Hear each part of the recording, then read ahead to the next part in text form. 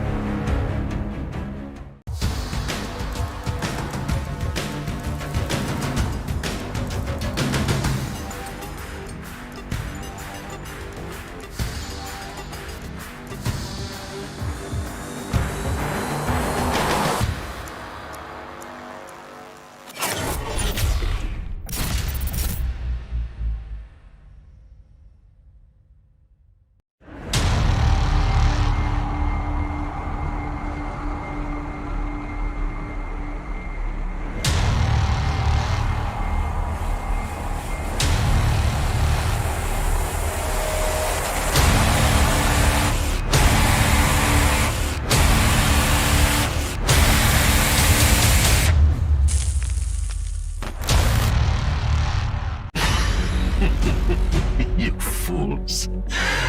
Just look around you. They are everywhere. They operate from the shadows, right under your noses. You have absolutely no idea what you're up against.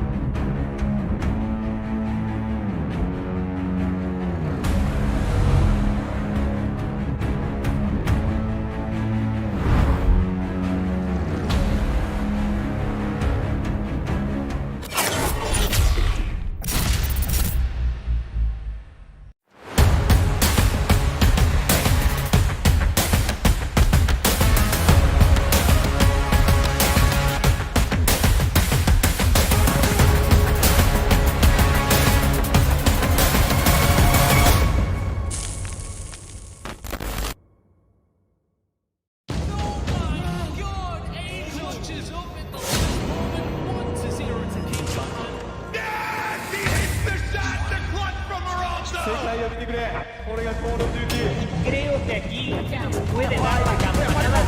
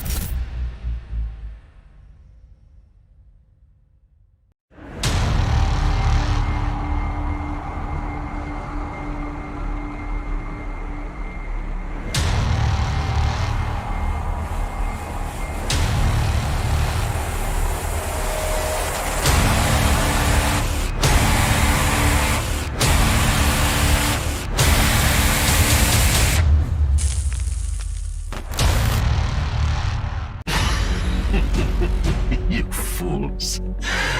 Just look around you. They are everywhere. They operate from the shadows, right under your noses. You have absolutely no idea what you're up against.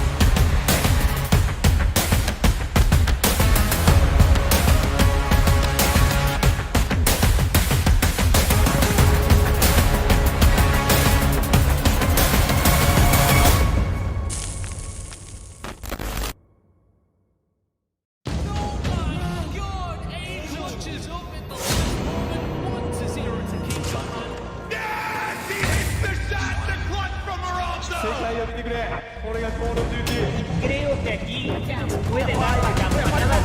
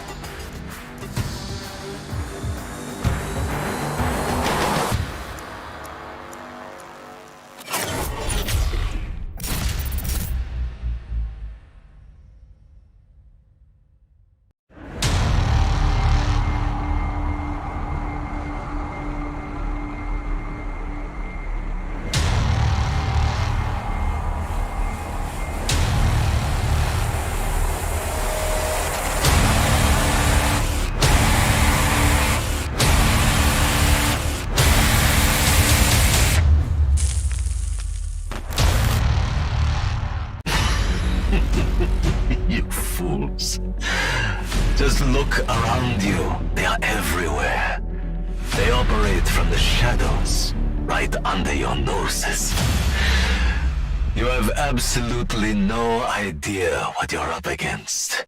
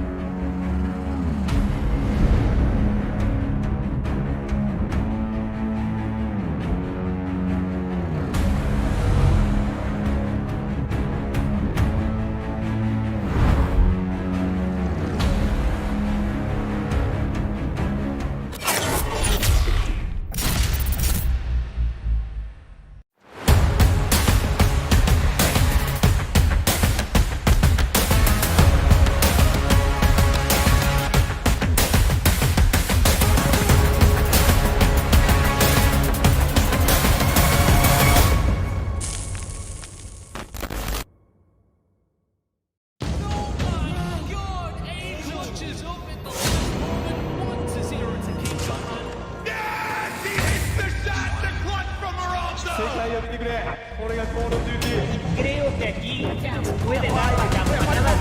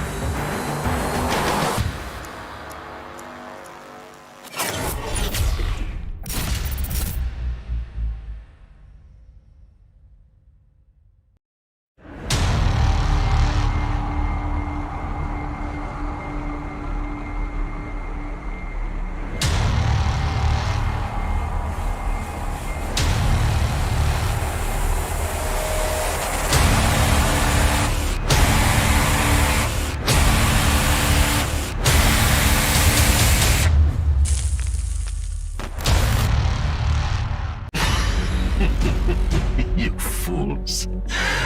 Just look around you. They are everywhere. They operate from the shadows, right under your noses. You have absolutely no idea what you're up against.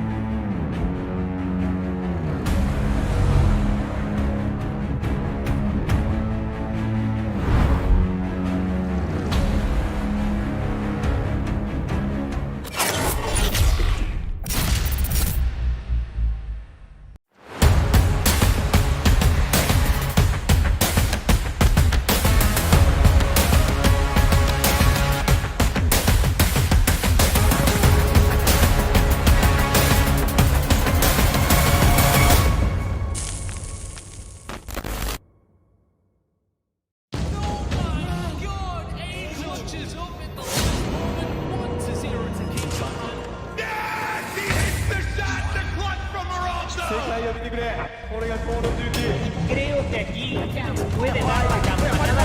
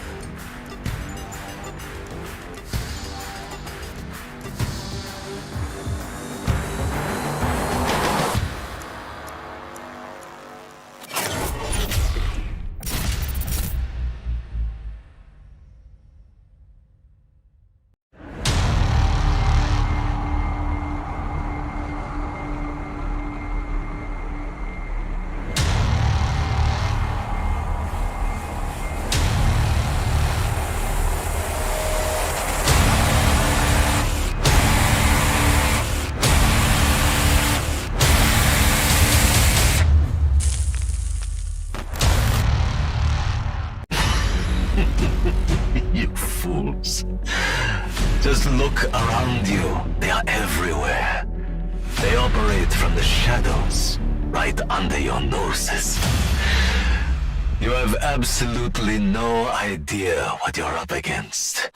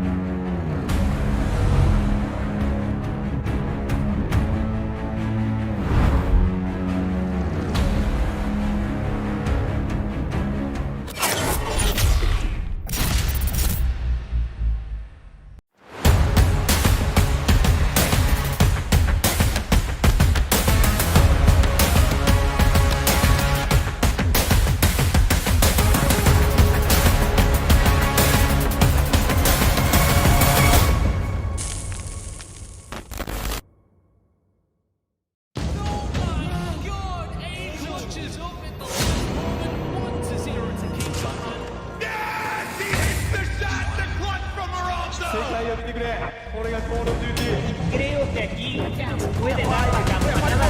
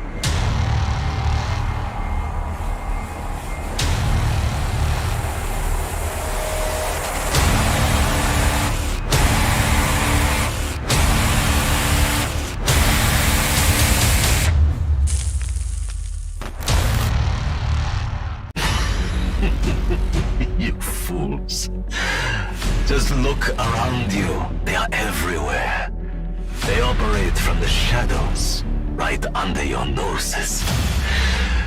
You have absolutely no idea what you're up against.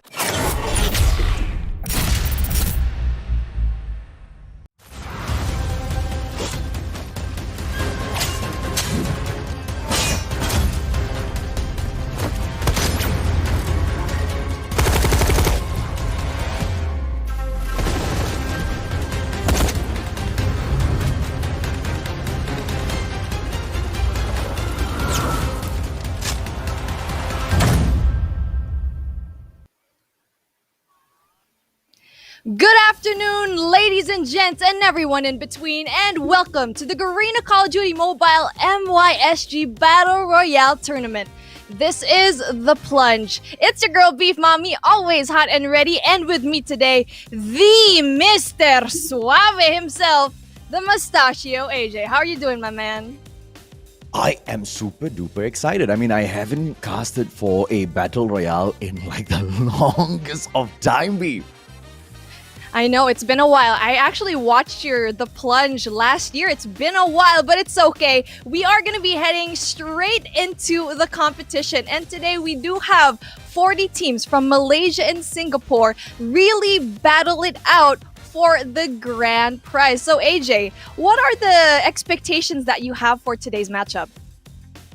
Expectations is I don't want the final circle to be filled with a bunch of squads, right? I want them to be going in there for those early engagements, thinning out the herd, just to leave the best of the best, the creme de la creme for that final circle, so we can see a little bit more of tactical gameplay, right? Because we've seen so many times where just chaos ensues because nobody wants to fight each other. And it's more prevalent in the Philippines scene, I must say, because none of them want to die early. They all want to survive till the end. Malaysians are a little bit more risk taking. Singaporeans are risk averse. Let's see what happens, Beef. So I'm excited because you did mention that a lot of those teams, especially from the past plunges, where you have a lot of teams in those final circles, and I am looking forward to more engagements, to really not having that scared kind of mentality in the beginning. Especially, we are starting up with our Group A, which we'll talk about later, who is going to be in our Group A right now, which is going to be 20 teams. And again, for this one, we are going to be selecting 20 teams for today. 20 out of 40, AJ. Half of them is getting the chop. Absolutely. And we started off the MYSG, if I'm not mistaken, with about 111 squads. So to make it up to, the top 40 itself is a huge deal. But obviously that's not enough, right? They want to make it into the top 20. So 10 from each group, ladies and gentlemen, boys and girls, will be moving on to the next stage. Who will these 10 be? Most of you already have your predictions. So let us know in the comment section, and I'll see whether or not Beef and I agree with you. Oh, I guess we're gonna have some predictions for today, huh? Don't we? Okay, well, I'm excited for that. If you guys are rooting for a certain team, please comment them down below and share the stream as well, because we know it's going to be a very jam-packed day that we have, and we're very excited for what it ensues for us today. And I'm actually very curious, as a Battle Royale player like yourself, AJ, I'm very curious about the different classes that we have. What kind of classes are we going to be seeing here? Like, give me your top 3 favorite ones. My top 3 favorite would definitely be the Airborne, the Smoke Bomber, as I don't want to say the third one, man, the Trap Master, right? Because the Trap Master was broken for quite a while, and I believe they have kind of tweaked it a little bit. I don't know if or not it's still a little too OP, because I haven't touched that class in the longest of time. But these 3 classes coming in here with a combination should be able to tapao quite a number of those squads. And Beef, just for your sake, tapao literally means putting it in a small package and taking it away. They usually say it for when you want to take away food from the restaurant. And that's exactly what these teams will be looking to do, right? So as long as you have these 3 classes, but you can throw in the Refitter in there as well, because the Refitter can supply your squad with all of that armor and also repair the armor of your vehicles as they are driving it. He's gonna be the buff guy, right? The one that's gonna be slightly harder to take down. So maybe with a concoction of these 4 classes, we might be able to see our champions. But of course, any way can cut it. Let's see how the teams take it up today. Yes, exactly. And I'm excited to see what these teams are actually going to put out. And speaking of our teams, we've got our Group A for today. These 20 teams naming Victor 1, 4K Jester, Linka Api, New Era, AXJ Sins, the Marias, Eevee Princess, Evil Virus, Kamisantai Saja, and Kazra. I have to say your Basa Melayu is dope AF. The Immortals Elite, Cry, SGMY Falcon, the Dear Saturday, the Next Level, Matiket, the Vikings team, Jonin Family Alpha, the Immortal Goals, as well as Aventus Sovereign X stepping in here, ladies and gentlemen, boys and girls, for Group A. Group B will be participating later on. I'm not so sure if we're going to be able to see that list just yet, but if we don't, hang in there. All right, guys? Well, Malay and Filipino are actually pretty close together, so I hope I'm not really butchering these names right now. But yes, these are the teams. Thank you. These are the teams that are going to be here. They are a mix actually of MY and also SG, if you guys didn't know. So actually, majority of these teams are from Malaysia, and I'm actually pretty interested. And even though that the numbers are a little bit low for our Singaporean teams, how they're gonna fare up for this matchup. I think I hope it is the same as the multiplayer scene, right? Because look at how the SG side is for, Divinity, or right now as they are known, right? Because although SG kind of caters to a smaller crowd, it's because of their population, but they produce the best of the best in that small little population. And just the same as well, just like how the Philippines has got such a huge population and the number of squads that have trickled into the Plunge, Beef. Yes, exactly. And we're all excited for that. But then how will these teams win right now? Now, this is the format that we're going to be following for the whole day. And we already know that when you place in this particular tournament, it's very important because top 1, you see here, 15 points. Top 2, 13. Top 3, 11. Top 4 with 9 points. Top 5 with 7 points. Top 6 with 5. Top 7 with 4 points. Top 8 with 3. And also, that's heading over to top 10. You're going to have 3 points there. And from 11 to 15, you have 1 point. But then you're seeing here 16 to 20, you're going to have 0. You're not gonna want to go into the 16 to 20 points over here because you're gonna be at a very big disadvantage. But not just that, you're gonna have 1 point per kill. So AJ, you mentioned a while ago that you need to have that aggression because not only are you gonna have to place here, but you need to get points for the kills. Absolutely right. But there needs to be a slight balance between that aggression as well as the strategy as they go into those games. But, as we all know, Battle Royales, a little bit of luck comes into play as well because you cannot say who's going to be dropping into the same zone as you at the start of the day, right? Ladies and gentlemen, boys and girls, let's take a quick look at the prize pool and see exactly what these players will be fighting for. Beef, walk us through. Okay, so let's start off in the very bottom right now. 9th and 10th place will actually have 1,000 CP. 7th and 8th will have 2,000 CP. 5th and 6th will have 3,000. 4th will have a whopping 6,000. And we're going up here. We're going to the big leagues. 3rd place, 12,000 CP. 2nd place will be 20,000 CP. And for our granddaddy of our prize, 30,000 CP for our first placers. I can't even fathom how much 30,000 CP is. How many battle passes is that? Too many. That's all I can say. Way too many. But how many legendary skins can that pick up? That is what I am more interested in. The For You segment in the store for Call of Duty Mobile has just stepped it up. For any of you who have missed out on those previous legendary skins, just keep an eye out. Just make sure you check in on that For You section from week to week to see if or not you can pick up your favorite legendary gun that you might have missed in the past. Yes, and we actually have a new battle pass right now. Very, very exciting stuff. I actually really, really like the new battle pass because it has a lot of pink, really girly accents to it. And especially with a game like Call of Duty Mobile, we like that contrast, Yeah, absolutely. Ladies and gentlemen, boys and girls, now as we will touch on this topic a little bit more, let's take a quick look at the schedule for today because we are stacked, Beef. We'll kick things off at about 12 p.m. in a couple of minutes, and we are anticipating that this is going to last all the way down till 7 p.m. Now, for the sake of both you and I hope that is not the case because there's going to be a super duper long day of spitting at our mics, right? But it will be Group A performing first and then Group B. The point that I was going gonna, mention earlier as well, Beef, about luck, right? When you go in there for those zones, some teams might get taken out a little early, but because of the 4 rounds that they will get to participate in, you can still make that comeback. So mistakes are expected, but the comebacks will be highly expected as well. I definitely agree. When it comes to that luck, I know with BR, it really plays down to where you place inside the map and you really have no control. But then these teams know that, and these teams will definitely make strategies to be able to, okay, I'm at a disadvantage, so we'll try to be adaptable. So these teams, whoever is the best is going to be the most adaptable out of all of the teams, even though they're at a disadvantage, doesn't matter. And we've seen it a lot in the past. You think that this certain team is going to win because they're placed nicely in a circle. I've seen it yesterday, I think in the Plunge in the Philippines, where this team was placed in the perfect place inside the last circle, but they lost.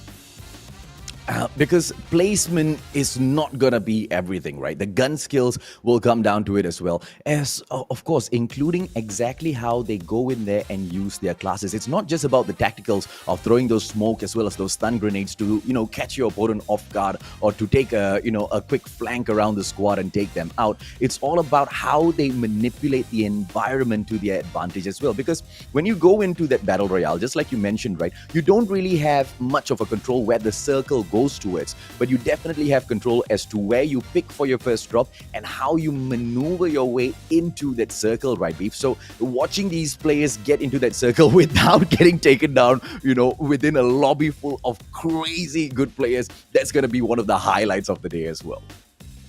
Yes, exactly. And I'm really looking forward to when the circle finally trickles down, being smaller and smaller. And if you guys do play BR, if you're going to be outside of the zone, it's going to hurt a lot the more that you're pushing towards at the end of the game. It's going to hurt your health right now. So I'm very interested to see who's going to be able to really make smart plays, because I've seen very interesting plays where people go outside of the zone on purpose and flanking their enemies, because the enemies don't expect that they're going to be from behind.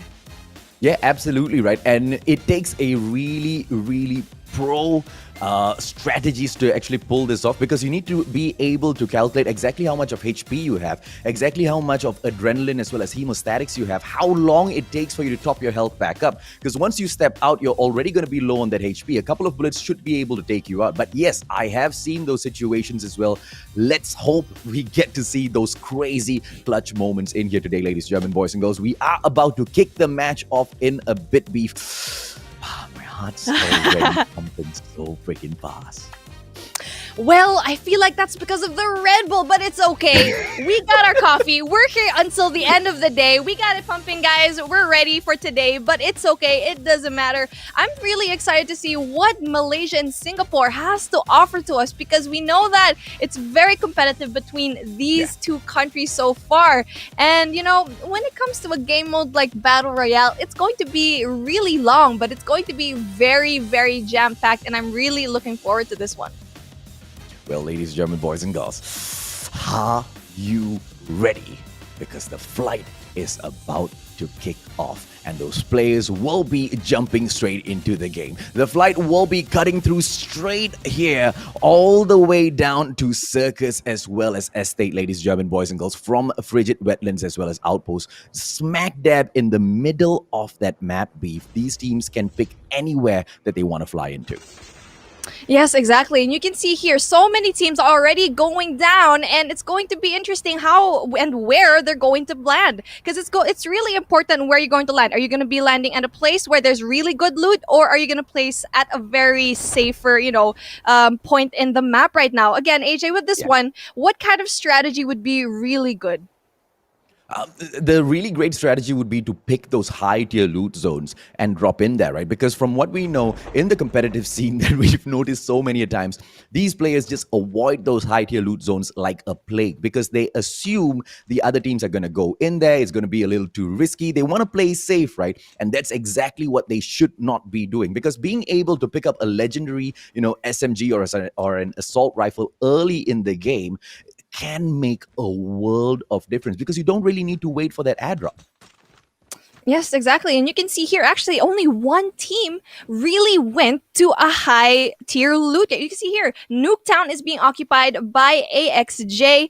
And you're right, they're the only teams that are actually going to be getting these good legendary guns. The rest of the teams went to the outskirts and went to places that aren't actually really good for loot. But then here, we see the circle is not in everyone's favor, as only four teams are going to be inside the first circle.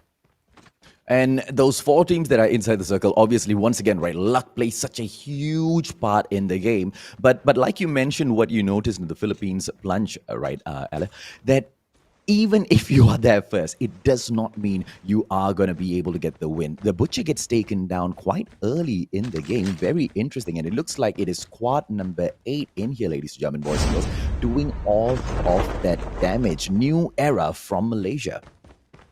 And we see here SGMY trying to get that slow start here. They are right next to team number 14, which is going to be NTF. But then it's going to be interesting how these two teams are going to meet. I'm actually not sure if they know they're there, but definitely they're going to be very interesting with how they're going to get that first pick. Because right now, everyone is still alive. No one has been picked yet. And it's all about that opening frag here.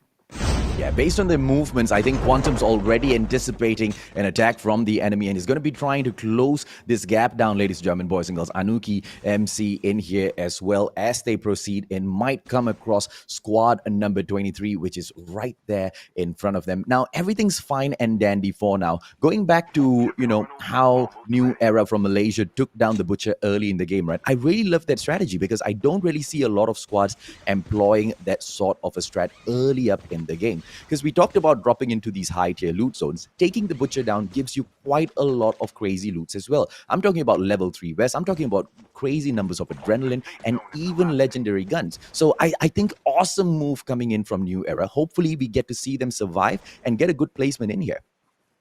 Yeah, I'm actually very surprised that they took down the Butcher this early into the game, because we know that usually people take out the Butcher a little bit later on, maybe mid-game, but then very smart move there. And I'm glad that none other team actually went for the Butcher as well, or else we would have been seeing more of gunfights. But then 75 people are still here. No one has been picked as of yet right now. And we seeing here, it's going to be a slow push. I think, AJ, what you predicted a while ago, I think that's not going to happen in this game. Necrobin going in for the shot for that airdrop, and it looks like Team 4K Squad 6 will be getting that airdrop first, ladies and gentlemen, boys and girls. And a perfection coming in from the SGMY Plunge right here, right now, as all of these teams do not want those early engagements. They know exactly where to go in here and hit those loots. And I want to touch on New Era once again, though, because going in for that Butcher early in the game, right, Beef, it's one of the biggest mistakes or one of the best things that you can do, because as you know, the Butcher is located at the farm and it's such an open area. Those teams don't even need to go in for the approach. They can take them out from those long shots. As ABSG support takes Krutoy out of the equation, it's not going to be too much to shout about just yet. Why? Because the dog zags can be picked up so early in the game. These are all just early teaser shots, unless they go in here for that full-on lockdown, Beef.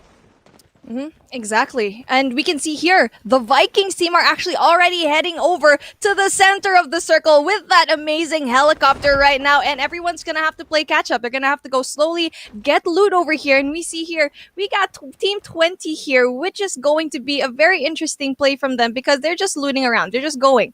Mwasik, did I pronounce that right? Mwasik?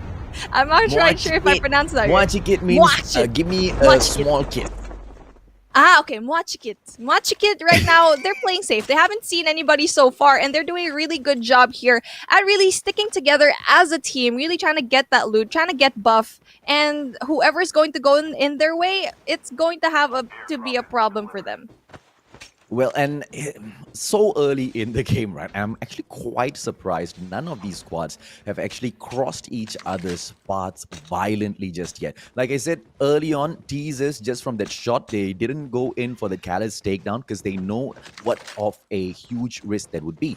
Then again, these teams are facing an even bigger risk as that clock ticks down. And it's going to be King Whisper from Evil Virus taking down that airdrop as well. That airdrop flight is going to be providing them so much of useful artillery, ladies, German boys and girls, to take this fight on, right? The gunsmith has been just so crazy. Jeffersons! One more shot and Matsabo will not get that takedown.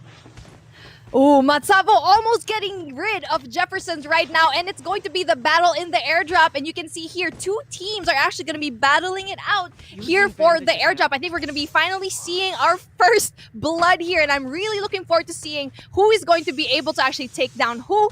Is someone going to be able to go to that revival fight? We're going to be seeing here Team 23 right now is going to be able to rush and be that aggression that we needed. That is immortal goals right now for 23 in Malaysia. They're going to try to see if they can take out one, if they can actually get so.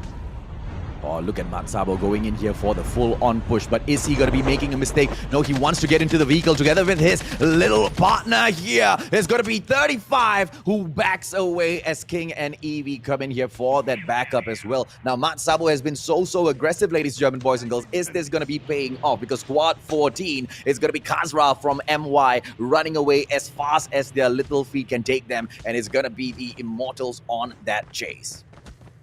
Ooh, it's gonna be basically like a chase of cat and mouse here, especially how aggressive this team is right now. And it's very impressive how they actually don't have enough loot for them. They don't have adrenaline just yet. They might be in trouble because they need to get out of the zone real quick, because it's going to be just like that, where it's going to be the next zone. So right now, it's going to be interesting. Oh, Jefferson goes down!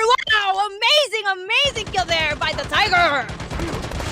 And Kruthoi goes in there for the wipe as well, and two taken out from that equation, ladies, German boys and girls, and that leaves us still with 20 squads in here, because one final player, Ricket Gaff, as he comes through with that snowboard outside of the safe zone, though he can try to go in here for the dog tag pickup, but no one can guarantee his safety because so low on that HP. I don't know if we can take a quick peek into his bag. We see that hemostatic there. I think this guy doesn't even have an adrenaline on him, Beef. Yeah, it's going to be very difficult as they're actually starting out with 3 people on their team. I don't know what happened with their 4th man, but it's going to be very difficult for him to actually try to play this, especially where everyone else, most of them have 4 teams. They have full teams right now, so it's going to be very difficult for him. But then, here we go. Gunfire ensuing here, and it's going to be very difficult again. MC is going to be able to actually get those kills, but then we are 1 man down here as Adib is going to be down, and he will be going to that really amazing revival flight if his teammates really get his dog tag. Well, Matsabo has been eliminated already, which looks like Anuki might be able to take this for the squad. And it looks like just Adib has been eliminated. Not an issue at all as he gets his dog tag scanned back in. Witch King under attack right now. It's going to be a 2-on-1 situation. Oh, but here comes the team. It's going to be Tiger who takes down Pablo MC Beef. Again, Tiger being such a strong man for his team right now. It's so amazing that he's getting that double kill. Hey, here we go. It's trickling down already. This is the gunfight that we were actually really looking forward to. And again, for this one, it's going to be very interesting how this team has already spotted the other team on the other side here. The Tiger is being such an amazing guy for his team. He has 5 so far to his name. You know, recently I asked this question, right, because Tiger joined one of my custom rooms the other day, and he just wasn't really performing. And I asked the question of whether or not the Tiger has lost its tenacity, whether or not his fangs are a little bit blunt now because his bite just doesn't seem to hurt. Not at the Plunge, Beef. Not at the Plunge. And you can see here, his fangs really are showing right now. But then here we go. 2 guys left here for our team right now. It's going to be Kruto and Tiger being left here. But then it's going to be okay for them because we have... Oh no! But then just like that, he gets taken out and we do have Tiger left for his team. AJ, that's looking very dire for him right now. Oh, absolutely. Evil Virus Ade pushes through, and it's that BY-15 action too. The BY-15 is just such a annoying gun to face. Even hearing the gunshots make my heart beat faster. Oh no! We see that over here in the list. The Madius is out. The Tiger has been tamed and all of them are out. Now, this is what you were saying. Actually, a lot of these teams are being slowly getting taken out, AJ, and it's really up to the guys who are still up here. It's really looking strong for some teams. Either one is left or all four of them are left. So again, we are having our eyes here at EV, and EV is going to be very strong, especially with Evil Virus coming from Singapore, and we already know how good these Singaporeans really try to strategize, and it's very amazing for them to actually be on top of this hill. Having this vantage point, like what you were saying a while ago, AJ, is so important. And we're going to be seeing here, we're going to be seeing an amazing, amazing sniper shot here. He's not going to be able to get it though. But they go in for the push because they know he's all alone. Crazy Kai, a double man push, and Kai takes it up so easily. Now, I do apologize, Beef. Earlier, I told you EV was from Singapore. I made a mistake there. They are actually Malaysians. Crazy Kai, Ade, King Whisper, as well as Pochong have been quite crazy within the Malaysian scene ever since, Call of Duty Mobile and Battle Royale has been popular, right? Ever since, the Malaysian scene kind of got into that Battle Royale, Team Evil Virus have been one of those top squads, I have to say. As the airdrop, sorry, not the airdrop, as the two tanks now approach the game, who's going to be able to pick this up? Because the situation is still dire, Beef.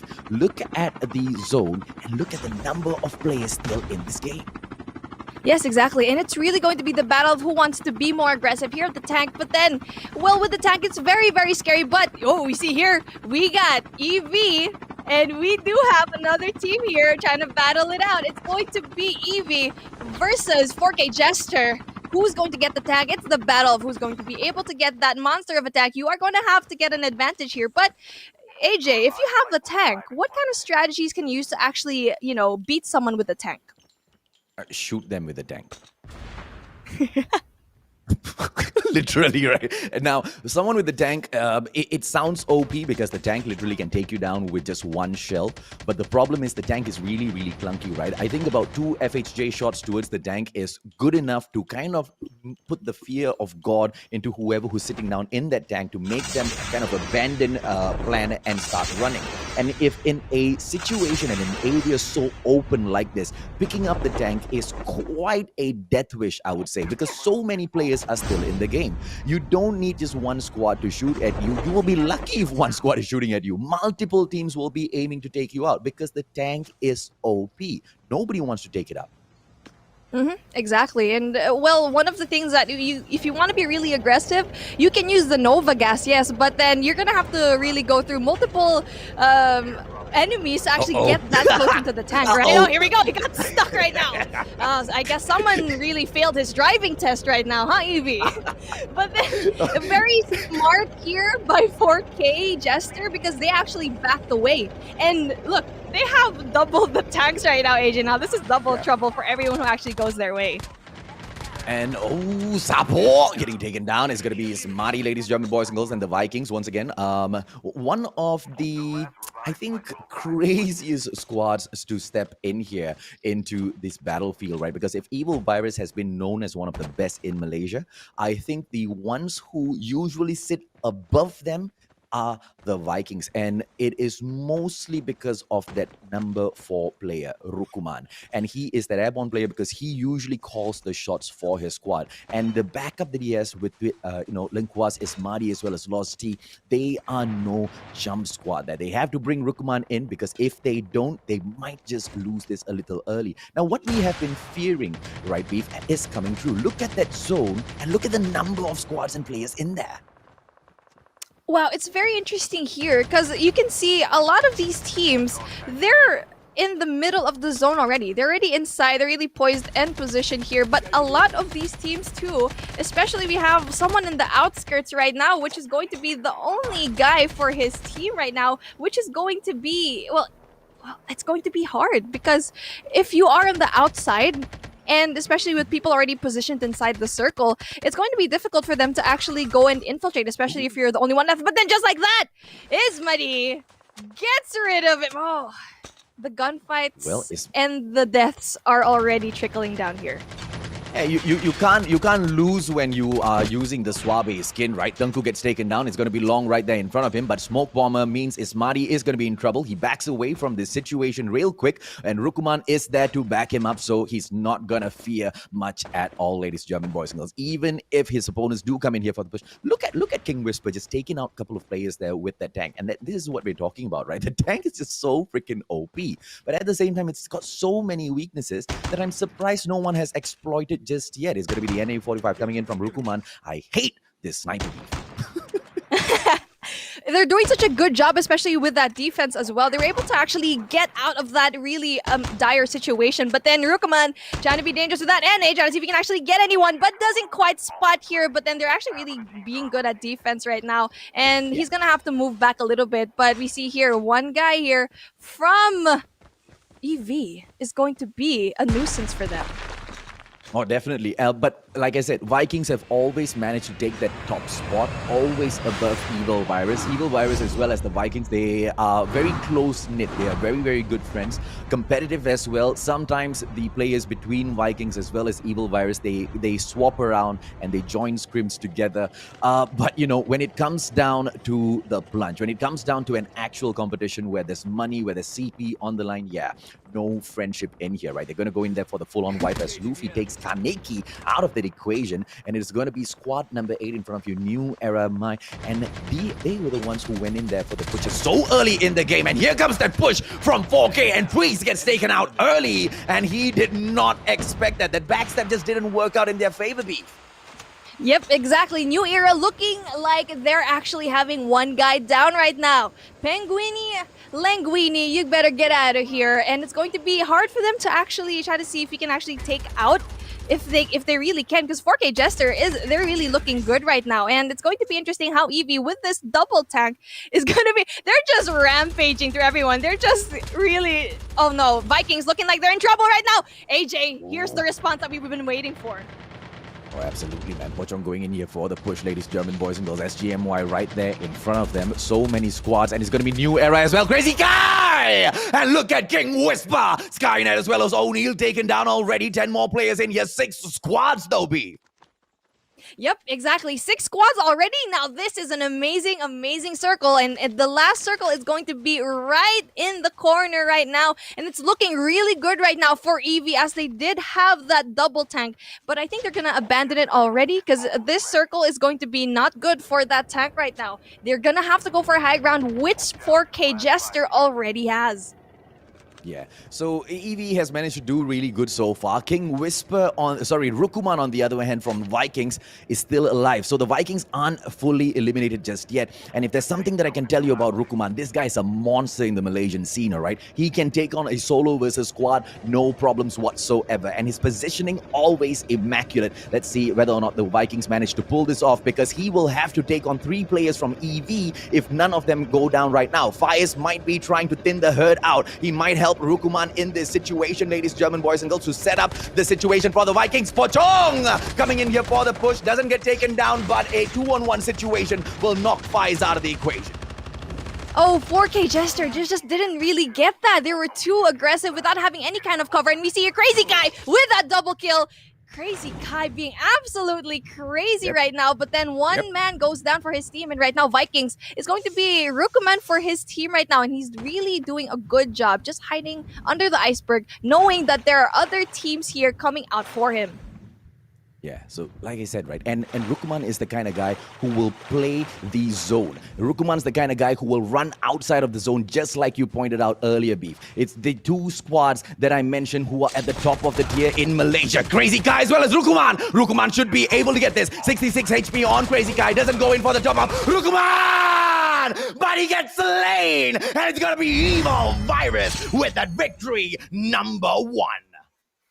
Crazy Kai absolutely being amazing for his team right now. For a while there, I actually thought Rukuman was going to be able to get that final clutch for his team. It was so close. He had the advantage of being on top, for having that high ground, but I don't know what happened. I feel like it was the movement that was lacking for me here. He should have just slid and really he just stood there really and just jumped. Sad times, but then there's still a lot of points that he can rack up definitely for his team. Yeah, King Whisper, man, taking that game with 10 kills for Evil Virus, right? Now, here's another very interesting fun fact. King Whisper and Rukuman, they both used to belong to the Vikings, right? And now that, King Whisper is with Evil Virus, I think that's really putting a dent in the performance of the Vikings. If King Whisper from Evil Virus was with the Vikings, I tell you, Evil Virus would not be at the top right now. And that mistake that was made at that very end there was that split-second decision making, right? We saw that Rukuman was, I believe, on 100 HP, and it was Crazy Kai with 66 HP, and obviously he knew that. And Crazy Kai, he did not go in for the adrenaline gameplay. He did not go in for the hemostatic. He expected the push. And he called it right. The push came through because his opponent did get the shots on him, but it just wasn't enough. Yep, exactly. And he had the advantage. He actually knew where Crazy Kai was. We already saw it. He was following his movement. Crazy Kai didn't even know where he was, but it's just a matter of the movement and the gunfights. And honestly, that was very disappointing to see at the very end where he just let go like that. But it's okay. There's still a lot of points that he can rack up for his team, and he already did a lot of points for him. And second place, that's not too bad. It's not too bad at all, and I'm more interested to find out exactly how many kills, they got as a squad, but I'm almost confident Evil Virus will maintain the top spot because these guys ravaged through that game, right? I think King Whisper got about 10 kills, and Crazy Kai was right there behind him with the 9 kills, right? But we will come back to that beef. We're gonna take a short break, ladies, gentlemen, boys and girls, and when we come back, you guys will get the lowdown on what just happened as well as game number 2.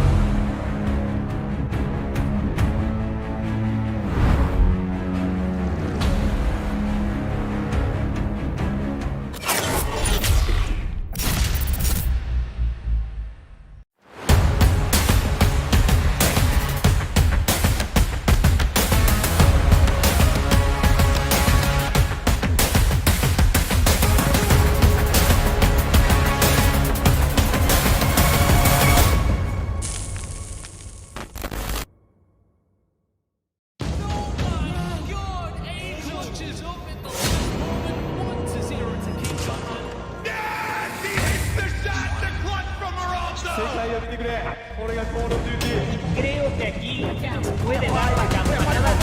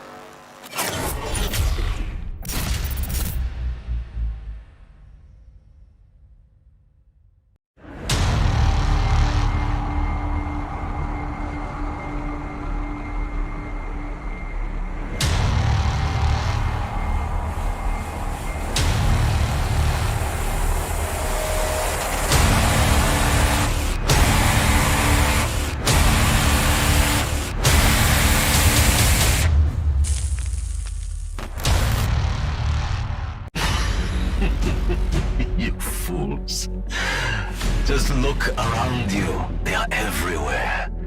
They operate from the shadows, right under your noses. You have absolutely no idea what you're up against.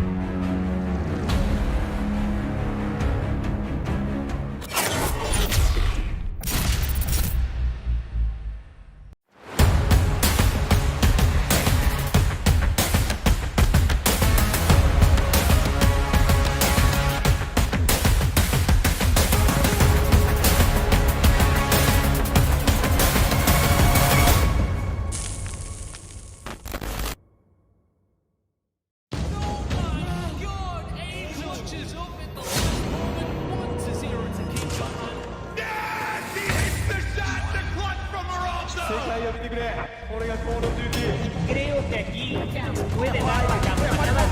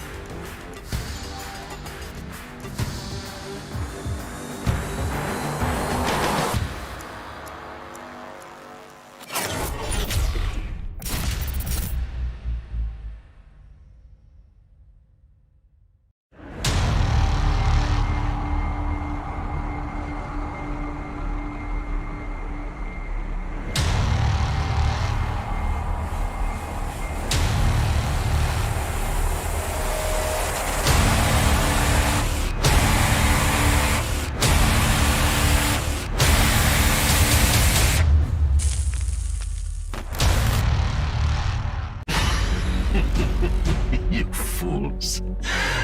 Just look around you. They are everywhere. They operate from the shadows, right under your noses. You have absolutely no idea what you're up against.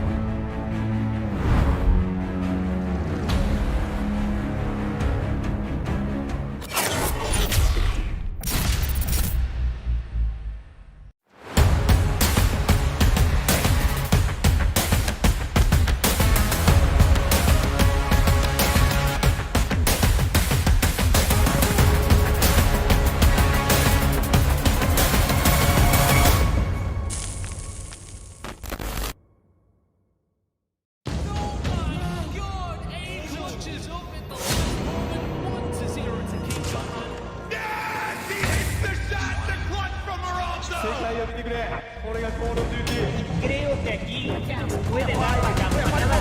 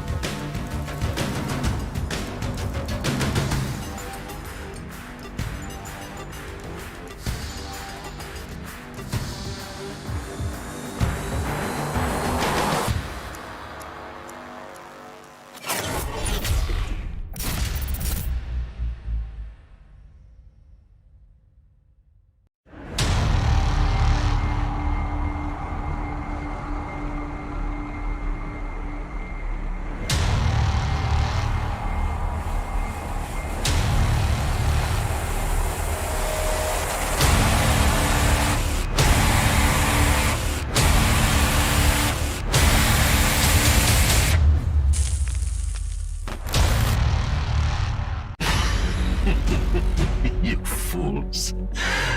Just look around you. They are everywhere. They operate from the shadows, right under your noses. You have absolutely no idea what you're up against.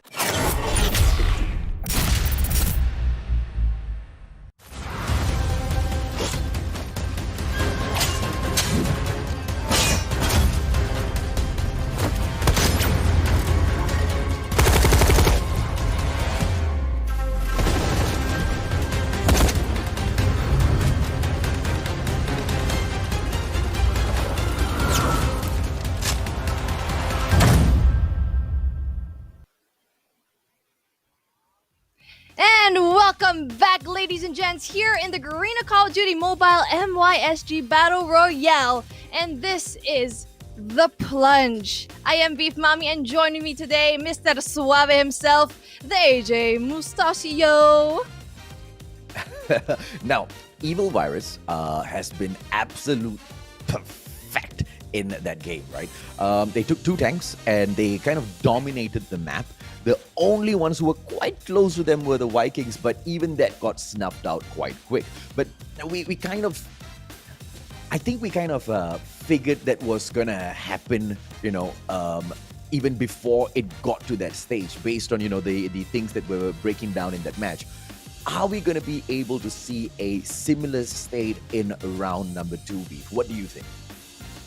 I think the Vikings are going to want to get this round for sure because they were so close to actually getting this win. And Evil Virus, I think they're not going to give it to them, to be honest, because we know how well they've been strategizing so far, especially with that double tank.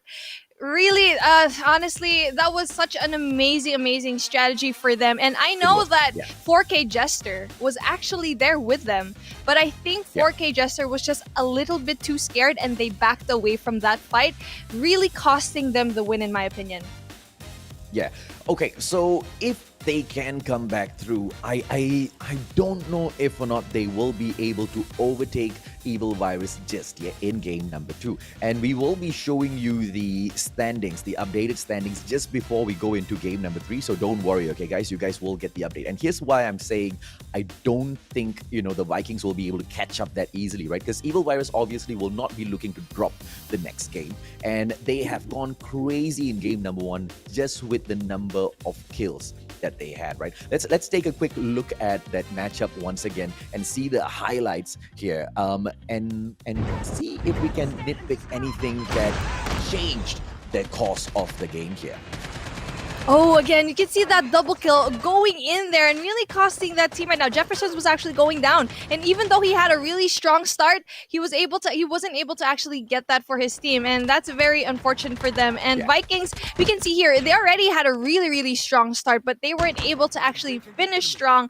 Again, losing that 1v1 situation at the very end costing it to actually be able to really lose that round. But then I know they're gonna want to really get this one, AJ.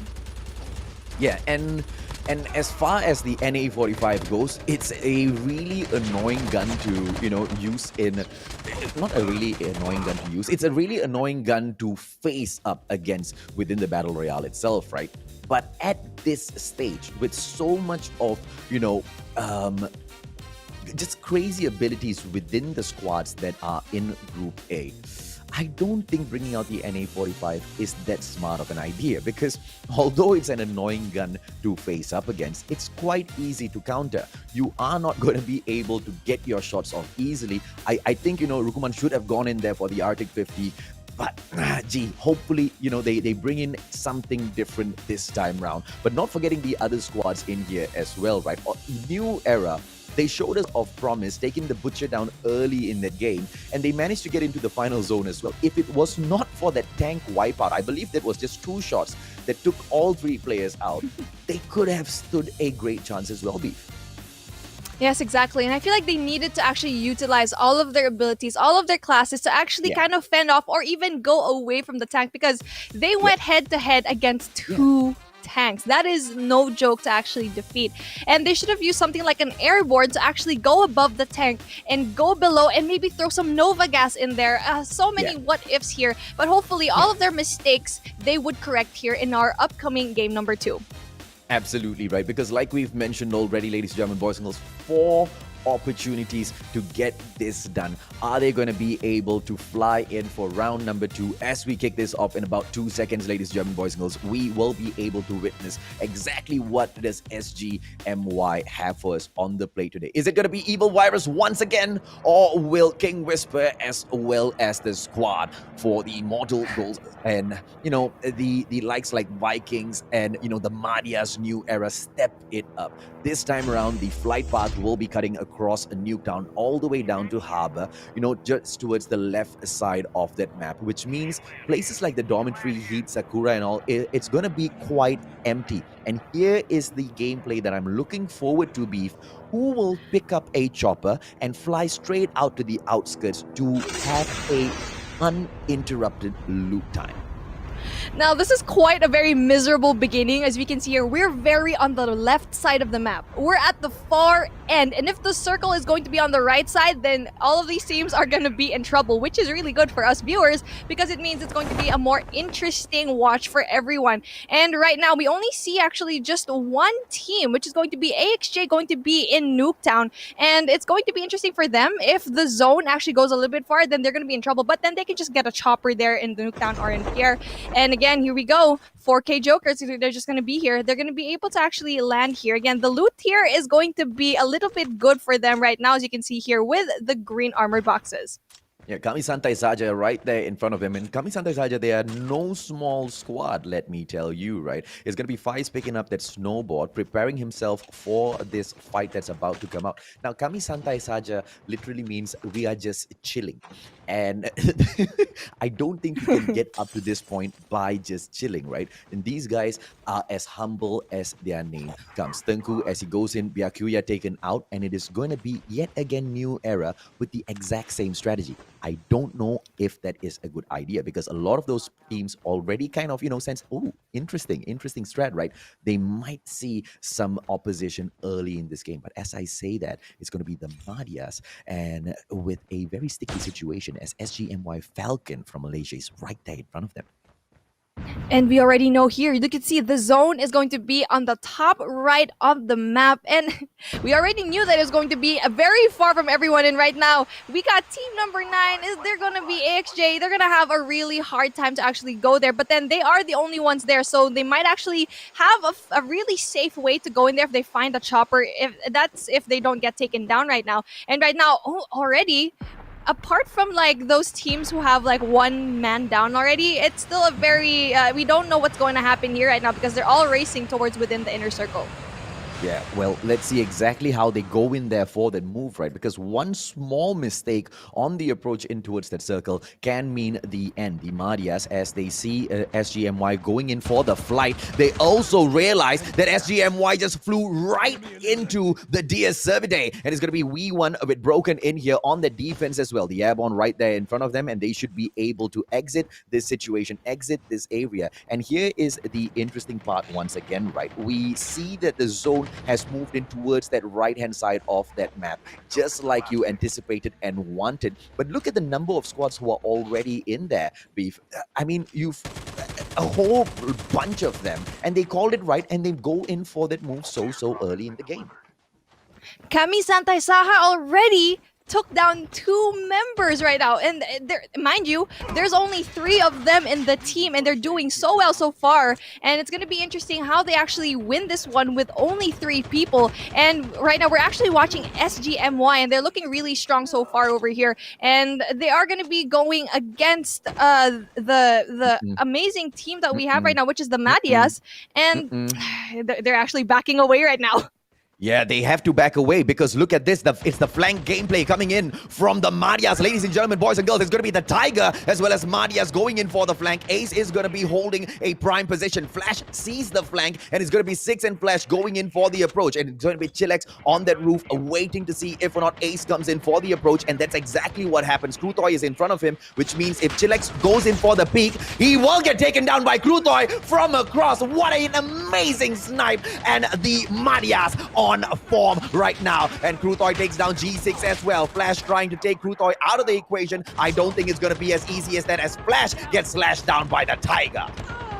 Ooh, Krutoy doing such a good job, and even though he had the disadvantage of having that lower ground, he was able to actually get that. Oh, again, it's going to be the Marias taking out 1 by 1. Amazing effort here. They were pretty aggressive, and they were actually pretty good. Now, those points, those kills are going to rank up in their favor. Yeah, unfortunately for the Dear Cervidae, they will have to just stick in here with Fishy Wishy, who have already lost Zargus and Tengku. The 4th player didn't even make it into the game, which means they started off with a handicap, and so did Kami Santai Saja with Mr. Lolu Shoke as well as Liana. Unfortunately, they will have to prowl through the game with the 3-player squad. Liana, one of the best female players for Call of Duty Mobile Battle Royale within Malaysia. So hopefully Team Kami Santai Saja should be able or would be able to pull this off. Kami Santay Saja right now, they're not looking too good with the kills. Only 3 kills in their name for this round so far. But then there's still a lot of ways they can actually get those. And Liana's going to have that high ground. She's going to want to see if she can actually get a pick right now. But with the GKS, it's going to be hard for her to actually get those long range. She's going to have to really switch with her really primary map right now, with her primary weapon. And she's just going to be scouting around, trying to see if you can actually get anyone here. And there's actually one person over there lurking around the corner. And it's going to be 4K Jester right now. Oh, and 4K Jester, they are coming in here for the approach, but the problem is my ticket is on the way in as well. And the fight will kick off, ladies and gentlemen, boys and girls, but we will switch our attention over to AVSG, who also want to rampage through the scene here. And it's going to be Squad 24, and right there behind them, Lincha Api from Malaysia. But I don't think it's going to be a huge situation here, because as AVSG goes in for the airdrop, I don't think anyone will look to challenge them. I know, there's going to be 2 airdrops right now, but then one has already been opened, and only Team 7, which is going to be Link Appy, is going to be the only one kind of near them. And this is going to be big. This is actually really going to be big for Aventus Sovereign X, as they actually just get all the goodies inside this airdrop. And it's going to be important for them to get that because they have the firepower. And the really amazing question is, will they be able to actually utilize this? Because no matter if you have really strong weapons, if you don't utilize it well, if you don't strategize, then you're going to be losing. Oh, here we go. Oh, Sapo, as he goes in here for the push. Just teaser shots coming in. A vehicle picked up by squad number 7, ladies and gentlemen, boys and girls, which means Lincha Api will be able to zoom out of this equation. Ace taking down Lungkwas as well as Rukuman, I believe. And it looks like the Marias want to go in here for the full-on wipe. Come on. Can we please look at the Vikings getting taken down? Ooh, the Madias is proving to be such an amazing team right now, and the Vikings have no way to actually beat them. The Madias is really impressive right now. They're really good at this round, and we're definitely going to be seeing points rake up for them at this point. The Vikings lost, looking a little bit lost right now as he has to really pick up his dog tags right now. The teammates, they really need to actually pick up here. If not, it's going to be two people down for his team, and he's going to try to snowboard all the way there. And I think they're going to be able to actually get it. Yeah, this is the first one. I've never seen Dionic Cervix play together with the Vikings before. And I guess that's why I haven't seen him much before, ladies and gentlemen, boys and girls. Just as we switched on, he got taken out there. But 3 dog tags still in the game.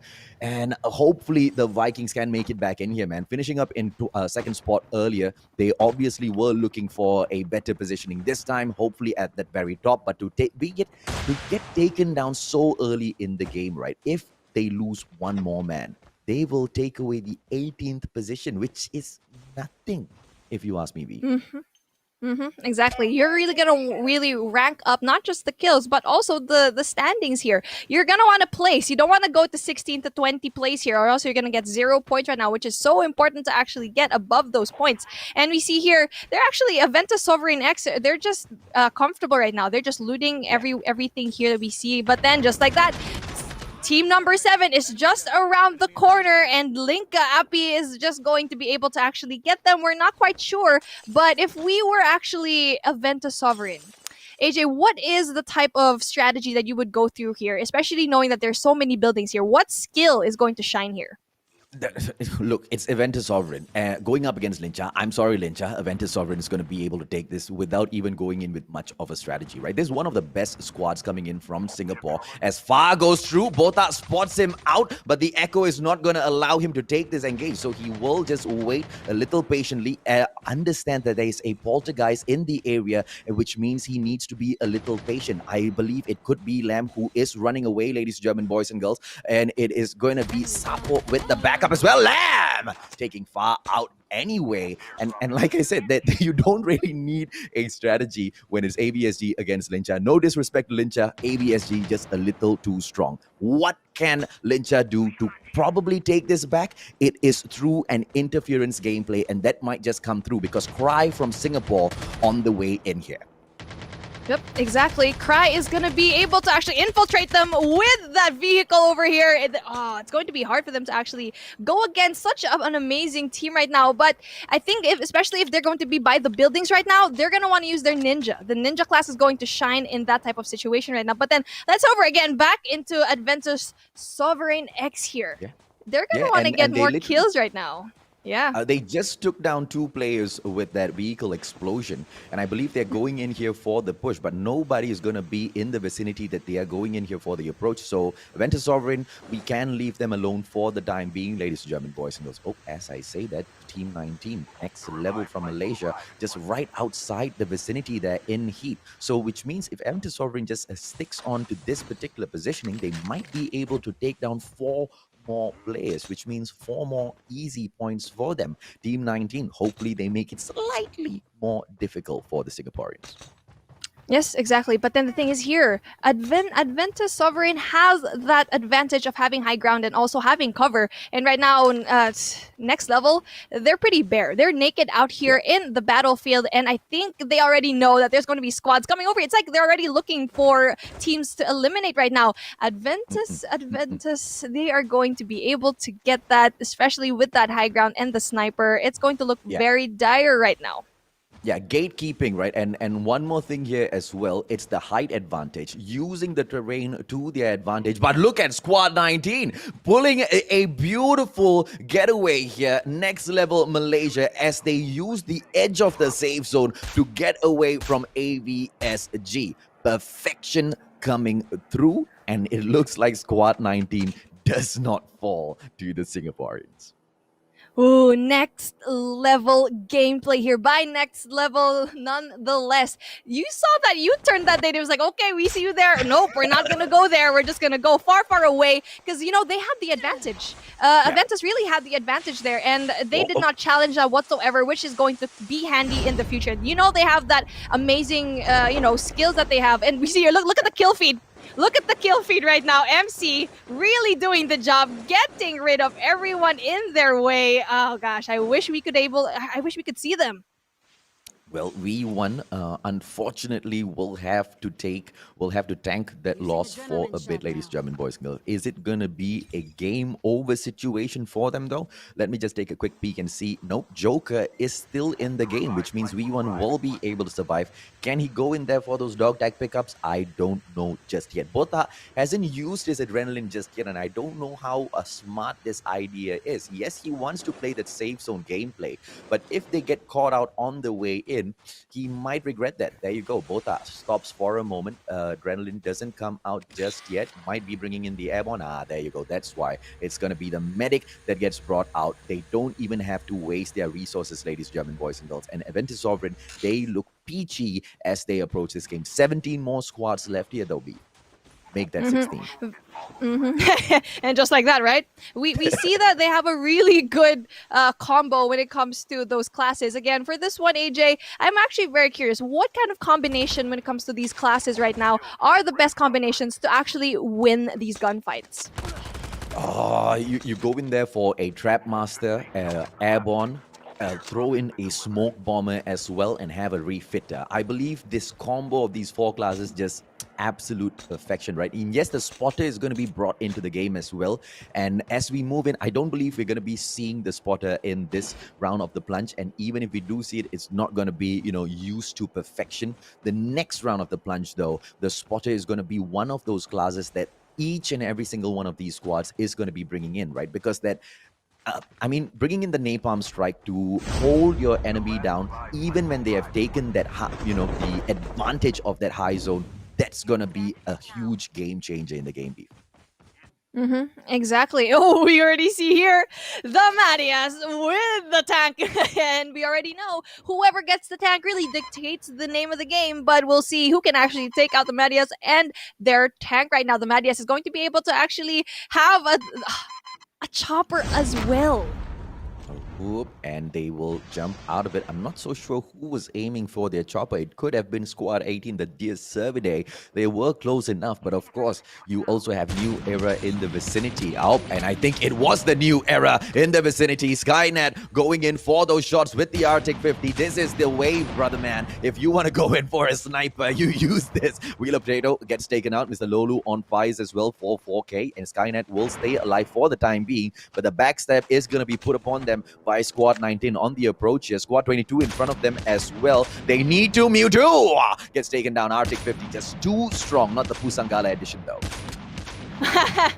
And we hear next level being taken out. Oh no, they weren't able to actually be outsmarted enough, and they were able to actually get here, but they get taken out by New Era. New Era is also really proving to be a really strong competitor here, being in the middle of the pack so far, but they're still really complete, and they're actually an amazing force to be reckoned with. Especially they're going against the likes of the Madias. They're really making the Madias push a little bit back, and I think it's going to be a very interesting final circle here, because it's going to be above over here.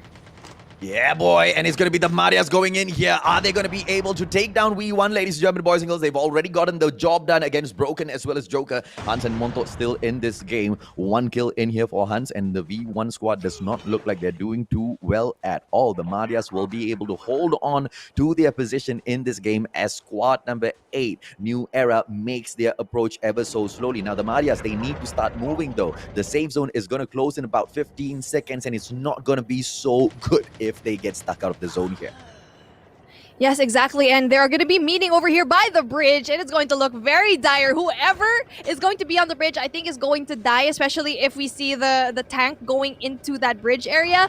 Then it's going to look very dire for New Era, because right behind them is actually the Madias with their amazing tank right now. Very smart place here by the Madias, and they're going to have to go through the bridge if they really want to keep this tank. Yeah, Krutoy needs to bring out that airborne right now because they are running out of time. And it's going to be Ace. Penghuni takes Ace out of the equation. Tiger knocked down as well. Krutoy and Marias. Marias is in the tank. Krutoy is their only hope. He comes in here for that push. Is he going to be able to take down that player from V1? O'Neal gets taken down. And there you go. Krutoy takes Pass out of the equation, which means V1. Bye-bye, my friends. Krutoy, Marias. Can they go in here for the dog tag pickup, ladies and gentlemen, boys and girls? I don't think so. Penghuni gets taken down as well. And the tank gameplay from the Marias is just so strong, and bye, says Marias as he just pops off. It's going to be 12 more players in here. The Marias looking really strong after the lackluster performance earlier. B. The Marias looking so strong with the tank gameplay, and especially with the cliff. They were able to take out New Era with the tank on the cliff, which is so amazing to actually see. And just like that, he will be able to actually get those teams right now, but doesn't quite get everyone over there. We have 2 players here from the Matias, and it's going to be amazing for them if they actually get another tank. We'll see. If they had pulled out the airborne earlier, they wouldn't have lost Tiger.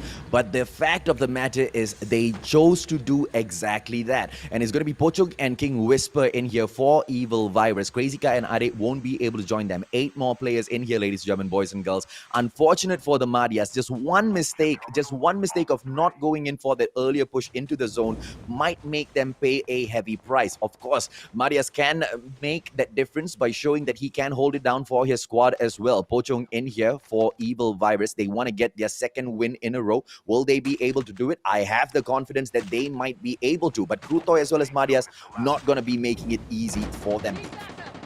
Oh, what a beautiful timing there. He was actually able to launch that FHJ, but then the Marias was able to fly away just like that. But then we see here, oh, EVKW takes out Izu. And it's going to be very interesting how this is going to be going because we have 7 people left, 4 squads. No squads are actually complete right now. It's going to be 2v2 versus just, oh yeah, it's going to be 2v2 right now. Wow, amazing.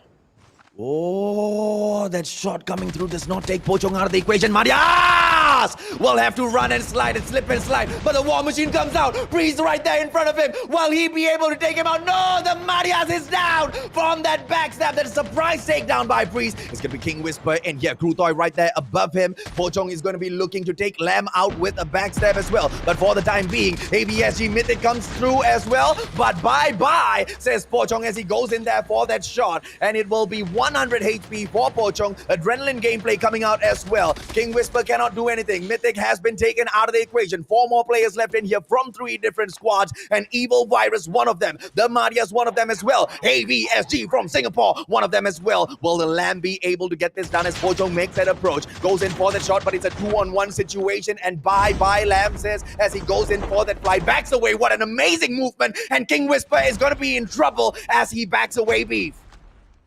Ooh, Lamb is actually doing such a good job with evading everyone right now. This is so impressive. They're just chasing him all over the place, Lamb. Oh, that wasn't such a smart move. Yeah, but King Whisper just shuts him down. Now the Krutoy is the final player in here that can make that difference. But it's a 2-on-1 situation and King Whisper taken out of the situation. And Krutoy dies to the zone. So close for the Marias to take that. For me, as far as I'm concerned, the Marias won that game. But well played, Evil Virus. Super duper well played. Evil Virus is proving to be such a force to be reckoned with here, AJ. 2 wins in a row. And at that point, I thought the Marias was actually going to get it, but they were separated. That was the unfortunate part here. At the very last circle, they were apart, which was crazy to me because at this point in the game, you need to stick together like what Evil Virus did the whole time. Yeah, but if we want to compare, I believe the Marias got more points compared to Evil Virus in that game, right? Because they just had more kills, or did they? I believe they had about 5 more kills compared to Evil Virus, and Evil Virus just weren't as crazy, right? Now, let's take a quick look at the match stats, ladies and gentlemen, boys and girls. We should be able to get a slightly better breakdown here. Oh yes, here we go. We can see here the rankings. You were right, actually. The Madias got more kills here, so they actually have a better standing right now. But their standings from a while ago, it's gonna Mm. show. We're gonna see Yeah. where they actually stand. Especially, we're only in game 2. There's so many things that can happening. But again, the Madias is proving such to be a strong team. But Evil Virus yet again with that first place, and their kills aren't too bad. But Crazy Kai having that 0 is proving to be a little bit costly for his team. Yeah, and I want to see Aventus Sovereign X step it up, right? Because Mystic, Support, Lamb, and Bota, especially Lamb, with his survival gameplay for that last zone there, was absolute epic, right? And if it was not a 2-on-1 situation, he should have been able to pull that off. Unfortunate for him, it is what it is, right? And in that 4th position, ladies, German boys and girls, you've got Evil Virus with 4K Priest accidentally ending up in that squad. I don't know how that happened. You have Team 19 picking up that 5th position in there as well. And then, of course, we've got the rest of them listed out, right? But what do you think of that match, though, Beef? Well, that match was a little bit more, I think, balanced in my opinion, because at the end of the final circle, there were no whole teams. There were just like 2v2 situations going all around. And that tank gameplay with the Matias, they weren't able to actually utilize that at the end. I feel like they should have just went through the bridge and rammed everyone in their way. But then again, the tank could have had low health, but then we weren't able to actually see that. But then again, having that tank really was a good thing for them. And that's why they're at 2nd place right now. Not enough for a win, but then you can see here their kills speaks for themselves. Yeah, so let's give you a quick breakdown, ladies, German boys and girls. Team number 12, Evil Virus here. They got a total of 11 kills in that game, and they survived for 20 minutes and 36 seconds. 20 minutes and 36 seconds equal to squad number 10, the Madias. And you guys saw that. The match ended at that very same moment, right? And the Madias actually got 17 kills. Now, here's the more impressive thing. Team number 24, Aventus Sovereign from Singapore, they got 23 kills in that match, which is absolute craziness. And the only other team performing as good with those kills were Team 20 as well as Team number 8, and I believe that was Muachiket as well as New Era from Malaysia. Now, hopefully they kind of step it up in the next game, ladies, German boys and girls. We want to see them be able to bring out more firepower. We don't want to see those, crazy final zones, and I want to see the teams go in for that access for those high tier loot zones earlier in the game. Exactly. I actually want to see a final zone underwater. I really, really want to see that. And actually, with Aventus Sovereign, I just want to point out what we saw a while ago, which was very interesting. Next Level, I feel like the Aventus would have had more kills if Next Level really got to meet with them, but Next Level actually got that U-turn and went out of harm's way. So, I mean, that was really good for them, and at least they weren't able to get that much kills. But Aventus, with that crazy 23 kills, now that is definitely going to rack up points for them. But there you go. AJ, I'm really hoping for water last circle. So far though, the circles have been in locations that are quite open, which I have been noticing is I would say the meta by the AI of the game itself very recently, right? Whenever I've opened up those custom rooms as well, the zone seems to be focusing in on these really open areas, which is just making it so much more complicated for those squads to go in there for those defensive positions. And it's just an all-out brawl, which is why I was quite disappointed to see that the Madias did not pull out the airborne slightly earlier, because within a situation like that, they just took too much of a risk. And yes, they managed to survive in that number 2 spot, but I think they could have done slightly better if they just foresaw that situation a little bit. Yes, I agree. Pulling out that airborne a little bit too late really costed them, because if you actually pulled out that airborne, you would be able to actually get really close, either survey the area or get really close and be aggressive and just take everyone out, especially if you have like an MSMC, which is really good right now, and a shotgun. That is going to be interesting how they get all of these mistakes and actually, apply them into game number 3 and 4. And more importantly, the fact that they did not bring out the airborne, they lost Tiger, and Tiger was one of their, the heavy hitters, right? Hopefully, when we come back, ladies, German boys and girls, we will see exactly the same amount of action plus a little bit more masala. It will be Beef Mummy and the Mustachio right back after a short break.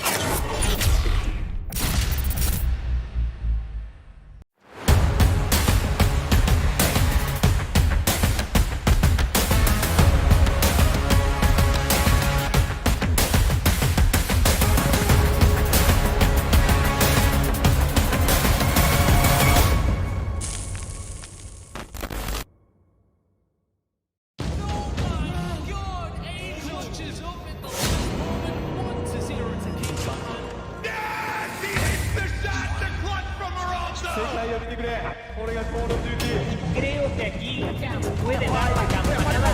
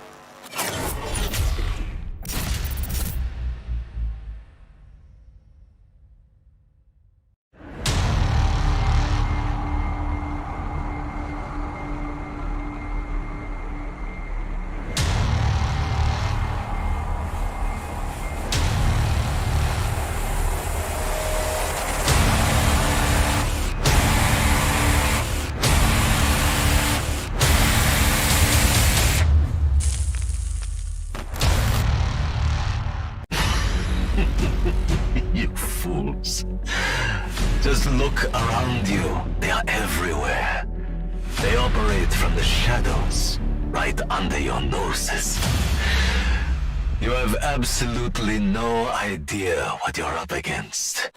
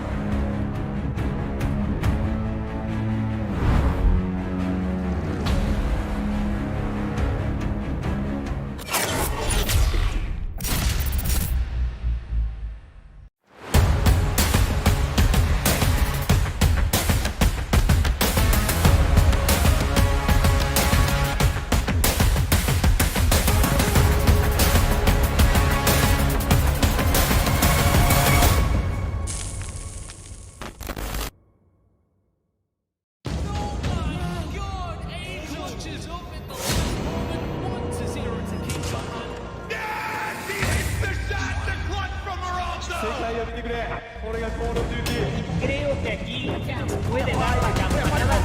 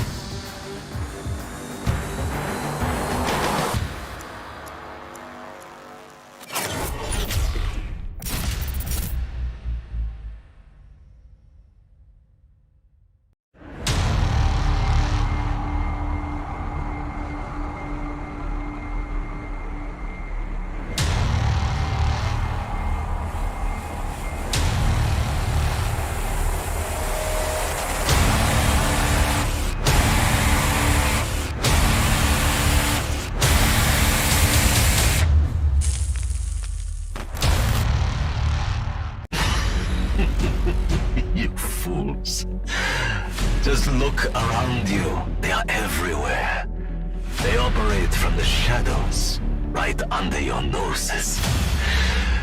You have absolutely no idea what you're up against.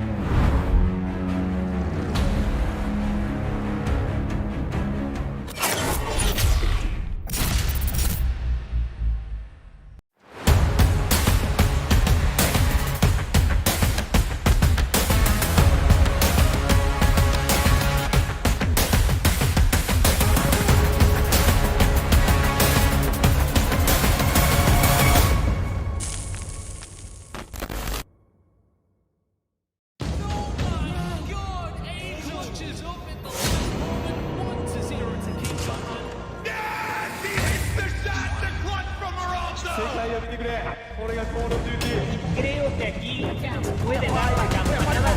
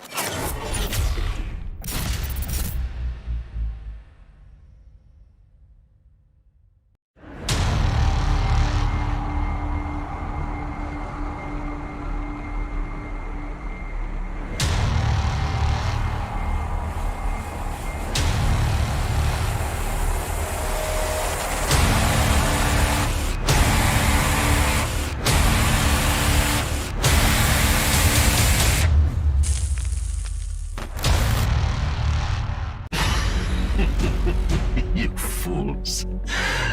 Just look around you. They are everywhere. They operate from the shadows, right under your noses. You have absolutely no idea what you're up against.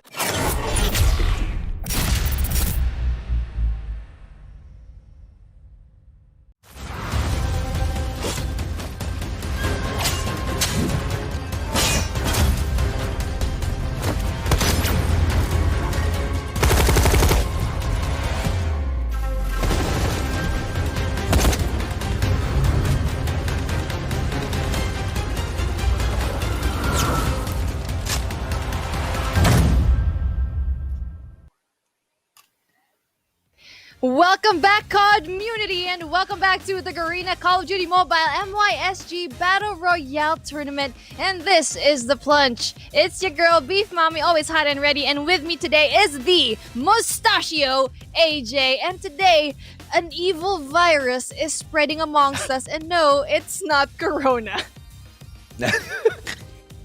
Now, this evil virus has been spreading throughout the Malaysian scene for a long time now. And, you know, they have been just so impressive with how consistent they have managed to be within the scene itself. And usually you see a few squads who enjoy their time at the top, and then they lose their stride after a while. And Evil Virus just doesn't seem to be able to do that. They want to keep this momentum, and squads like the Madias New Era, as well as the Immortals and Aventus Sovereign will be trying to put a stop to them. 2 rounds now, they've been able to prove themselves. 2 more opportunities though for those other teams to stop them. Yes, absolutely. And I'm actually looking forward to the Vikings as well, because you did mention that they're such a team to be reckoned with, especially against Evil Virus. So I'm very excited to actually see how they're going to be able to answer back, because so far they've been so close to the top, but not quite actually getting that win. But Evil Virus always stopping whoever is in their way and always just getting those wins. Again, I'm actually very excited to see what is happening so far, because right now we are heading into game number 3 right now. Yeah, before that though, let's take a quick recap. Let's take a quick look at the recap of that game and see those highlights, ladies and gentlemen, boys and girls. Exactly how did Evil Virus, finally move in, right? Because when we started off, it was a V1 going in for that fight. The recap is like a few seconds long each. How does the Mustachio even talk about it? I know. I agree, but it's okay. Let's try to wrap it out. Okay, let's see here. Again, to Aventus Sovereign here, and they're gone. And we see Evil Virus, Crazy Kai with those crazy kills, but he wasn't able to get those kills. He was taken out really early in the game, but it doesn't matter. For Evil Virus, they were still able to actually win that one. Yeah, and just all out, just blazing, right? What we are trying to highlight here, obviously, ladies and gentlemen, boys and girls, is just all of those skills which were so epic within the day itself, and those engagements. And the Madias, this was that part they should have pulled out that airborne, which just didn't happen, Beef. And hope, if at all they were able to do that, with Madias in that tank, as well as Tiger up in the air, there would have been no stopping them, and they could have gone in there for the swoop. Especially that point, right, when Madias had that war machine and he was going in there for that kill. If Tiger was up in the air, he could have, number one, warned Madias that, someone was on the way. And number two, even after Madias got taken down, he could have still gone in there and took him out. Krutoy would have been alive on the other end of the bridge. The Madias could have gotten an easy win in that game. But that one mistake of not pulling out that airborne, that one decision, because obviously they were keeping it for a later point, which they did, but it didn't help them out in any way. I absolutely agree, and especially with key decisions like those will really cost you the tournament. But then let's take a look at the standings so far for us right now, and it's going to be a doozy because it's been shuffling, but then is it going to be enough? Is Evil Virus going to be top 1? And just like that, yes, a very far lead for Evil Virus right now with 65 points, 2 wins, obviously, 35 kills, and not far behind them is Aventus Sovereign X with 37 kills, 0 wins, 26 kills. The Madias has 36 points right now. So second and third place, they're not too far away, but then Evil Virus is just more than doubled up against everyone else, AJ. Yeah, the Singaporeans, Aventus Sovereign X, have been so impressive in game number 2. Look at the kills that they raked up, right? A majority of those kills came in from game number 2 because they really were not impressive at all in game number 1. If they can keep this up, though, I believe they might even be able to overtake Evil Virus, providing 2 conditions are met.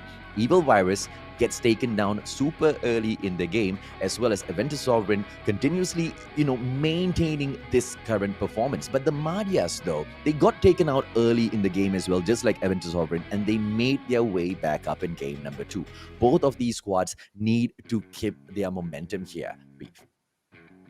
Exactly. And these 2 teams, they're very hungry. And you can see it's so close. 1 point, that's not gonna matter. And we're definitely gonna see a shuffle in this after this game number 3. And someone needs to dethrone Evil Virus up the top spot. And that is not a very comfortable lead right now, especially if Aventus or the Madias actually eventually becomes top 1. And you're right.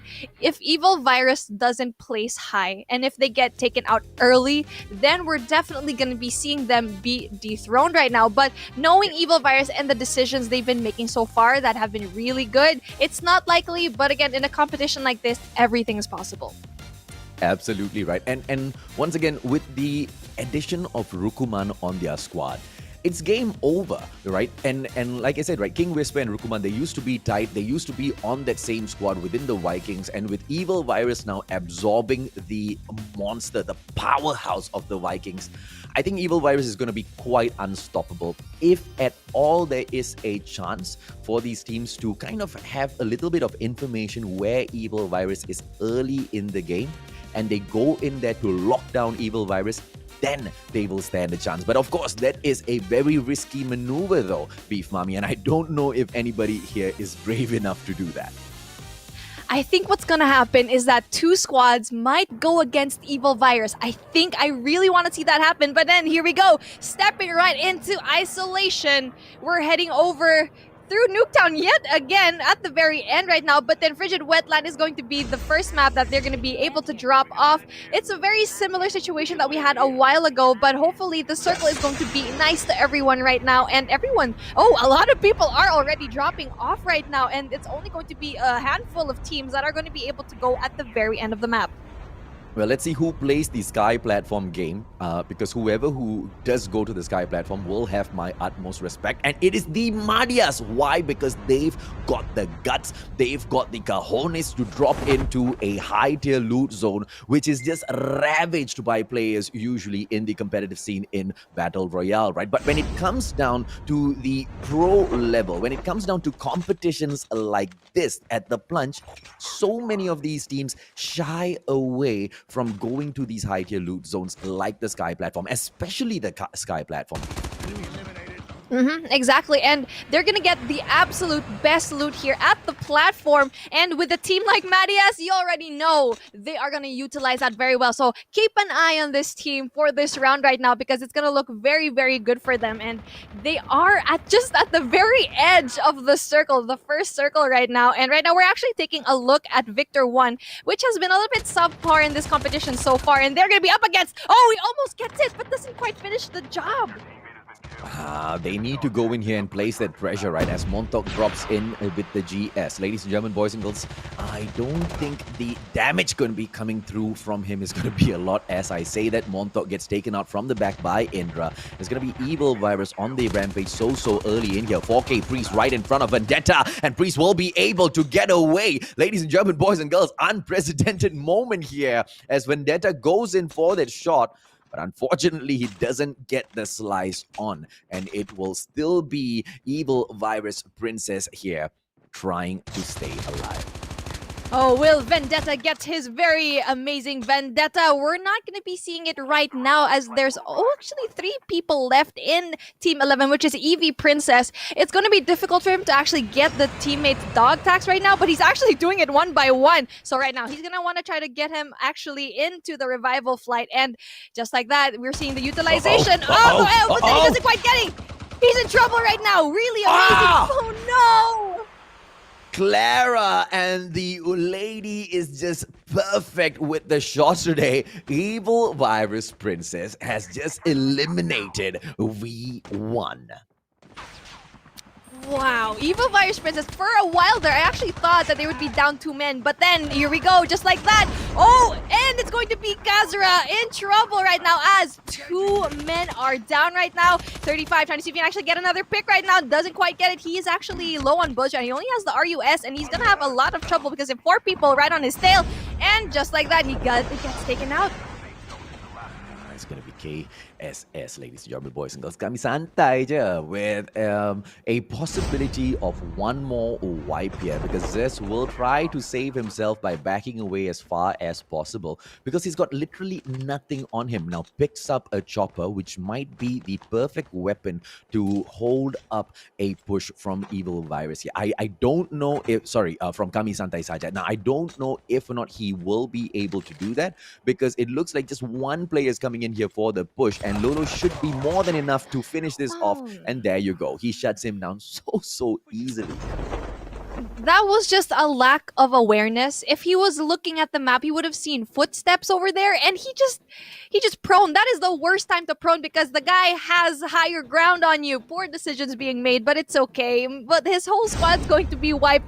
And you're right, the chopper should have been the perfect weapon to actually wipe out the squad because you don't have to reload. As you know, the reload time is actually going to be the most vulnerable that you're going to be, but then they are wiped out. And right now we have the Immortals Elite running through the field right now, getting that high ground, not seeing anyone in their way, and they're gonna want to loot this place right now because looking at what they have so far, they really need to have these good loots. Yeah, so Pipeline is going to be a amazing spot to drop in here, right?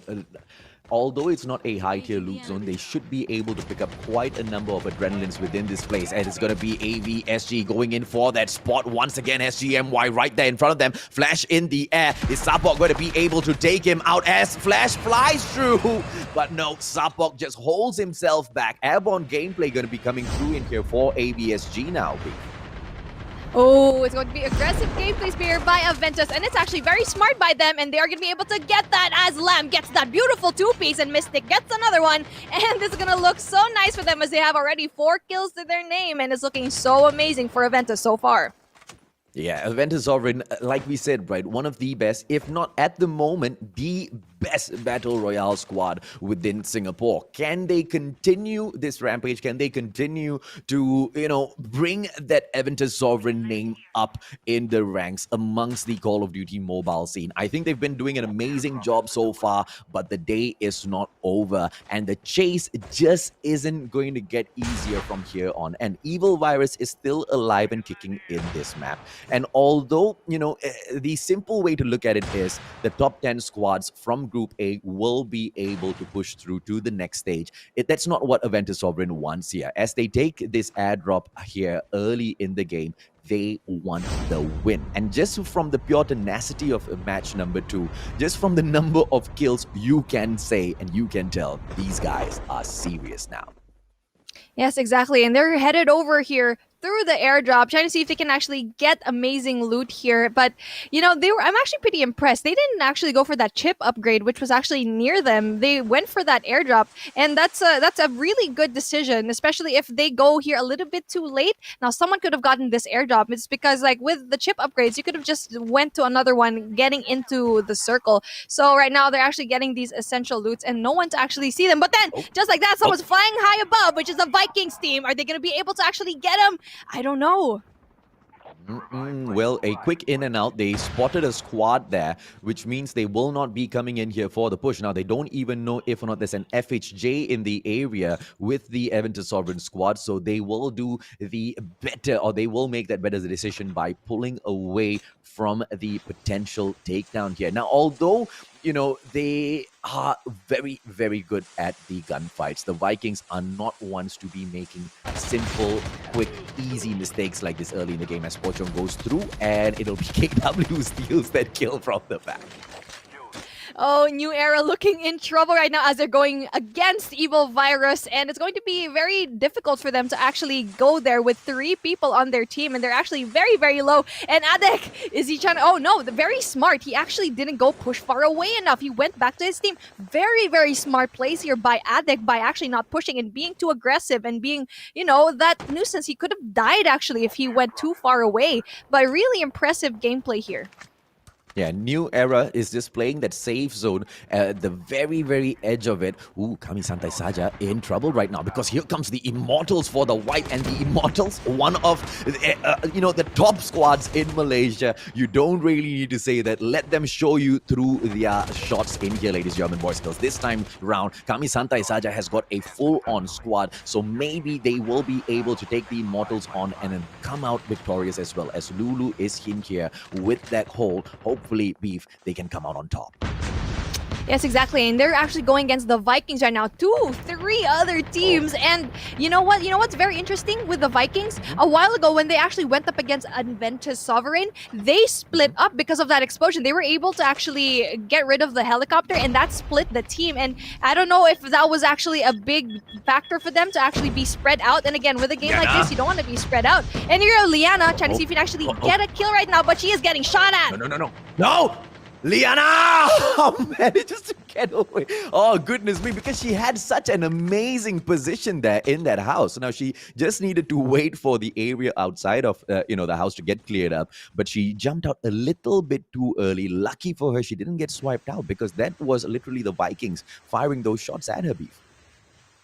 Look at this pro skater over here, Liana, just getting out there with 51 HP, which is very impressive. But then she's gonna want to get that band-aid on that first aid, or get any kind of aid, because if you're actually not going to be going around, if you don't have 150 HP going out in the battlefield, you're gonna be in trouble right now. She needs to find a safe spot to actually heal up, because if she gets more bullets, she's gonna be in trouble right now. Yeah, as a base, right? And look at the vest that she's got on as well. I believe that's a level 1 vest. So definitely not in the best of positions to be having a low HP like you mentioned, right? As Crazy Kai takes down O'Neal from B1, it will be Supreme on the low as well as Vikings go in for the shutdown. The Tiger trying to perform as well as the Dear Cervidae will be facing up against them. Krutoy goes in for the push, ladies, German boys and girls. And this is the squad that almost took it earlier. And they will try to rake up on those kills because God knows they definitely need them if they want that #1 spot. Yes, exactly. But right now, they only have 2 kills so far, because I feel like they haven't been having any kind of teams really go up to them. And maybe it's going to be at the very latter part. Maybe they're playing a little bit safe, really trying to bulk up and getting all of those weapons here right now. And you can see they have such impressive weapons. But someone's shooting at them, and I think it's going to be the Dear Cervidae. And it's going to be interesting. Oh, here we go! It's going to be shooting up in the sky right now. As we see here, the airborne goes out. Hey, do you want to have some roast deer? I think, the Marias is going to be serving it up in a little bit. Long is right there in front of him. Here comes the Tiger for the wipe the show. Oh, he literally roasts the deer. Ladies They listened to you, AJ. They were hungry for some deer and they roasted it with a purifier, and it's going to look so dire for them right now. That was amazing. That was absolute. I can smell it from here. It was just amazing. The Marias looking to be such a force to be reckoned with, and the Tiger with that purifier. That's too much, man. That's too much. Okay, don't roast deers in the battlefield, ladies, gentlemen, boys, girls. Why? Because it will bring your enemies closer to you. The smell, man, it's irresistible, right? Lulu, as he takes Skynet out of the equation here, it's gonna be New Era in here on the down low as they lose a couple of more players, right? And New Era, they are trying their best to survive now. Oh, there you go. O'Neal has been scanned through already. They just need to wait for Skynet to pop back into the game, and they will be back in here as a full squad. New Era, I am curious because on the standings, right, they are not doing too bad, but they're not very impressive in those gunfights. I mean, they're doing great at surviving, though. Yes, exactly. But they actually don't really get to place that high, and their kills are pretty average. So you can't deal with just average right now. You need to be excellent. You need to be amazing in this kind of matchup. Especially, you're going to be up against so many people, but then you can see your Vikings getting rid of 3 people just like that. But then with the reply, you can't see it on the feed right now. Oh, right now, you can see it actually lost. Kind of see if you can actually get one more. 1 man is down for Vikings, but they actually did the job of getting rid of 3 people. Ooh, it's going to be a bloodbath right now, especially how Vikings is on fire right now. This is what they needed, actually. Yeah, Ismadi literally was on fire because a purifier took him out. But they will be able to survive for a little bit longer. And obviously the Vikings, they are hungry for this win, right? 9 kills in here so far, and they don't look like they want to cool down anytime soon. O'Neal's going to get picked up in here real quick. Oh, the Maria's taking out someone with a Nova there, and I believe that was Potato getting taken down. But we can see here, New Era actually took out 2 people from Kamis Santai Saja here. It's going to be Liana and Shukie going to be down right now. There's only going to be 2 people left. Oh, 1 more person left, as Gorib is the only one left for his team right now. New Era doing such a good job at infiltrating here. Okay, there you go. Squad number 24, ladies and gentlemen, boys and girls. Aventus Sovereign is in the area already. Are the Singaporeans going to be able to oust the Malaysians out of here? New era. They will be able to hold on for the time being. Aventus Sovereign just right outside. Now, if Faz makes the mistake by firing first, and if Aventus Sovereign finds out that there's someone in here, they will come in for that attack. But I don't know if or not that is a good idea, because 0 on that seconds now, that safe zone is going to be creeping in.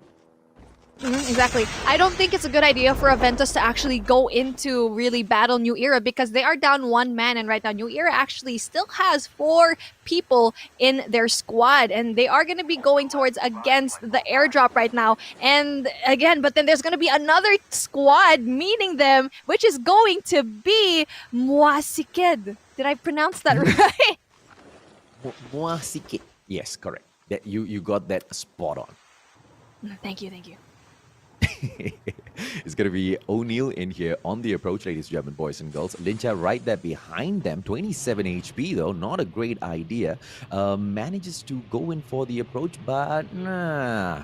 I don't think he has much of an option anyway. Just the hemostatic on him. He needs to hunt down an adrenaline, but wherever he goes in for a drive now, all of those loot boxes have been opened up already, and he will not be able to find much. But right in front of him is Anip. Uh-oh. Shinran, he needs to back away, ladies and gentlemen, boys and girls. But Lincha right now, 27 HP on the approach, but too easy as Ace shuts him down. The Marias doing such a really good job, but then he should have healed up there. He was the only hope for his squad, but then it's going to be hard for him. We see here New Era trying to see if he can actually get again. 4K Jester is just around the corner, but then does get taken out. Liana doesn't quite get it as, Evil Virus is in trouble right now. Oh, and that's shut down. Coming through, ladies and gentlemen, boys and girls. Unfortunately, they will get kicked out of this round. I believe that was Evil Virus Princess and not Evil Virus from Squad 12. Yep, and the little sister has been taken out, but we have Big Brother still standing strong here right now, and Viking is up against, oh my goodness, 4K Jester is actually having a hard time right now, but then Ismati gets taken down. Arwa Pop gets rid of him right now. Oh god. Oh, Lengquas, his shots just not meeting. Luffy, one more! And here comes that backup as well, as Lengquas finally manages to take down his opposition. He now needs to go in for that first 8 gameplay, ladies and gentlemen, boys and girls, because the backup will be coming through, and the fight has just not ended. Because look at the zone, all of those players, lucky for the Vikings, are going to be looking to move into that zone, because in 9 seconds, trouble will come through as those players try to squeeze in at that very last moment, Beef. Exactly, and right now Next Level is actually safely inside the map and for the Immortal goals as well. And so far these two teams have been not doing so well, but maybe this circle is their redemption right now. We see here it's going to be Next Level being safely shielded by this building right now, and then Airborne is going to be called in order, and they're going to try to see if they can survey anywhere for enemies. And it's going to be interesting how the other teams are going to be able to go here, because there's still a lot of teams alive right now, still full squads. Well, Lengquas from the Vikings just got taken out by a nade, and then I believe Rukuman got knocked down as well, which means the Vikings might just see an exit early in here. Next Level hasn't been very next level. They've just been saying next game will perform next game, but we haven't seen that performance just yet, ladies and gentlemen, boys and girls. MC in here with Adib on those snipes. He doesn't get the takedown, but he will be a little bit patient as New Era comes in for the approach. That Lorry might run him over, but the tree is going to give him just that bit of cover, and nobody's gonna spot this little guy who's prone in there. Oh, beautiful positioning here by Evil Virus right now. Palcon trying to see if he can actually get that kill. Crazy Kai has 3 kills already to his name, and right now they're just gonna try to see who they can kill, whoever's in front of them. And right now Adib is just skating outside of the safe zone, which might not be really good for him, but it means he's out of harm's way. He's gonna want to see if he can actually get inside the zone where there's not a lot of people. Izu Lengquas taken out of the equation, just knocked down. Oh, Ismati down as well. Deleted. Ladies and gentlemen, boys and girls, the Vikings Are they eliminated already? Because 3 players just went down back to back there, and that is it. The Vikings have been eliminated. Krutoy takes down Pablo MC, and it's going to be the truck gameplay in here by Penghuni, but the shot's coming through, and the truck is going to get blown up. Penghuni needs to get out of here. You can be a resident, but you can't just stay in that truck, as all of those players try to take out the vehicles from the equation. Fast will be on the approach here, and it's not going to be easy as Penghuni runs over Pochong. It looks like the truck is not going to be easy to take down for anyone. King Whisper on the prowl. Pochong right there outside. He can no longer save his friend as Tiger takes Ade out of the equation as well. All of a sudden, Evil Virus, they are caught outside of the safe zone, and Crazy Kai needs to make that approach. It's going to be King Whisper as well. 43 HP, 117 on Crazy Kai. The Marias on the approach, and they want to place that pressure, which is perfectly done. Next level is on the next level right there above them. Nobody's going in for that push just yet. If I Can Kill takes Adip out of the equation, and Krutoy goes in for mercy. There's just no mercy coming in from all of these players. If Evil Virus still manages to get this win, I will not have any more words to say, because the Marias, they are in the better position, Beef. Exactly. They have high ground, but so does another team, which is Next Level. So I feel like Evil Virus, they are at a disadvantage for being on the low ground right now. And if the Tiger actually gets him, it's going to be amazing for him. But then here we go with the response. Evil Virus, I think it's their time already. It is definitely their time, but Crazy Guy, this guy, do not count him out just yet. He will be able to shut out all of the players from the Marias if they are not careful, but with a 3-man advantage. Up here comes the push from Next Level right now. I don't think they want to go in for the drop just yet, because they've got prime position. The Marias under fire should get taken down, and the zone gets it done. If I Can Kill, the Tiger going up for those shots. If I Can Kill gets taken out, and bye-bye, says Crazy Kai. He goes in for the delete. Tiger takes out Izu from the equation. Crazy Kai on Krutoy! And the Tiger goes down to the zone, and Evil Virus does it yet again. Evil Virus, 3rd game in a row with the clutch. Crazy Kai, I called it hella wrong. I was like, okay, it's their time. They're not gonna make it, but Crazy Kai making crazy plays, and the zone was just not in the Madias's favor. Yeah, I just wanted someone else to win la. But it's okay. Evil Virus proving to be very strong. GG la. It's okay. Fourth game, it's going to be, I don't know, who can it be? They're just showing everyone, even though that they're at a disadvantage, they will keep going for it. Amazing. Earlier, I believe it was Krutoy from the Marias who died to the zone. Now it's the Tiger who died to the zone. And both of those zone deaths literally gave Evil Virus that win. They could have taken it, and now this just puts Evil Virus in a much better position. Ladies and gentlemen, boys and girls, let's take a quick look at the stats and see exactly what has gone down in here, right? It will be Evil Virus who gets that win with a total of 14 kills. They've survived in here for a total of 20 minutes and 42 seconds, just like the Marias as well, who have managed to pick up 9 kills for themselves. Not enough. Next Level right there behind them in the 3rd position with a total of 11 kills. In the 4th spot, it is picked up by none other than team number 20, Mwachikit, with a total of 8 kills. And of course, in your 5th spot, you have got New Era. So impressive with the positioning, Beef, but just not with the kills. I know, they actually almost had it in the bag, but I think the fact that they separated yet again, one was in high ground, one went a little bit aggressive, but it didn't really go to their favor, and it was very unfortunate because I thought New Era had the best positioning, but then it's really not down to that in this type of in this competition. It's not going to be who gets the best position, it gets to be who uses their skills to be able to actually not give up and get the win. Super disappointed with the way Next Level played that though. With the perfect positioning, they should have been able to take out both Evil Virus as well as the Marias. And even then, they didn't manage to take down Marias. Marias literally got, eliminated by the zone. And that was all that, kind of took them, right? And if at all, we were to see a situation where, Next Level had gone in for Evil Virus first, who were just down there below their cliff, the game could have ended so differently. So Next Level really needs to think about how they approach that final zone, Debbie. Exactly. It's going to be the final approach, which Evil Virus always wins. Crazy Kai always coming up with those crazy clutches in game 1 and game 3. Now, we know we keep saying that it's sometimes luck really plays a big deal here, but Evil Virus just proves that it doesn't matter. It's just really about that skill and that communication you have as a team.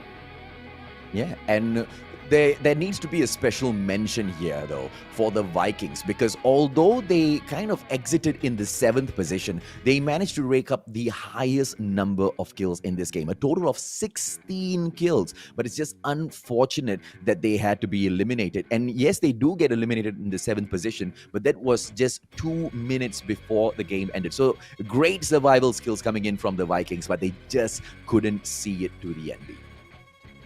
Exactly. And again, another team that's actually very impressive to me is Aventus Sovereign. And they're actually at the 9th spot right now, but it doesn't really matter because they did so well at the last game. And I'm trying to figure out if this is actually enough to get into the top 10 spot, but we'll have to see it through at the very end of our matchup for this series right now. And again, Evil Virus is such an amazing team, but I think for game number 4, I think having that final chance to actually prove themselves, I think it's going to be a turnaround for this one. Hopefully, right? And that should be a opportunity that's presented on a silver platter for all of these other squads, because obviously, when you know that Evil Virus is in the area, you just need to run.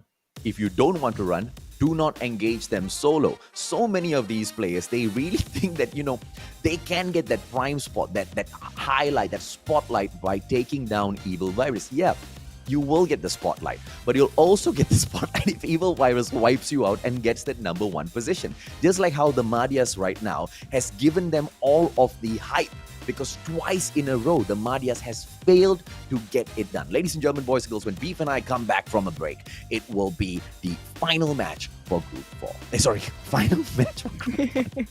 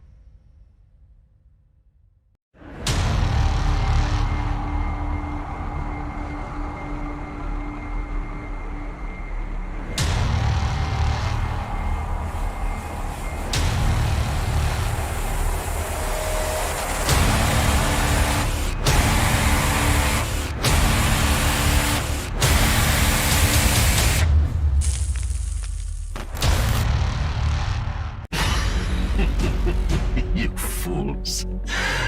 Just look around you. They are everywhere. They operate from the shadows, right under your noses. You have absolutely no idea what you're up against.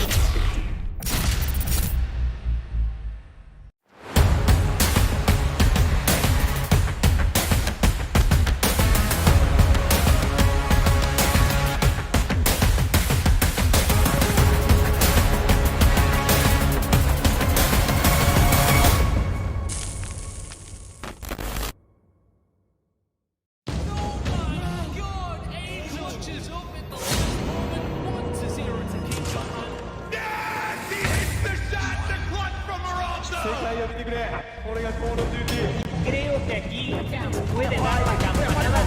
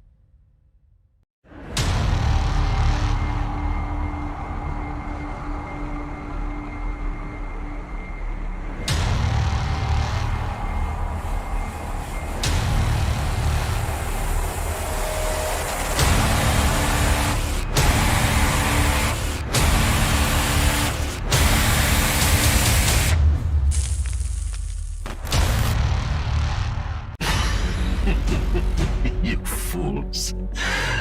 Just look around you. They are everywhere. They operate from the shadows, right under your noses. You have absolutely no idea what you're up against.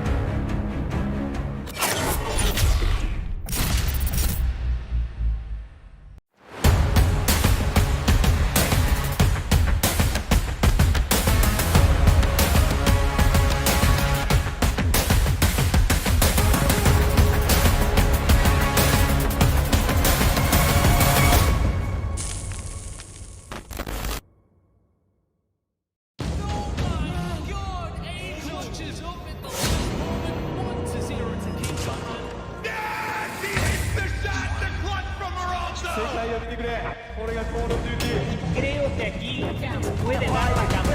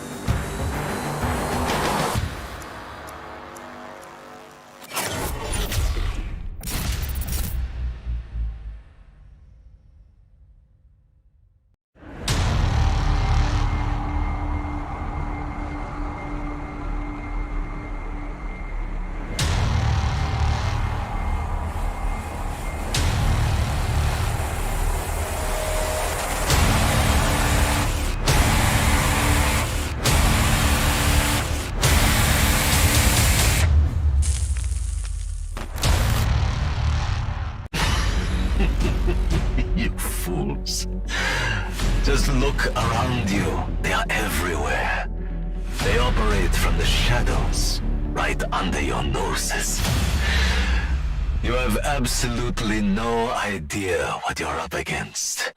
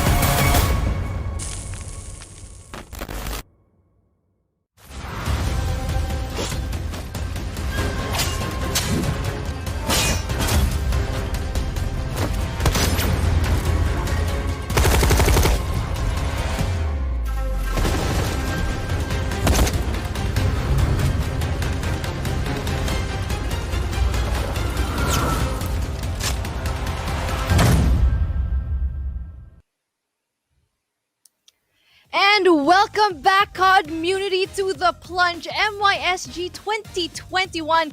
It's your girl, Beef Mommy, here again with me, the Mustachio AJ. Let's break down what happened so far with our 3 games so far.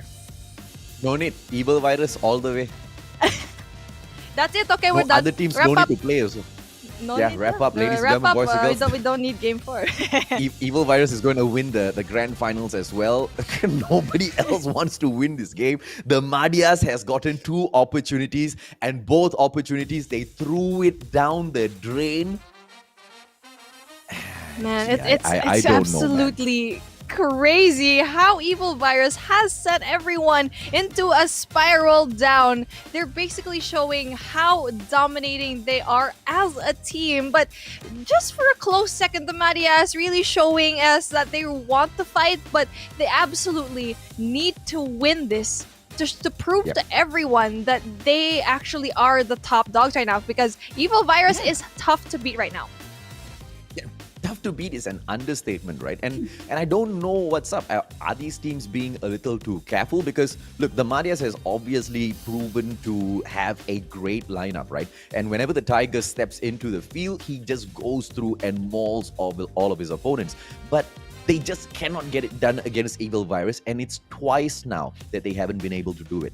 In the final round here, it's their final chance for redemption. Now, let's not forget, there's no way the Madhyas is not going to qualify in for the next round. But it's not just about qualifying right now for those top 10 squads. It's all about, pulling in a little bit more traction for your squad. Yes, exactly. And pulling that traction is all you need to actually get those.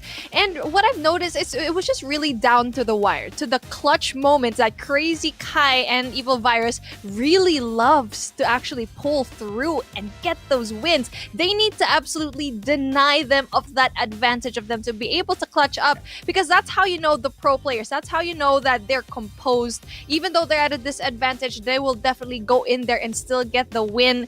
And you know what? I feel like this is the time for redemption for those other teams.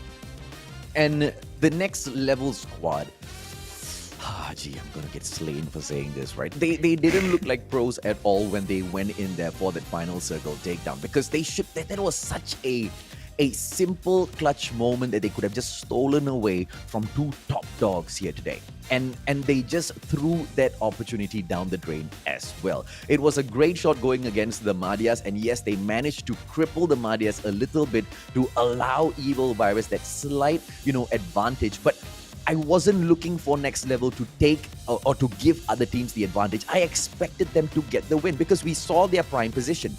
And Evil Virus, the way they played it was even more brilliant, because they knew next level was on top of that hill and they just stuck really, really close to that hill.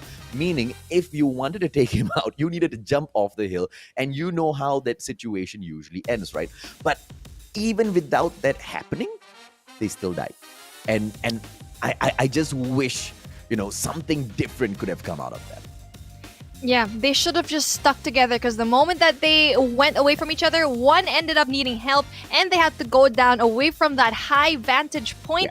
Yeah. And that's what happened. They got eliminated, and again, Evil Virus gets the cake once more. And all of those mistakes from those past 3 games so far, I think the teams that have the most, probably, I don't know, they have the most chance of winning is maybe the Madhyas, because they've been in clutch situations so far. All they have to do is to win that 1v1 clutch at the very end, at the last circle.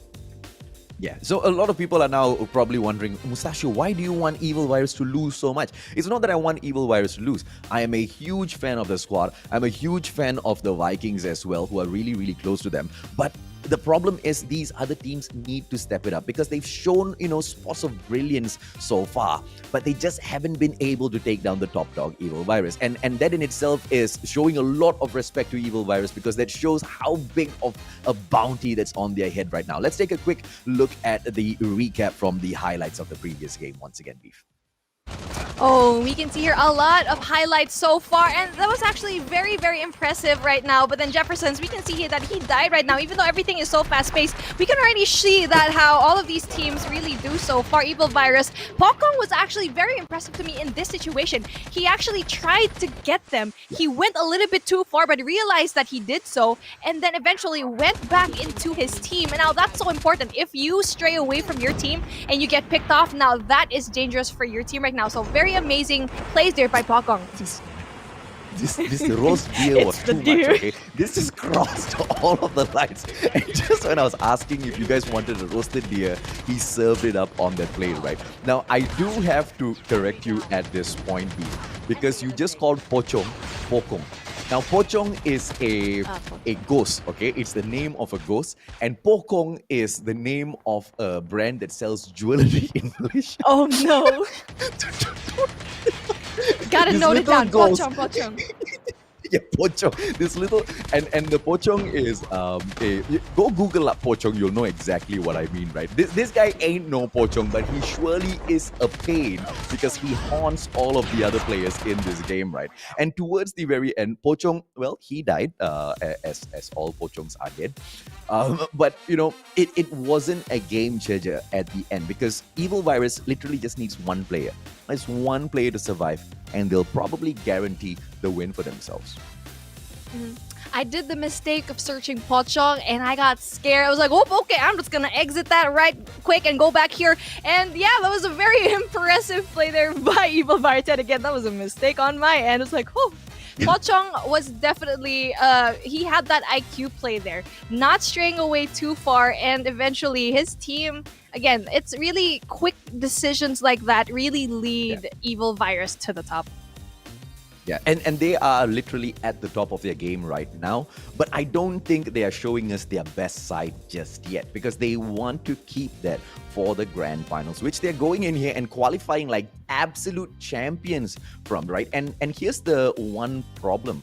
The difference between multiplayer and battle royale. You can read the strategy of players in multiplayer quite easily, and there's not many variations that you can go in with, and you will be able to kind of predict what they might do in situations. But when it comes down to the battle royale and such a huge map, all of those predictions get thrown out of the window, and it all boils down to luck. Whether or not Evil Virus will get caught out by a strong squad early in here and allow the Madias to at least catch up a little bit, will Aventus Sovereign X be able to, climb that ladder as well, ladies and gentlemen, boys and girls?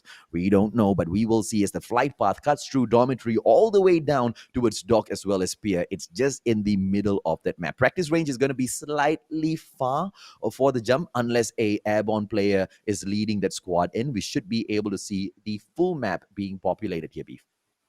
Now, this is a beautiful drop that we see here right now. It's very evenly spread, so we're going to be seeing teams here left and right, and it's really going to be up to the players what their strategy is, if they're going to be able to actually go for that amazing loot or go far away where there are no teams going to be around them. And right now, the teams look very spread out so far, except for two teams right now, which is going to be Team 15 and 18, which is going to be the Immortals Elite and the Dear Servidae. And I think in those teams, that's where we're going to see a gunfight. Basically the first blood.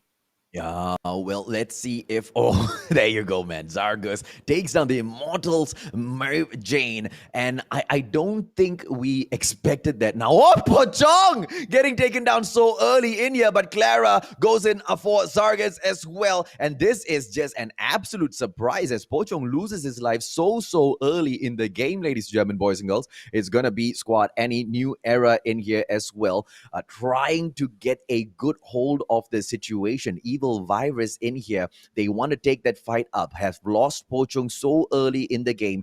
Is this going to be what we were asking for? Are we going to see Evil Virus exit early, but Ade tries to put a stop to that and say, no, we will take this one back, Beef? Yes, it's New Era versus Evil Virus Room right now. They're doing actually such a good job. But no, just when I said that, he does get taken down. O'Neal is looking in a very dire situation right now. But then it's up to his two other team members to actually get him and basically get his dog tags and hopefully get the revival. He needs to really go inside the building and get into safety. And it's all about trying to get that into that quick position where they can actually be safe. Yeah, not enough. Now, he can't even go in here and save his teammate, ladies and gentlemen, boys and girls. Finally makes the decision to go in after he has scouted the area. And it will be just enough. Why? Because Evil Virus is pulling out of this situation. A really good decision being made. And this is what makes or breaks champions, right? Because sometimes you let it get to your head. Sometimes you think that, you're sitting down at the top of the world. You can take those risks. You can go in for these engagements because what's the worst that could happen? You still qualify. You still probably hold on to your number one spot because I doubt the others are going to be able to, go in and maintain the same type of composure as well as consistency that Evil Virus has been maintaining so far. But this is what makes Evil Virus so good and at the same time so dangerous. They know when to engage and they know better still when to pull away. Now Crazy Kai is still hanging around, but one player up in the air who is going to be making all of that difference. And this is how that airborne is so useful, Beef.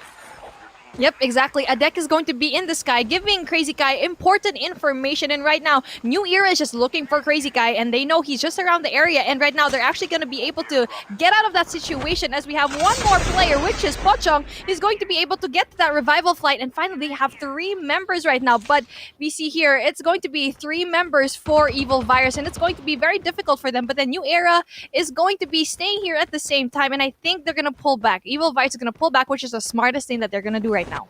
Absolutely right. And what Pochong is doing is moving in towards docks. And I think he's going to try to steal a chopper, because if Pochong manages to steal a chopper from docks, he should be able to pull the whole of Evil Virus out of downtown. Because, and he's just making it so difficult for them. A full squad by both teams in here so far, ladies and gentlemen, boys and girls. Oh, sorry, not a full squad, because King Whisper got deleted there. And I don't think he has come back in here just yet.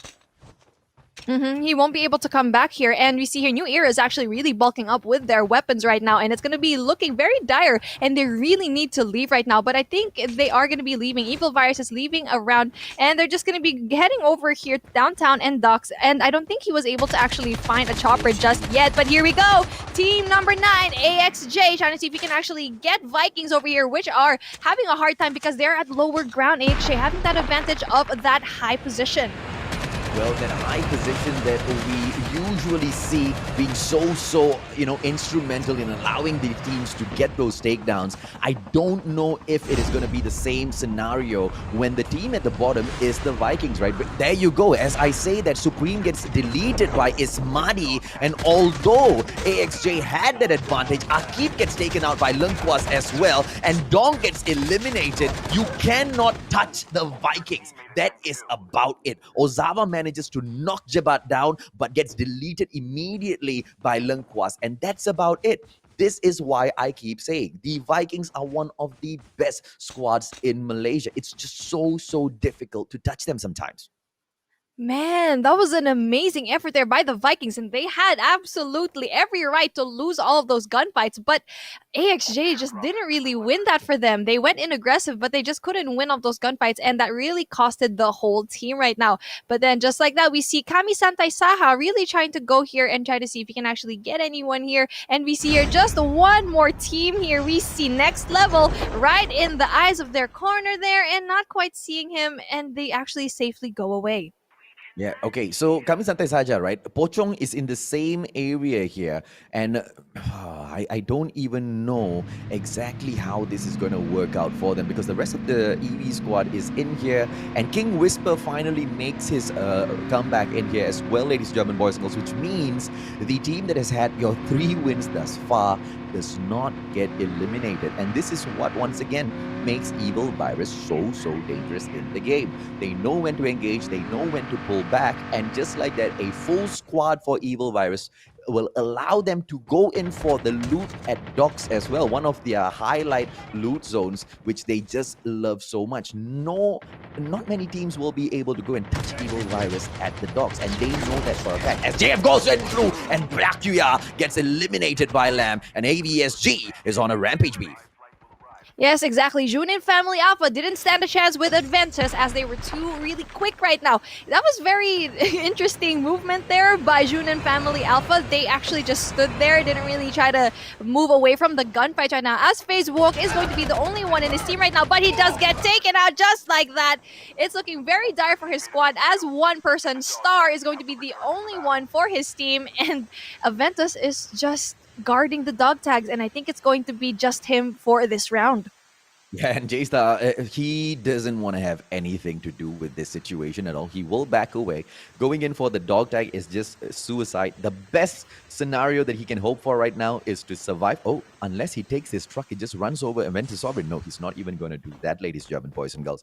150 HP in here so far. I can't hit the tab, which means I can't even check his inventory. I don't know how this guy is stacked and if or not he needs to go in for a couple of more loots, because what's surprising is he's not going in for the dog tag gameplay with the truck, which I think is a terrible idea, because the truck is going to give him that advantage. It's going to be able to give him at least the survivability for a little bit as Jabat pushes through and Skynet manages to get away from him. Vikings still on that rampage with the 5 kills so far, but they want more beef. Yes, exactly. The Vikings looking so aggressive, taking out New Era just like that. It's going to be very difficult for them to actually go against a team like Vikings. And you can see here, New Era is spread out too thin. It's looking too bad right now. As you can see here, Faz is going to be taken out right now. Yeah, it's going to be hard for the teams right now who are actually going to be going in there one by one, going solo against a team like Vikings. That is one of the biggest mistakes that you can do, which is very disappointing for this team right now. Yeah, so 3 dog tags right in front of the Vikings, and they don't even need to guard it. Nobody's going to bother coming through and, attempt to take anything away from them when they stand tall in any area. It is going to be squad number 8 right there in the horizon beyond there. New Era, ladies and gentlemen, boys and girls, and they will not be looking to make that mistake. The zone is going to be approaching towards Estate as well as Crash.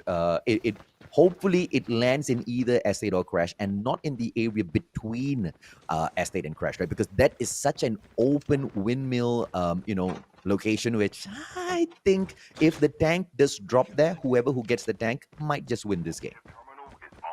Exactly, and getting that tank, we've seen it before. If you had especially that double tank, now that's gonna spell trouble for everyone else. Yeah. And New Era really needs to come together and just not just run away, just go away. I'm not sure why O'Neal was still there. Maybe they're trying to get the dog tags of their teammates, but there's trap masters all around them. They should know better than to not engage with a team like this right now.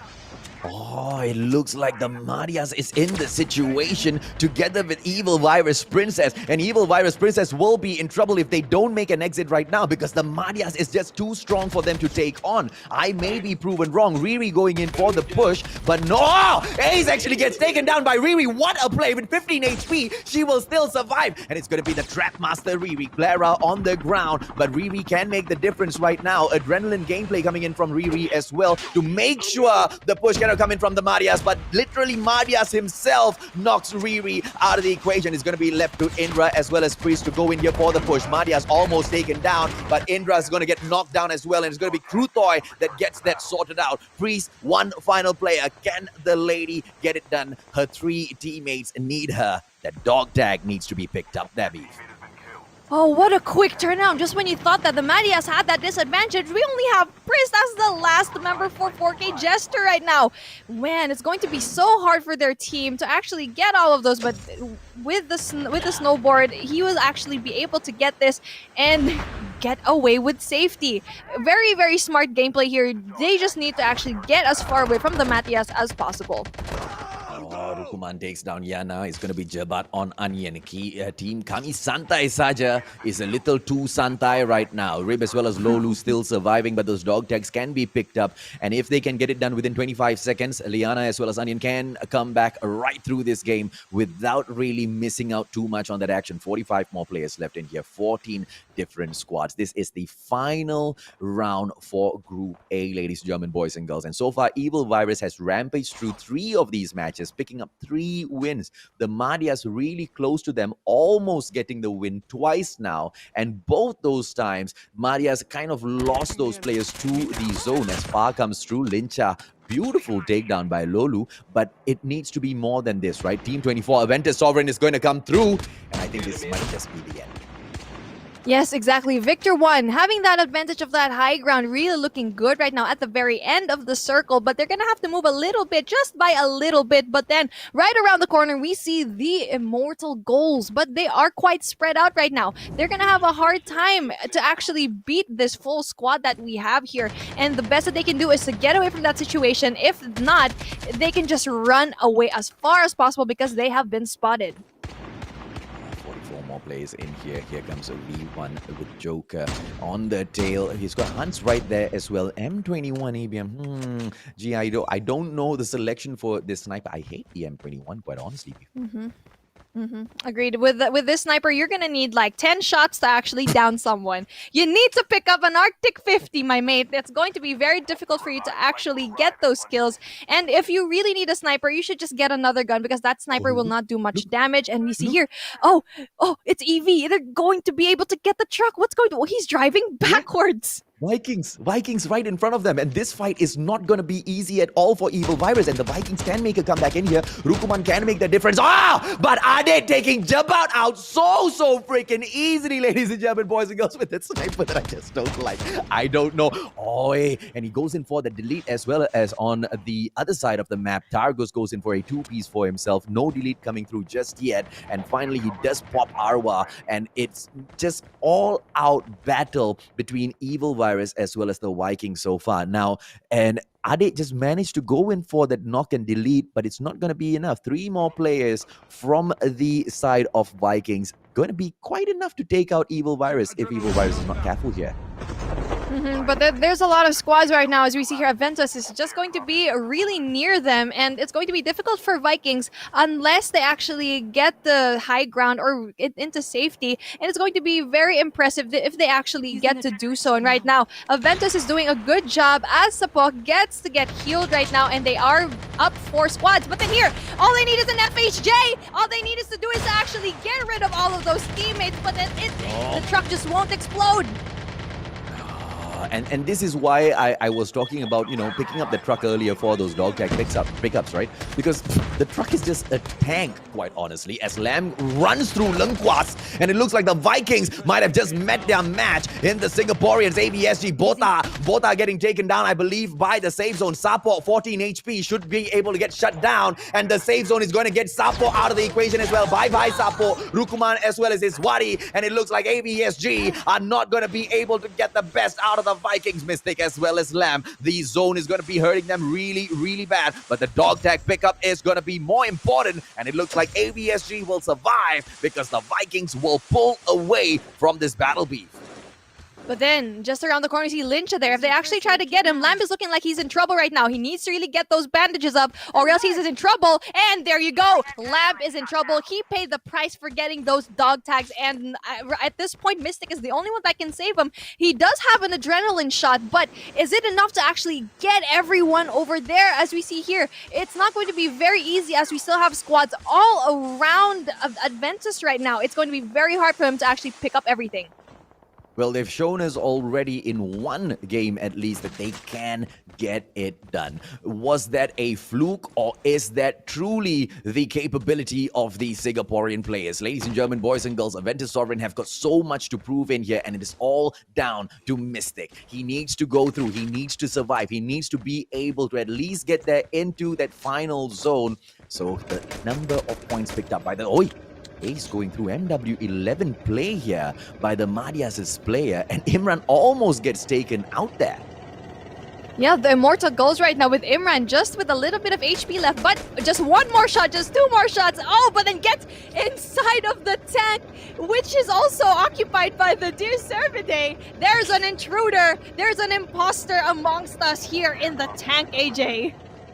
And right now, Ace cannot do anything, right? One mistake by Ace and the tank is going to shut him out of the equation. Tiger is here as well, and this is where the Madias needs to bring out that airborne that they did not bring out earlier. Krutoy needs to bring the airborne in, and this is the guy who makes the decision as to when the drop comes through. He did not make the right decision earlier. Hopefully the right one comes through now, because if they don't get out of there, and if the tank catches any one of these players out in the open and the safe zone drops in, it's game over for the Madias. Lengkwas fries out SGMY's Chillax, and it's going to be Flash who gets flashed out by Rukuman as well. Ade takes down Jabat, ladies and gentlemen, boys and girls, and the fight off screen is super duper hot. Krutoy is just going to be crawling around the field, trying his best to not get spotted out. Why? Because this guy literally just has the MW11 on him. But he also needs to bring out the airborne, which has not been brought out just far. Vikings right there in front of him. And look at that, the Vikings have already brought out their own airborne beef. That's what I'm talking about. I will be so annoyed with the Madias if they get taken down because of this. Yes, exactly. They need to make all of those crucial gameplays for their team right now so they don't get picked off one by one by the Vikings. And, it's going to be down to if they actually use their skills and their classes right on time. And right now, Ace is going to try to see if he can actually get all of those kills right now from far away. Doesn't quite get him as he gets to be able to actually get away from all of that. But then here we go. Ace gets rid of them. Play beef. An amazing play here by Ace, by the Ace right now, still trying to go on a rampage. Just gets rid of Jeffersons. Oh my gosh, that was absolutely amazing. Ace is just pushing through, man. MW11 gets the job done as well earlier, manages to come through, and he didn't pick up this gun. One of his friends dropped it for him, and that's what teamwork is all about, ladies and gentlemen, boys and girls. The Tiger is just holding up behind this tank here, and he knows that the Immortals are right there in front of him. Marias as well as Ace is going to be holding up high ground, providing that backup. Now, if the Tiger gets eliminated here, it's going to be a sticky situation because they need the Tiger for the final zone. He's the defender. He should be able to get those clutches. Rukuman! And he gets shot at. Rukuman will be able to run away, but 4K is right in front of him, and Luffy, Rukuman gets taken down by Abang KTM. Tiger trying to get it done, ladies and gentlemen, boys and girls, and there is just no way the Vikings saw that coming, Beef. Yes, exactly. And they're dropping like flies, and it's going to be difficult for them to actually go into the circle right now. They're a little bit too far, and everyone's trying to rush inside the circle, as we see here. Only Evil Virus is a little bit inside here, and it's going to be up against the people inside the house, which is actually the Immortal Goals. Really poisoned position here, very well positioning, but it's going to be able to, or is it going to be enough for them to actually be there? Because they might be trapped, and they might bite their own bullet. So once again, it's going to be the Marias as well as Evil Virus on the approach towards this final zone in here. Ace with the opportunity. Is he going to be able to get it? Tiger as well as Ace managed to get Matsabo as well as Abang KDM out of the equation. Ace taken down by Pochong, and it looks like Marias is on the ground as well. It's all up to the Tiger. And does he have the fang? Crazy Guy says, get out of here, as Ade shuts Tiger down with the BY-15. And the BY Suku is all it takes, and it's Evil Virus. The Quadra win in the house today. Yet again, Crazy Guy with the finisher. He had that sniper. I'm not sure why a lot of those teams didn't really pick up the sniper or questionable sniper classes, but it's such an amazing thing to see how Evil Virus completely dominated Group A here in this stage, and I'm very impressed with what I saw here today, AJ. Absolutely, man. But Group B, ladies and gentlemen, boys and girls, will be performing later on as well. We couldn't find a worthy opponent for Evil Virus in Group A, unfortunately, even though the Marias showed time and time again that they can make it to that final zone. Because of the fact that it was the Marias that made it to the final zone, shows us that there is no challenge for, Evil Virus in Group A. Because even the best who have been able to be so consistent could not take Evil Virus down, B. Yes, exactly. Now let's head on over to the stats of this game number 4. Now it's going to be very impressive. We can see here, Team 12, yet again, no need for the introductions as Evil Virus takes the cake once more with 13 kills. And just before them is going to be Team 10, which is going to be the Marias. Again, they're always in that second place. They're always that silver. They need to always play catch up with Evil Virus, and they have 8 kills right now. Now that's very surprising that we have over here is actually Team 23, which is the Immortal Goals, who was inside the house, by the way, with only 2 kills. That's very impressive. But you know what team really shined for me for this one when it comes to kills? It's actually 4K Jester. They have 18 kills to their name right now. Woo!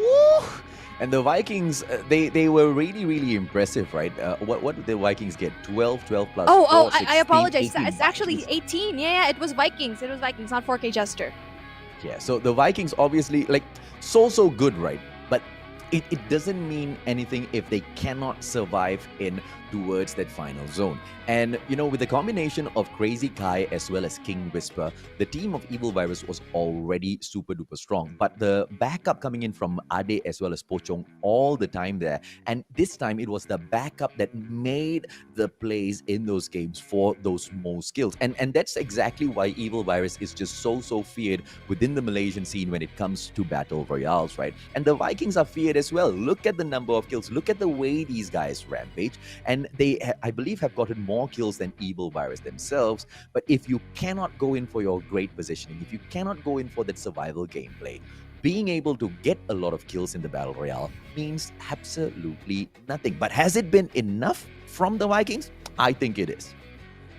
Yes, I think that's enough to actually make them be in the middle of the pack and get into that top 10 spot. Now, we already have our top 5 secure. We already know which teams are going to be there. But it's going to be interesting with the teams that did a little bit so-so. Who's going to be able to reach those 5 spots that we have here? Now, we're going to see that in a little bit. But I just want to commend all of these teams that we've had there so far. And I'm nothing can beat the moment that the deer just got roasted for me. I know the highlights of this matchup, there's too many, but the deer is cream. That is just creme de la creme for me. Armada X Juice getting taken out in the 18th position. 19th spot, you've got what squad is this in the 20th spot? Machikit, my apologies. And of course, Team 16 Cry from Singapore taking the 20th spot. Early exits from these teams. Obviously, you know, not planned. Jonin Family Alpha as well getting taken out in the 16th position. They won't be taking up any points at all from the positioning. Of course, just 1 point being taken away. A consolation for Muachikit because Rumhands managed to get that 1 kill before they got sliced out, right? So, I mean, well played so far by all of the squads, but I just want to know one thing, Beef. When do we get to see the final standings for Group A? Because that's exactly what the audience wants as well. And that's exactly what the Mustachio wants as well.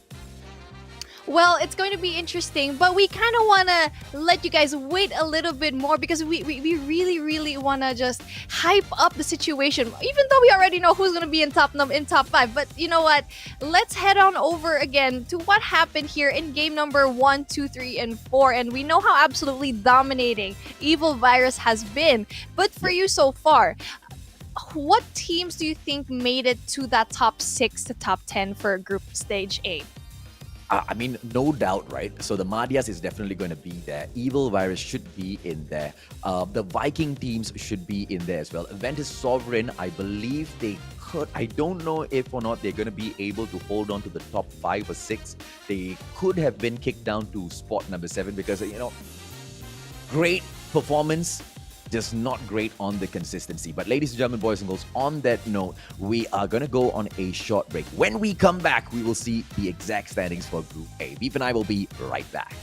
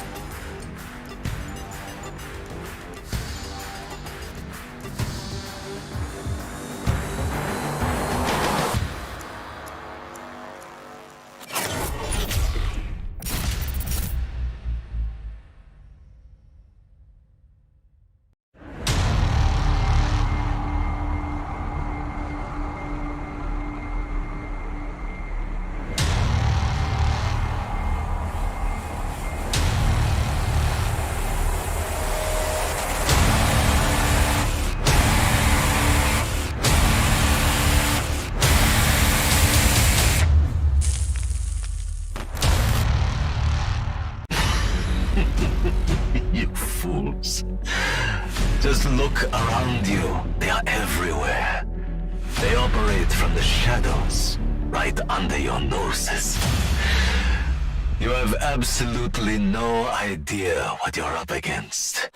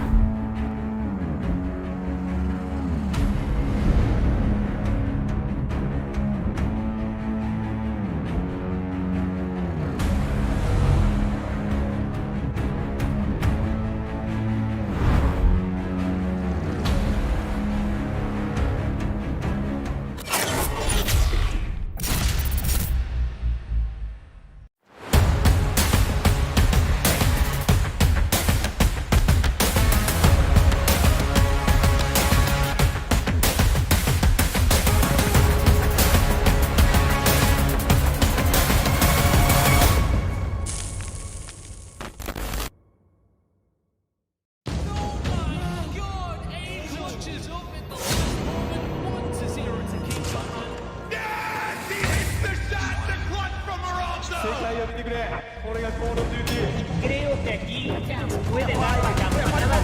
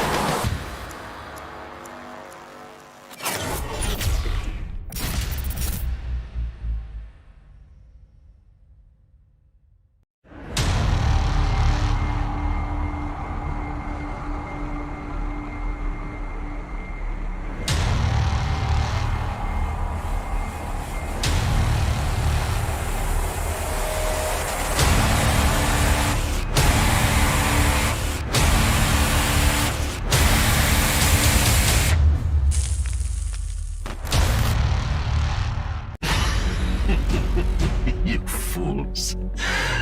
Just look around you. They are everywhere.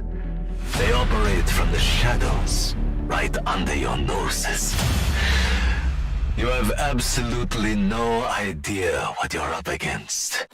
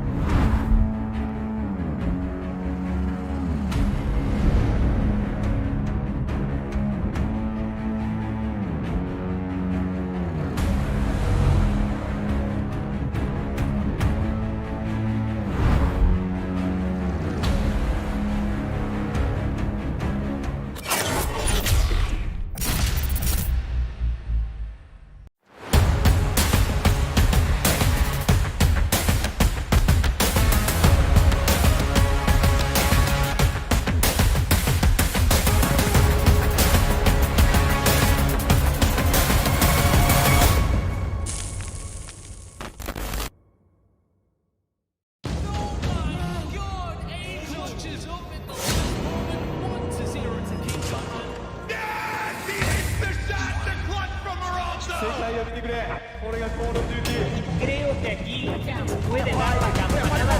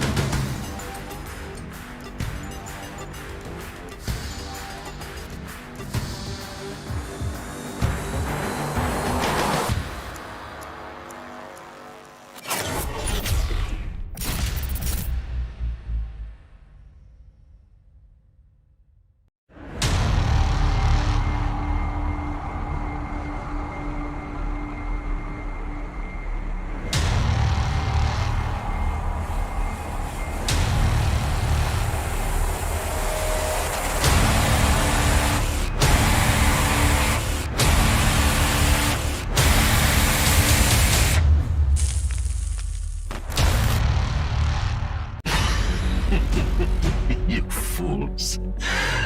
Just look around you. They are everywhere. They operate from the shadows, right under your noses. You have absolutely no idea what you're up against.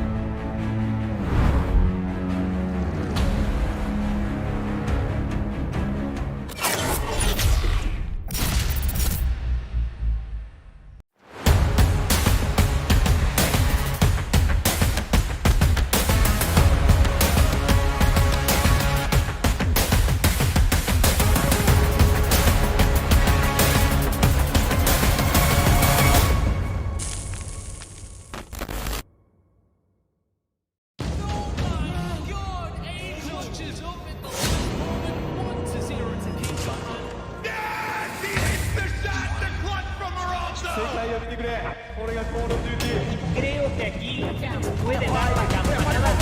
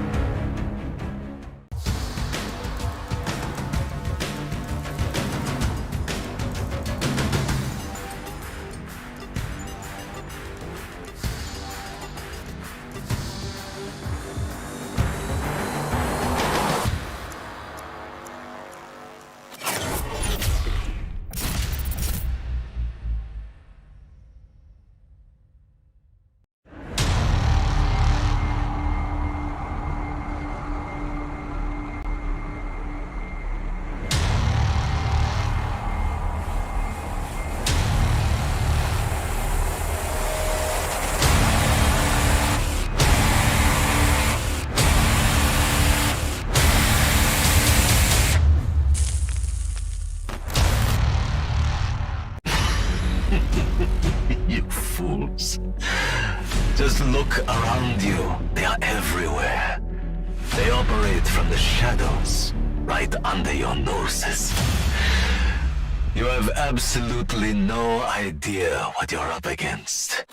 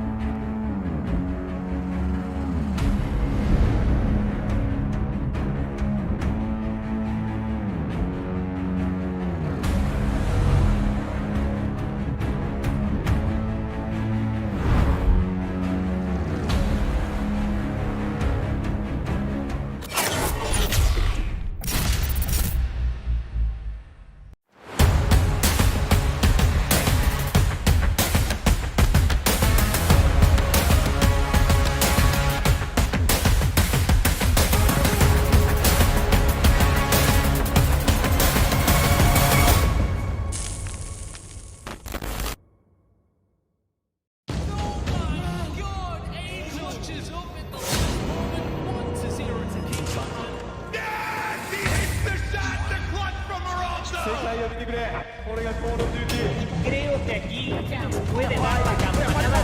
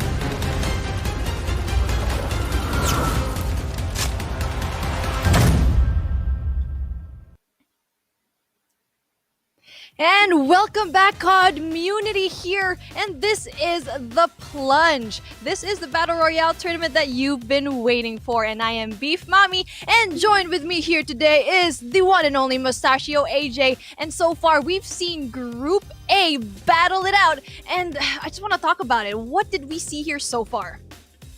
We just saw Evil Virus. And we just saw how great of a squad they are.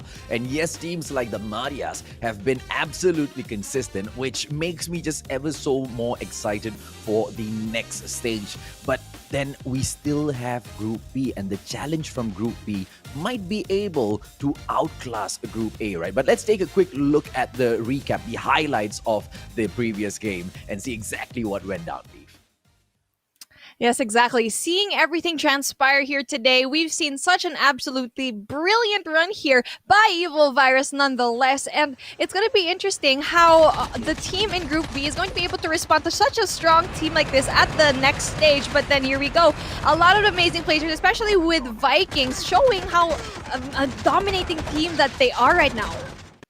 Yeah, and that was very bad from AXJ, right? And even before that kind of broke down, I already said that even if they had the height advantage, there was no way they were going to take down the Vikings of all squads. And just like that, they turned it around so easily. Kami Santai Saja, I mean, she was going in there for that chase on the chopper for so long. We don't know if or not the takedown happened later on after that. But throughout that whole match, right, the Vikings were absolutely relentless. If I'm not mistaken, they got the highest number of kills in this match as well, right? Yes, they did. They actually got 18 kills for game number 4, and they've been having really high kills in the competition so far. Even though that they're not placing very high, they really get those numbers back, all of those points, because of their very amazing kills. Yeah, but it's disappointing though, because Vikings, they are showing that they can clear the field, but what's the point of clearing the field for your opponents to pick up those placement points, right? And it's just absolutely unfortunate. And even when the Vikings were taken on AVSG earlier, and this was the attempt with the FHJ, I don't know how great of an idea that was. Yes, it was a great attempt, but it's the truck, man. And for anyone who has been playing Battle Royale thus far, they should know that just 2 shots of that FHJ is going to do nothing to the truck. Yes, exactly. With such a powerhouse of a team that we have here, it's going to be interesting how all of these teams are going to be able to actually get past all of these obstacles, especially like what you said a while ago. Vikings really swept everything for their team, getting all of those kills, but they weren't able to place themselves inside the circle well enough to actually be able to place well. And it's just unfortunate because what broke down that situation was Evil Virus coming across them with the truck. And they saw that truck, instead of holding their ground and waiting for Evil Virus to come in for that push, they started to back away. And all of them were out in the open. And they were just sitting ducks, right? So many other squads were there. But ladies and gentlemen, boys and girls, what you have been waiting for, the standings from Group A. The final standings to see the top 10 squads that will be moving on to the Grand Final.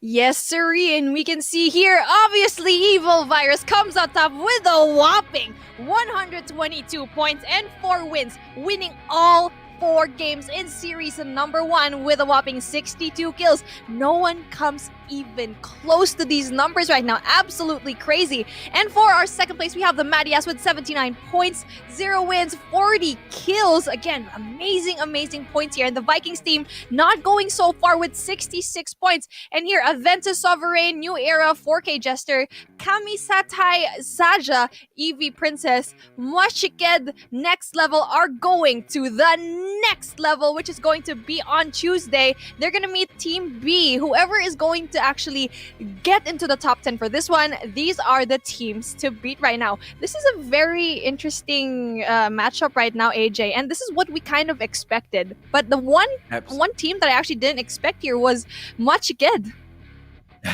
Well, they did just enough, right? For the other squads, on the other hand, the Immortal Goals, Victor 1, the DS Serviday, SGMY Falcon, the Immortals Elite, Jonin Family Alpha, Kazra, Lincha, Api, AXJ Sins, as well as Cry. Well played and good job making it up to this level, right? Because like I said, 111 teams stepped in, only 40 survived up to this point, only 20 can move on to the next level. So for getting up to this point, well done indeed.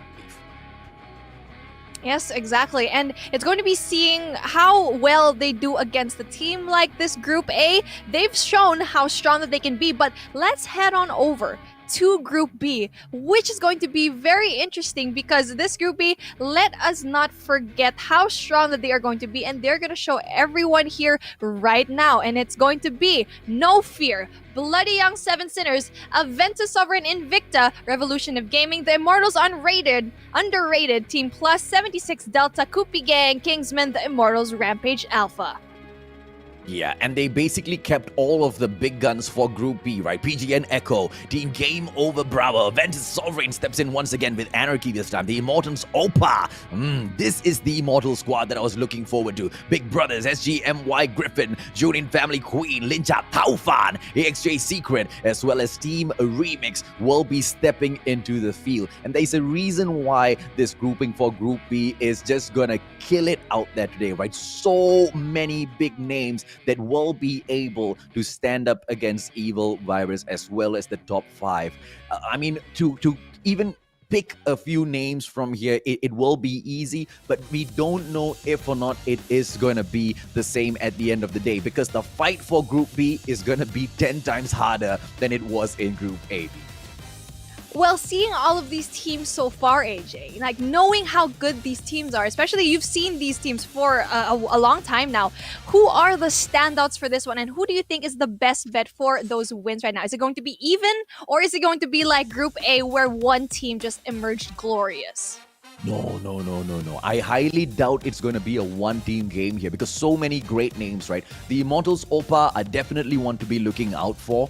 AXJ, I think they've got a little bit more of tweaking to do with their gameplay. I'm not sure how they're going to be performing in here. Blood Young 7 Sinners are quite good. Aventus Sovereign Invicta, definitely one to look out for. The Immortals underrated as well. I want to see exactly what they are made of. PGN, so many big names, Beef. That's why I said, right, Group B is going to be a different breed from Group A, and it might just be similar to game number 1 that we saw. Remember Group A, game number 1, they took it all so slow. There was so much of strategy and planning in game number 1, and then game 2, 3, and 4, they just went all out, right? I think it's going to be very tactical for all 4 games in Group B.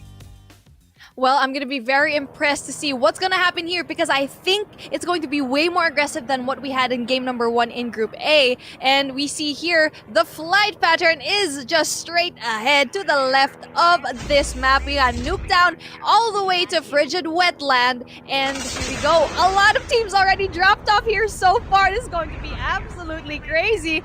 And they're all going to be spread out here, especially in the first few maps that we have here. Pipeline and Estate will be occupied right now, and it's going to be such an amazing clash here. Yeah, see the Immortals dropping in here. This is the Immortals Rampage Alpha, by the way. The Immortals are coming in with Opa, Rampage Alpha, as well as underrated in here. And let me just tell you this, right? To be able to throw 4 squads in to the top 40 of the Plunge SGMY in itself is already a huge victory for the brand. But to be able to continuously climb that ladder and get up there, that's going to be making the world of difference. Exactly. And just like their brothers right now, the Immortals Rampage Alpha is going to be in here trying to get that loot right now. But again, with the loot here in Pierre, it's not going to be that much, but then there's a lot of unoccupied houses here, so they're going to get everything here. Even though it's not going to be that impressive, it's going to be enough because there's so much loot all for them to grab right now. So for them, it's looking quite good because the circle is not too far away from them, as they can just get a helicopter and just head over there or cross over to the bridge, because no one's going to be by the dock. It's going to be a very interesting trip for them, as if they go inside, there's going to be a chip terminal right them for their up and grabs. If I'm not mistaken, I think I saw Immortals Rampage with 3 players in there. Unfortunate for them. And the fight breaks out, ladies and gentlemen, boys and girls. It's going to be group number 6, Blood Young 7 Sinners, going in for the fight, taking it up against Team Plus from Malaysia. Right now, Fake is right there in front, gets taken down by Nandakura, as well as Ariko, who goes in for Shoyo. Toxic taken out. AXJ loses yet another player, but not deleted just yet. Tip Top from KPG getting the damage done. And group 6 will stand strong in here, and that very first elimination coming in so early, Beef. Yes, exactly. This is what we were expecting, especially what you said with a team like teams like this. You know it's going to be bloody even in the first circle, especially with the comparing it to the first map in the first game a while ago. Now that was so slow, too slow to be exact. It's like they were still having that first day jitters that we have here, but not for this team. Group B is proving to be very aggressive, and it's anyone's ball game at this point. And right now, a bunch of teams have already shined over here, but it's a little bit too early to tell who is going to take the crown. Well, it's going to be Baby Brand for KPG in here, keeping an eye on the player from squad number 23, AXJ Secret. Now, AXJ, like I said, they've got a little bit more of tweaking to get done within their squad before they can come in here and impress at the plunge. But getting up to the top 40 in itself is quite good. As Budak Dagil very, very stubbornly stays in that water, Baby Brand will be trying to go in here for that approach. But one small mistake, and Kupi Gang will pay for it. Tip Top as well as Impreza will be in here for that backup, and Buddha she's just going to stay in that water for a little bit longer, right? Budak Dagil, and Budak Dagil literally means stubborn kid. Thank you for pronouncing that, because I was very nervous as to how I was going to say that. But what the kill was just chilling there. He was being patient because he knows that there are several members right now of Kupi Gang just around the corner, and they are scouting the area, and he's being very, very patient. And right now, I think they kind of gave up on trying to get rid of his teammates right now, because there's only 2 people on the team so far with AXJ. We got the kill and also Never, and they're gonna leave, and that was very smart for him to actually just stay there and stay put. Well, Impreza are going to be moving out together with Alfeza, ladies, German boys and girls, and the Kupi Gang will not go in for any bit of careless gameplay in here. Alfeza quite far away from his squad, I believe. I wonder why they left him behind. Ooh, very interesting gameplay. They are trying to trick the players from AXJ to think that the team has already left, and they will come back in here real quick. I don't know if or not they want to go in for that wipe, because they can turn around, ladies, German boys and girls, but the Kupi Gang will show us that getting those kills are not all that they hunt for in this game. Kupi Gang showing that they're really good, and they're not trying to be overly aggressive, which is what you said a while ago. To have that balance is very important, and not to just go into senseless gunfights, what we've seen in the first group stage. And right now, we're really seeing, but then off screen right now, we're seeing another squad being wiped. Well, Croc R7 getting taken down. It's going to be Fear moving in for the push, ladies, German boys and girls. I don't know if or not it's going to be a full-on squad wipe. One in here so far. If we see another one, we might just be jumping over. Zarex taking Shut Up out of the equation as well for TGO. And it looks like it's just popping off all over the field. But Kupi Gang will be staying in here, holding on quite tight to their position as the Kingsmen fly over them. Not coming in for the engagement, though. They want to go in for that looting gameplay just first. One squad taken out so far. Out of the 79 that dropped in, 72 still surviving, Beef. Yes, exactly. Now we have Team Remix here. We're going to be seeing a meaning, but then is it going to be enough to actually get any of those as they try to go for a high ground? Getting shots right now. Loser is also going to be getting shots right now, but then 2 members right now of TRX is going to be getting that kill, and Loser goes down. Yeah, that's quite difficult, right? Because I believe TRX has got a hacker on their squad. And, you know, the vision was just impaired for just a moment. But Zera getting taken down by Rex X now. And he just got wrecked. Will Zarex be able to return fire? I mean, the dog tag pickup shouldn't be too complicated right now. Zarex up top, on top of that warehouse roof. The perfect position as far as we are concerned when we drop into Kill House, Beef. Exactly. He's going to need to get that smoke to actually be able to get the dog tags, which I think he got that. But then there are a lot of squads over here right now in Kill House. We have squad number 15, which is PGN Echo also, but then flying by, just surveying the area, not quite seeing anyone, not wanting to engage, which is very smart indeed. And right now, they actually have 2 choppers right now to their name, which is very, very smart. And it's going to be a matter of who gets to go inside the circle first for these teams.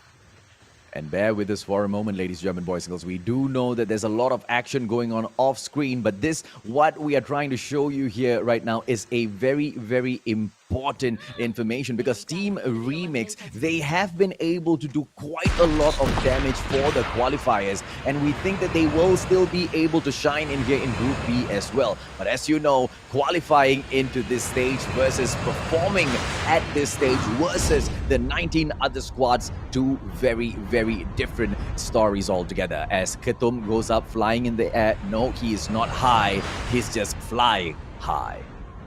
Yes, exactly. They're just surveying the area and no one's actually very close to them. I'm surprised with how spread out all of these teams are so far, but at the same time, so many people have been downed already. And right now, we see here Team 17, which is going to be Adventus Sovereign Anarchy, being at the center of it all, which is going to be really good because it's going to be at farm, with being the second circle, with the third circle going to be in the favor of these men right now. But then we see here Impreza getting gunfights, getting to see if he actually get anyone, but gets down by those zombies.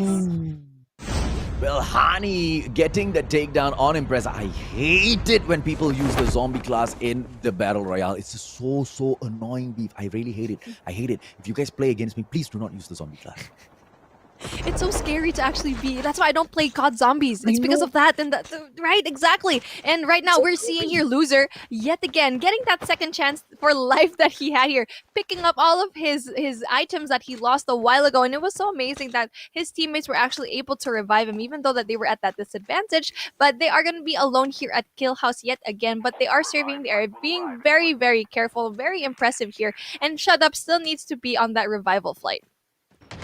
60 players still left in here. TRX going in. SGMY. Oh, and Rod needs to move out of there with the snowboard immediately. Boom doesn't react as quick, and Dinesh might just pay for that as well. Dinesh doesn't move away. No snowboard in hand, and he gets knocked down. And this looks like SGMY might just get wiped. Now, TRX needs to be really careful, though, because Squad 18 right there above them, the Immortals Opa, will not think twice to come in here and interfere in this. And they do exactly that. It's going to be Banana as well. Dondo takes Zara as well as Rio out of the equation, and Opa are back in the game. This is what makes the Immortals so fearful in the Battle Royale scene, B.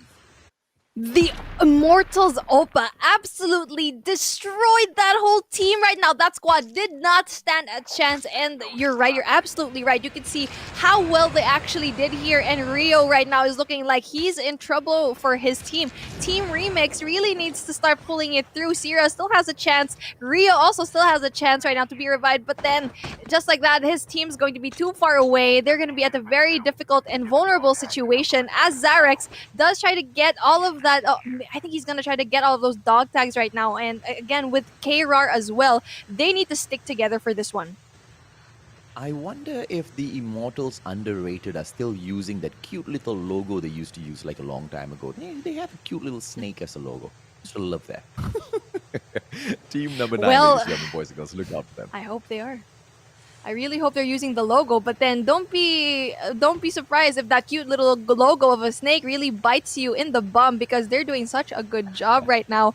And you know, TRX, they're just sliding around, trying to see if you can actually get anyone here. And right now, if you were actually Team Remix, what would you do, especially with a team right behind you? Well, there's nothing much that you can do, right? Because the team that's behind them is literally the Immortals Opa. They are called the Opa for a reason. They are... they literally, you know, everybody wants a piece of them, right? But not many people can get close to them. It's going to be a rookie in here for BB, ladies and gentlemen, boys and girls, Big Brothers. And the Big Brothers have, you know, been a brand that has been quite big in the scene for a while now. But they have had quite a number of roster changes. Off screen, we have 2 players from AV getting shot down, but I don't think that's going to be much of an issue for them. They can get picked up real quick, but we will take a peek and see exactly what happens. Budat Dagil has gotten back in here, and look at this beef. All of the players has been brought back in by Budat Dagil. That patience gameplay. Exactly, and it's really paying off for them. All of those guys that were down a while ago, they're back. They've been resurrected, and it's gonna be a show match here, I think, and standoff as we see here. Team number 9 is going around the corner yet again. The Immortals Unrated is slowly trickling down, but there's going to be 2 teams that's going to be grading them here, which is AXJ Secret and also for the Big Brothers. And you've said a while ago, Big Brothers have been a force to be reckoned with, even with that shuffle that they had from before. And whoever wins here is going to be able to actually show everyone how good they are. Yeah, I can predict what's going to happen if Big Brothers take on AXJ. Big Brothers are probably going to be walking out of here alive. Foxy Sakura, as well as who's this? It's not Matruz. I believe it's a rookie right up here together with Sakura, right? The reason why they will get this win over AXJ is because of their positioning. Even if AXJ manages to go in there and catch a couple of players from Big Brothers, the backup will come. Oh, my apologies. It's a Reaper together with Sakura here with the prime position. They're just waiting for AXJ to come in there for that fight so they can drop in for the backup. Dinesh has been brought back into the game as GMY will still, be in this side, ladies, German boys and girls. Hafiz hasn't been scanned into the game just yet. Not so sure what's going on there. 40 seconds more. They should be able to get this done.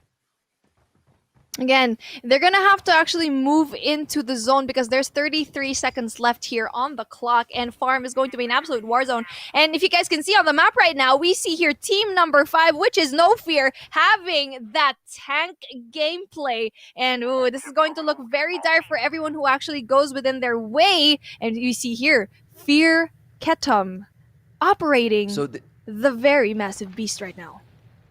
Yeah, so this is what we were talking about even before coming into this game, right? It's going to be a tactical one. They're going to be trying to stay away from each other as long as possible. That's how tactical Group B is going to be taking. There's 60 players still alive at the 15 minutes mark, ladies, German boys and girls. And that is quite impressive for the SGMY part, because usually it's the Philippines that actually plays this sort of a gameplay. And SGMY has been able to step up their, style in these past months. We have not had a clash between the PH as well as SGMY side for the Plunge just yet. Hopefully, that's exactly what Garena has in store for us, because I truly want to see which nation will be at the very top within our server.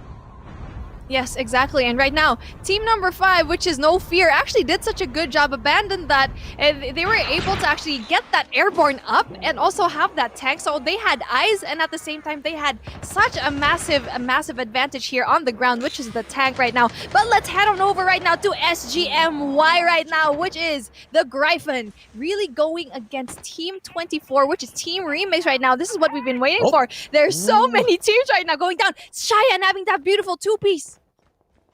Oh, Dinesh, now he needs to top his health back up, but all he can depend on are these hemostatics. So how is Dinesh going to be surviving in here? But he does have the GKS on him, which is perfect. TRX right in front. I don't know if this is going to be a good idea. Dinesh gets taken down, Macha. He went in there, didn't anticipate that. So many footsteps in the house. There's no way he didn't see that. Rod gets taken out as well. SGMY, I don't know what's breaking down, but this doesn't look good. Hafiz D needs to survive for the time being, but just with the MW11 as well as the hemostatic in hand, he just came back in on that revive flight, and all of his friends are dead. Can you imagine his emotions right now? That was a very bad judge in the situation right now. Walawe! That was really bad. You probably should have seen all of those footsteps. Hey, I really learned that for this competition. I really tried to do that for all of you Malaysians and Singaporeans right now.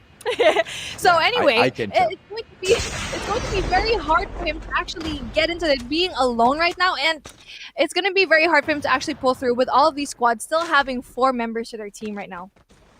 Yeah, and if anybody is curious and wondering, why was the Mustachio talking about the Immortals underrated logo earlier? Go on to Garena Call of Duty Mobile's page right now. Okay, go to the chat. You will see that I've placed a link for the ESL play. Okay, that's the link directly to the underrated squad. Go check out their logo. Trust me, you will not regret it. Now, I'm very curious as to what the logo looks like now, but I'll check it over after we all do this one. But let's go. Head over to No Fear right now. Izoro with the sniper gameplay, trying to see if he can actually get the pick over here. But there's 2 squads right below him. He does try to get that pick over Squad June and Family Queen, but they are safe inside all of these houses right now. And a very smart positioning here by No Fear, but they're going to have to go push towards a little bit further for them to actually be inside the zone. Smart uses from No Fear when it comes to all of these airbornes.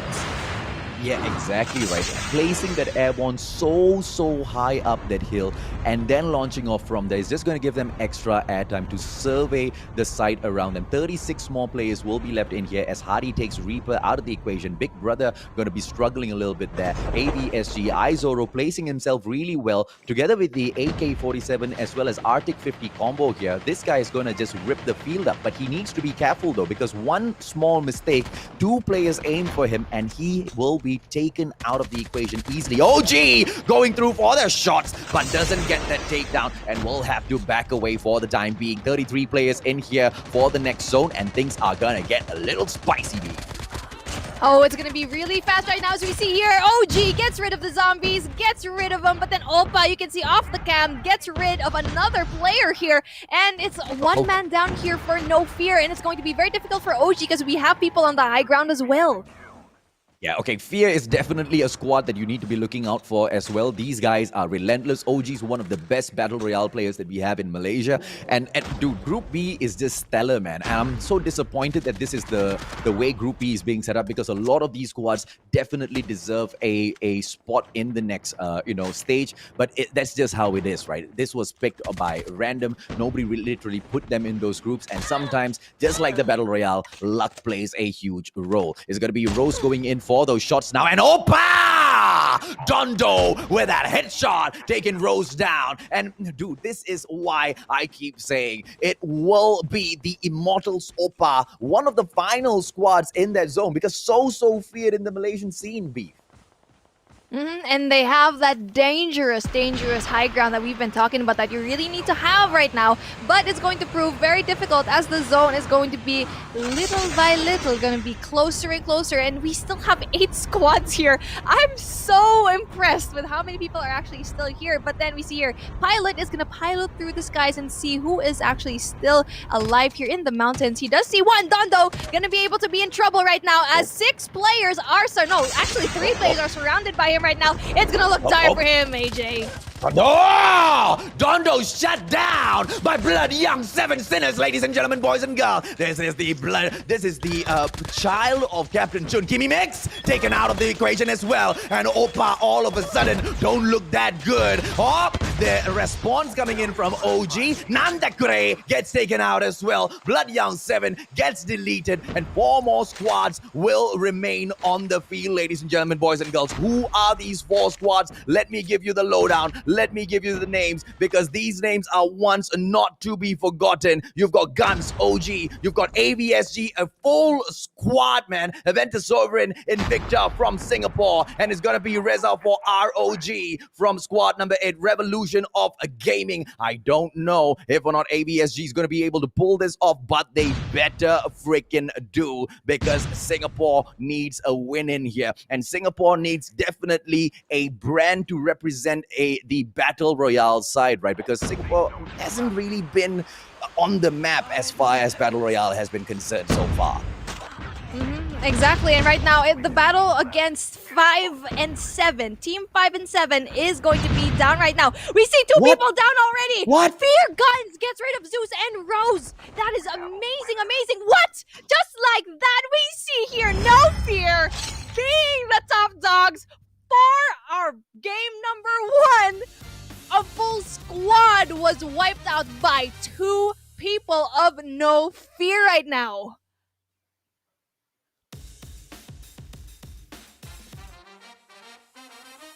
Bam. I didn't know the safe zone was playing the game as well. La, the safe zone is probably the MVP of the game. As per usual when it comes to Battle Royale, it's like you're so into the heat of the game that you forget that the circle is actually closing in. And it was very unfortunate to see a full squad being wiped out just like that. Yeah, and the squad that gets that win at the end of the day, ladies and gentlemen, boys and girls, Fear, together with this lineup of Guns, OG, Izoro, as well as Ketum. They ain't high, but they plan to fly high. Let's take a quick look at the match stats in here and see exactly who stands at the top, at least close to them. Look at this, man. AVSC getting really close. I mean, with that survival gameplay, but dude, this is Battle Royale. It's not just about that survival. Those skills gets those points as well. They just take 1 point. So close to Fear, but they truly did fear the squad itself, they didn't want to go in there for the engagement, and that zone would go to take them out of the equation in itself. 8 in here, 12, 16 kills in total coming in from Fear. In the third spot, picked up by squad number 8, ladies, German boys and girls. A revolution of gaming, a total of 2 kills as well there. Quite disappointing in terms of that performance, but in terms of placement, well played. And it's going to be team number 24, team remixing themselves all the way up onto the 4th spot with a total of a very, very impressive 11 kills for themselves. And of course, team number 6, Blood Young 7 Sinners, the ones that actually took down the favorites that I had to win this match, the Immortals Opa. They take away a total of 9 kills for themselves, Beef. Now we see here for Group B a more even playing field, and this is what we are wanting to see, and this is what we expected to see. Again, with no fear, having that top 1 spot and also having the most kills out of everyone. Now that is very impressive, but I think that's not going to be the case for the next few games. I think it's going to keep shuffling, especially what you've said. There are so many talented teams here so far, and I think this is going to be a closer matchup than what we've expected from our last group a while ago.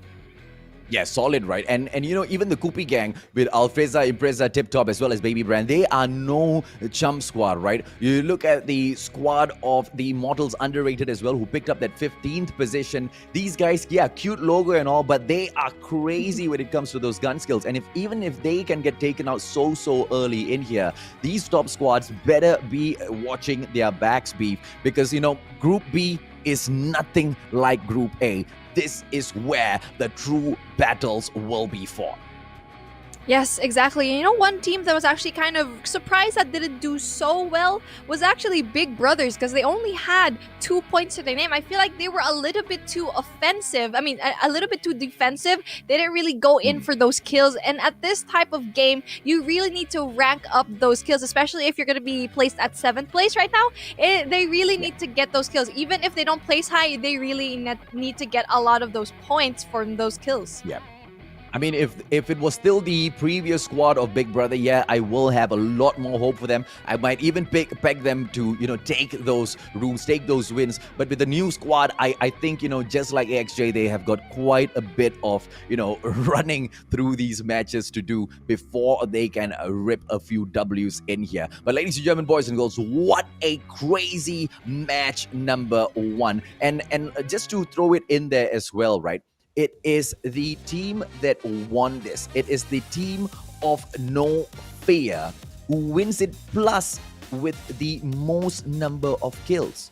Okay, so nobody's going to be able to catch up with them. And if No Fear can actually get this done one more time, it might not be enough to, you know, be at that very top, but being able to qualify should be guaranteed for them.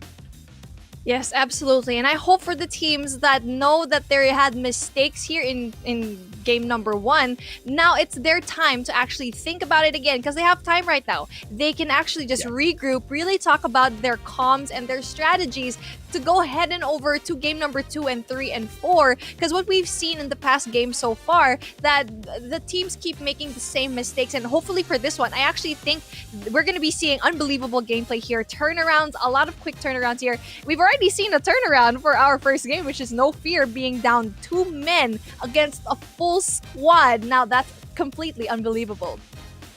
Yeah. Okay. Now, before we go on to a break, I want to address what's going on in the comment section first. A lot of people are like, oh, a lot of people in Group B are camping. Dude, that's how battles are won.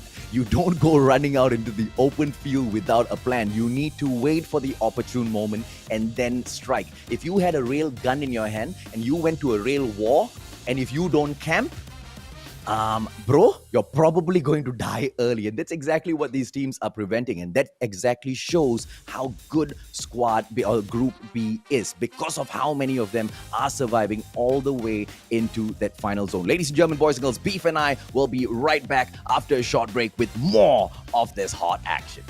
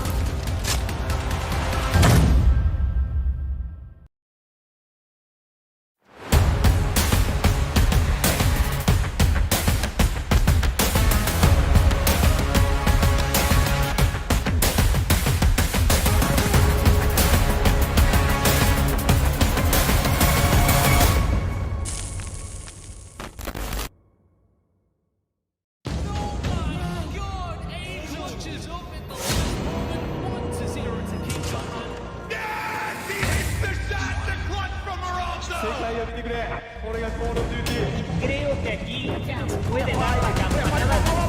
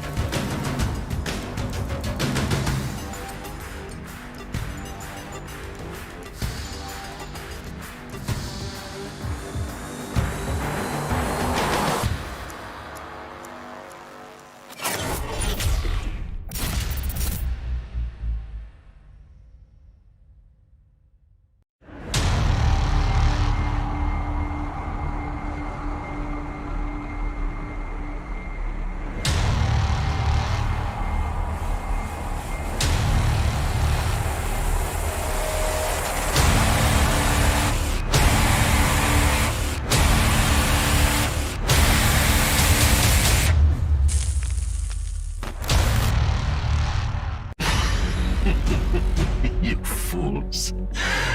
Just look around you. They are everywhere. They operate from the shadows, right under your noses. You have absolutely no idea what you're up against.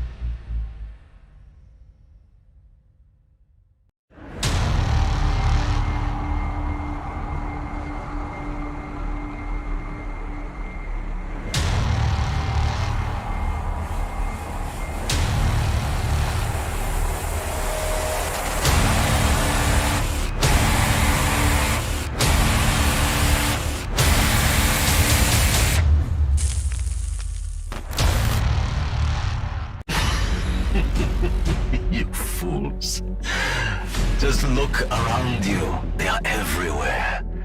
They operate from the shadows, right under your noses. You have absolutely no idea what you're up against.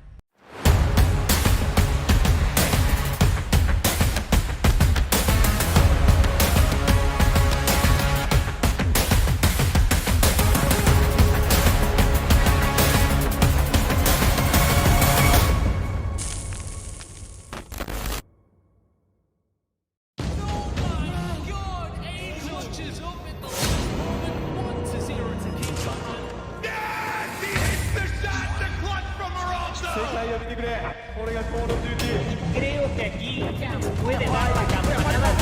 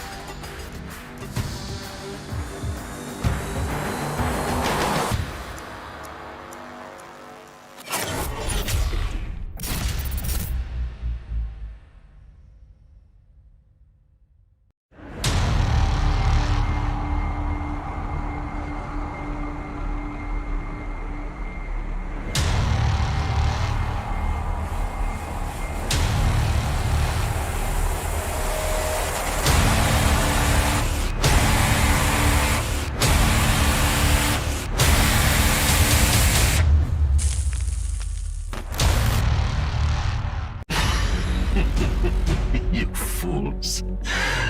Just look around you. They are everywhere. They operate from the shadows, right under your noses. You have absolutely no idea what you're up against.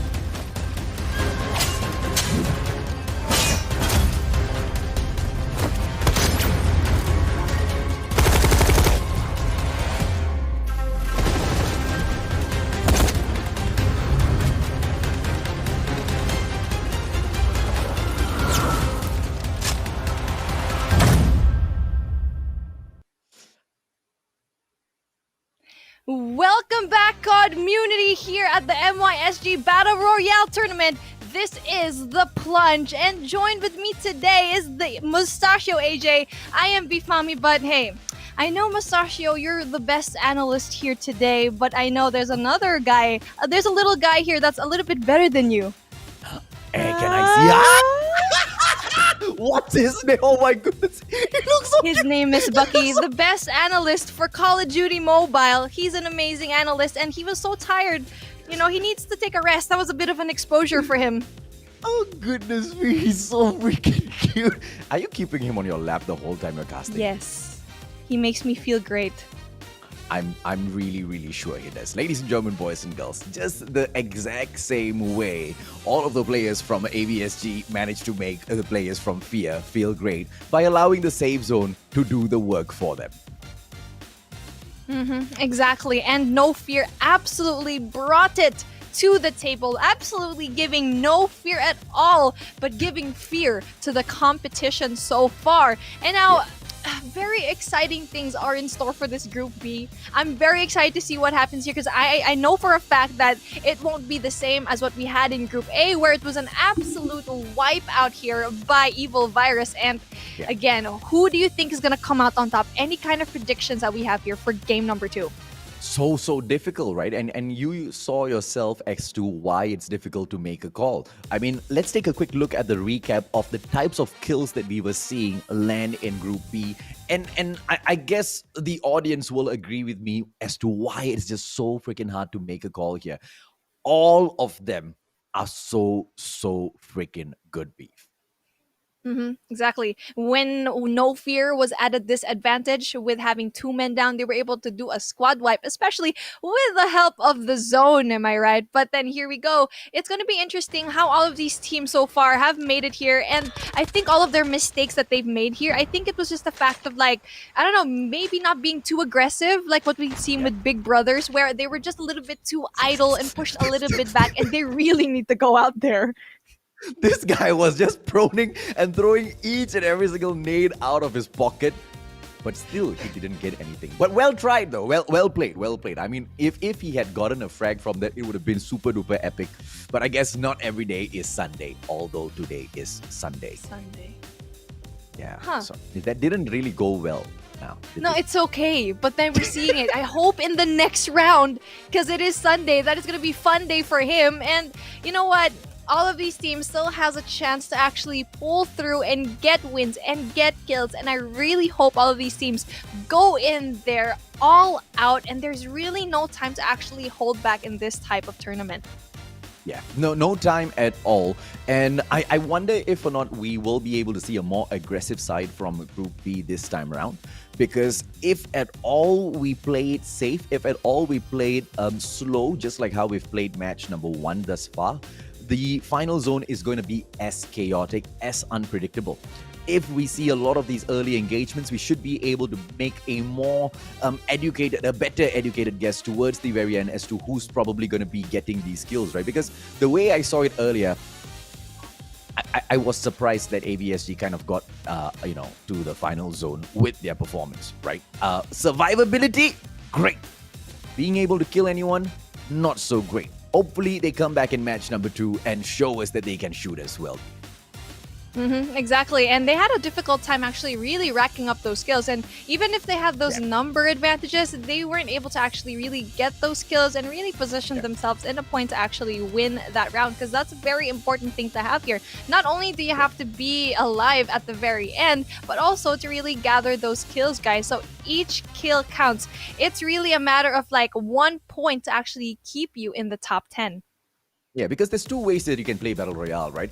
You could, be like Evil Virus and just go in and slay and just trample all of the other players. You could be like No Fear, without any fear, go in there for those engagements and just take them out. You saw OG, he picked a spot, and the spot that he picked was on top of a roof. That's one of the most exposed parts on that map, and we saw it when Oppa was right there above him. They had the vantage point, but how did he play? How did he slip and slide on the roof itself to make sure that he managed to place that pressure on all of the other players before getting sliced down at the very end, right? That's the kind of, brilliance, that's the kind of aggression that we are expecting out of match number 2, and hopefully we get exactly that. Are we going to be able to, see a different squad pick it up? Or will No Fear be able to show us that even though the odds are stacked up against them, they will still be able to pull a consistent W back-to-back? Yes, sir, exactly. Now, No Fear really showing everyone what they're made of, but then the competition is absolutely no joke right now, and we're heading straight into the battlefield, starting from Pierre all the way to Killhouse. Now, this is a very interesting start of the matchup so far, and it's going to be, the range is going to be, practice range is going to be, I think, one of the most populated areas, because we see the platform is going to be right there. Who is going to be man enough, who is going to be brave to be actually getting into that platform? Exactly right, because if you go and get that platform, you're probably going to win this game, and I'll tell you why. Right after you go in for the high tier loot zone on the platform, you drop into practice range, and then you will be able to upgrade your chip terminal as well. And what else do you need? In practice range, you will also have the chopper. You will have everything that you need to set you up for the W early on in the game. But this is the problem with all of these squads. None of them want to take that risk. None of them want to go in there for that opportunity. If even one of them had been brave enough, that would have set them up for glory so early in the game here, Beef.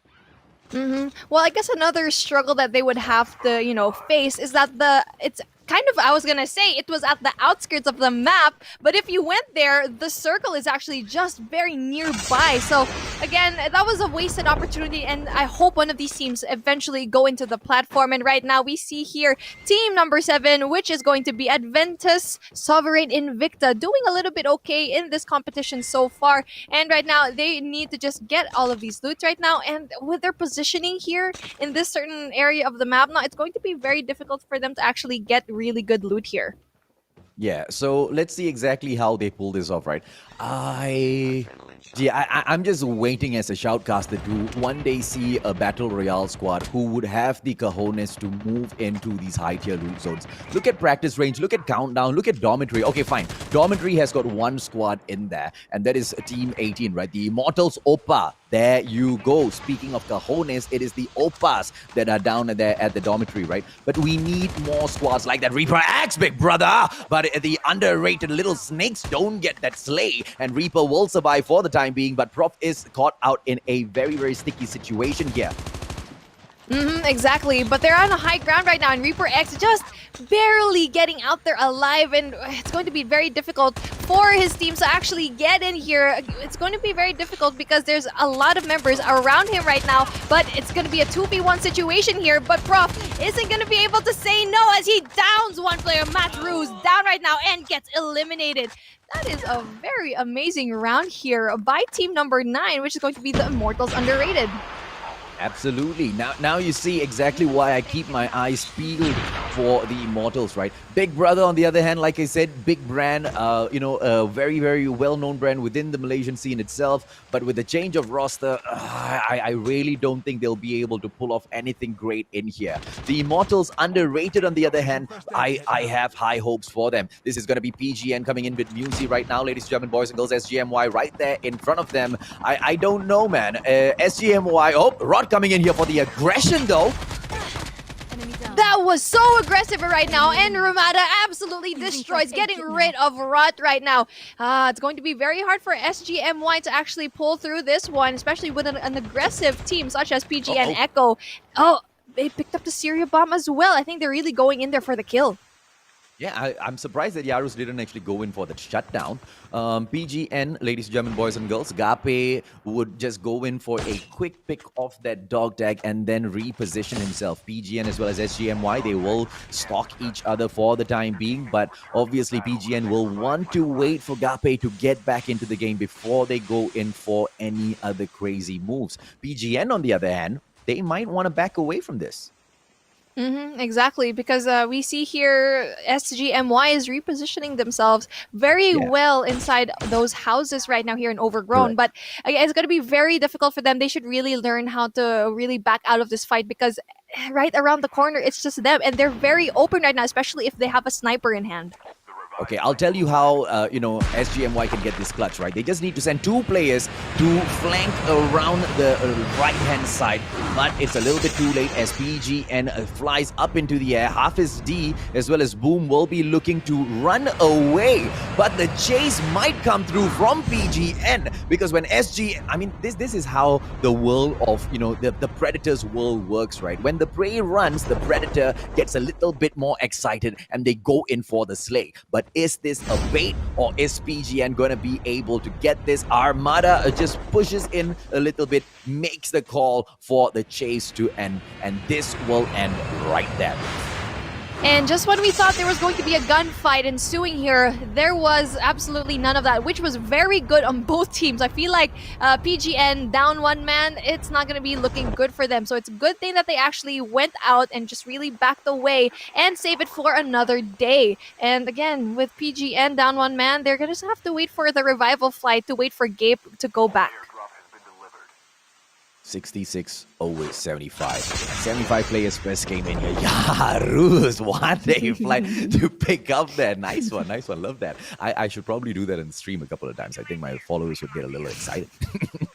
I know. For a second there, I thought we were watching the X Games over here for snowboarding, but here we go. It's actually Battle Royale for Call of Duty Mobile, and PGN is really having a good time right now trying to survey the area, but just above them is going to be Squad 18, which is the Immortals Oppa. The Oppas are here to slay. Ay, ay, ay.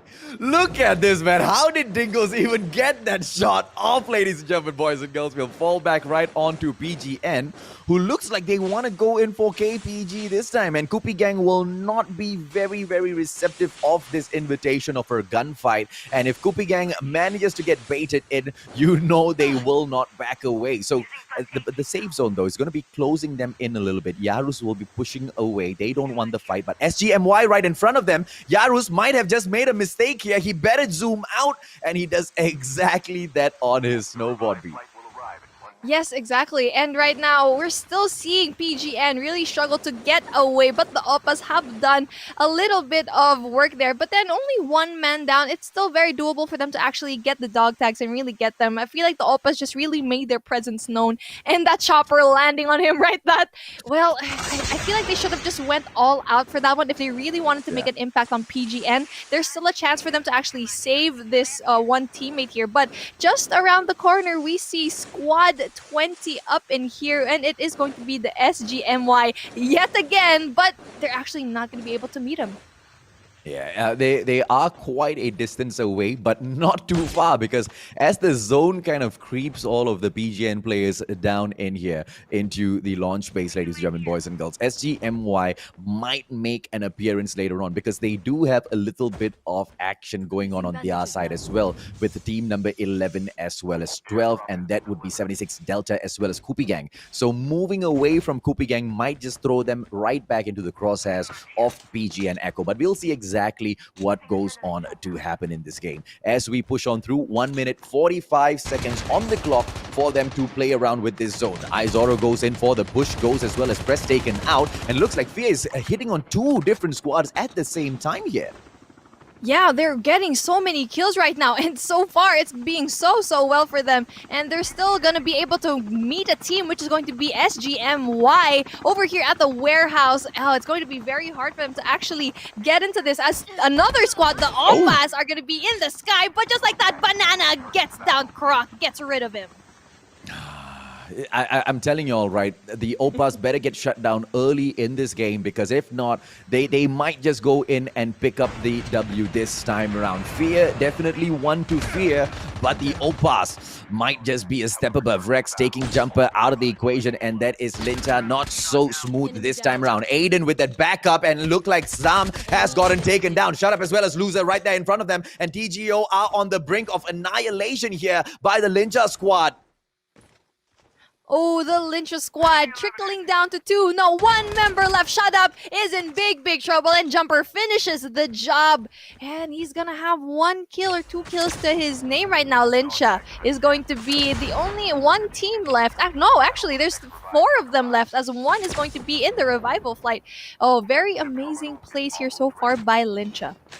Oh, absolutely. I mean, and that is a crazy revival gameplay coming through. And Lyncha will stand strong, but for the time being, because the shots are coming through, and it's going to be no fear as they step in. Guns as well as Zoro. They will take down Rose as well as Obsidian, and AVSG will meet what they fear so early in the game. This time, the blue zone is not going to help them end things fast.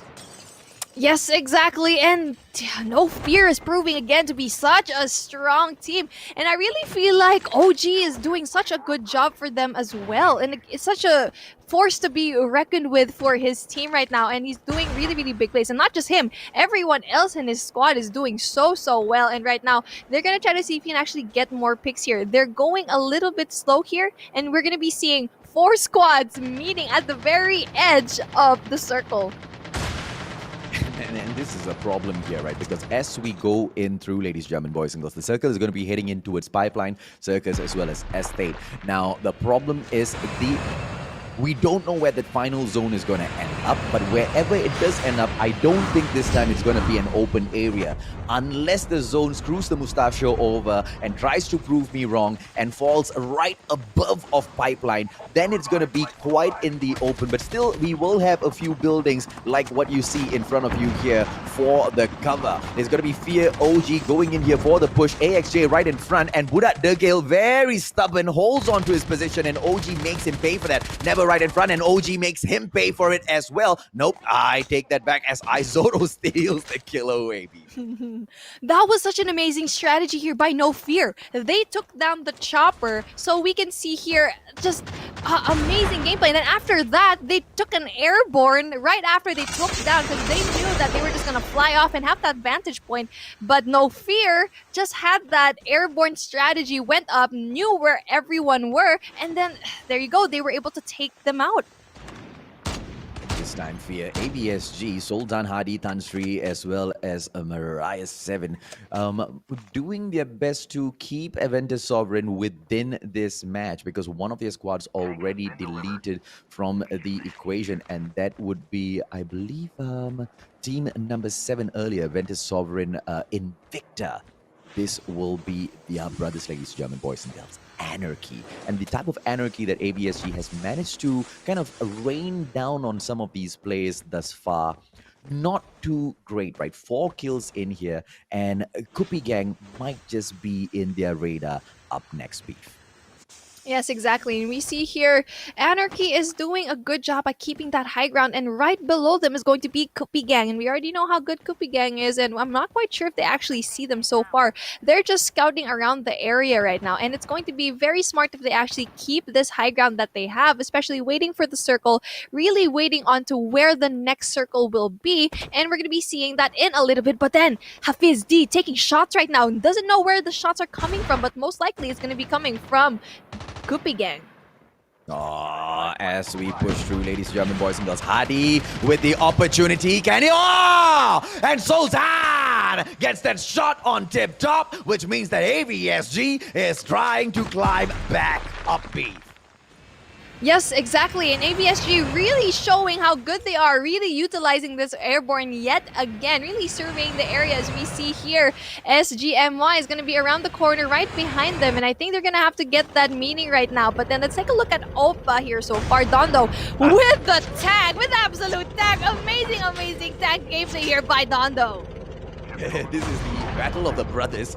Two squads from the Immortals, underrated as well as Opa, going up against each other. But Dondo is a little too slow with the tank. It's not his fault. The tank is clunky. But the FHJ shots will come back through in here. And the second shot will light it up on fire. Dondo needs to abandon the tank, and he will move away. And for the time being, it's all good. Sultan, on the other hand, for AVSG, trying to rake those kills up. So it looks like AVSG has opened their ears up wide, and they are taking in all that we are saying. They want to perform, and they want to put Singapore on that map very clearly here, Beef. Yes, exactly. And it's very clear that they actually really want this. But I have a question for you. What should Don though do, especially with having the advantage of being in an open area like this and having that tank? Was it a great idea for him to just stay on the side of the hill like that and be exposed and eventually leave it? I quite honestly think he was trolling. That's and when teams like Evil Virus as well as the Immortals pick up the tank, I always think they are trolling because the tank is really not a great vehicle to go in for if you are playing serious because it's so easy to take your opponents down when they are in the tank. Banana takes Rakus out of the equation with a headshot, and it looks like Lukman will be trying to go in for SGMY as well. And if they do, it looks like two of the Immortal squad will be slaying at the very same time. But as I say that, Elifang as well as Rakus are down on the ground. Croc 7 takes Sultan out of the equation, which means AVSG will be a little bit, hurt from that equation. Why? Because Sultan has been so crazy thus far in this match, Beef. Exactly. They're doing such a really good job with this one, and Anarchy is proving to be a really amazing group for this stage as well. But Prof and Lukman really needs to see if he can actually get those dog tags, which is very heavily populated by other teams here as well. But with those ski boards, all those snowboards, it's going to be. Hopefully they might get it, but they're far away from each other right now. I don't know what they're doing. They're too far away from each other, and that's gonna be very dire if one of gets really picked off. Yeah, I'm not liking this final zone at all. By the looks of it, it's going to be quite in the open, but there will be two buildings in the vicinity that can be used. The closest one to this building now are the Kingsmen, together with one player from Aventus Sovereign Invicta. The players from Squad 14, the Immortals Rampage Alpha, who have not been quite impressive so far, will hold on to the tank onto the bridge, which means as the zone forces all of those players in, they can go in for those shots from the tank, but they're also exposed. So, I don't know, right? The best spot to take right now would be the highest ground possible, because if you don't, then ready to get slain. Exactly. And I think one of the highest grounds that you can get here is above the bridge, actually. If you really have that ninja, you're going to be a very amazing vantage point that you have here. But then Lukman still getting kills, even though he's the only one left in his team. And that's what we were talking about a while ago, right? They separated, which was a very questionable act because you can see here, there's so many squads that still have a lot of men left in their team. And for them to separate, you see here, he's the only guy left. That should not have happened, AJ.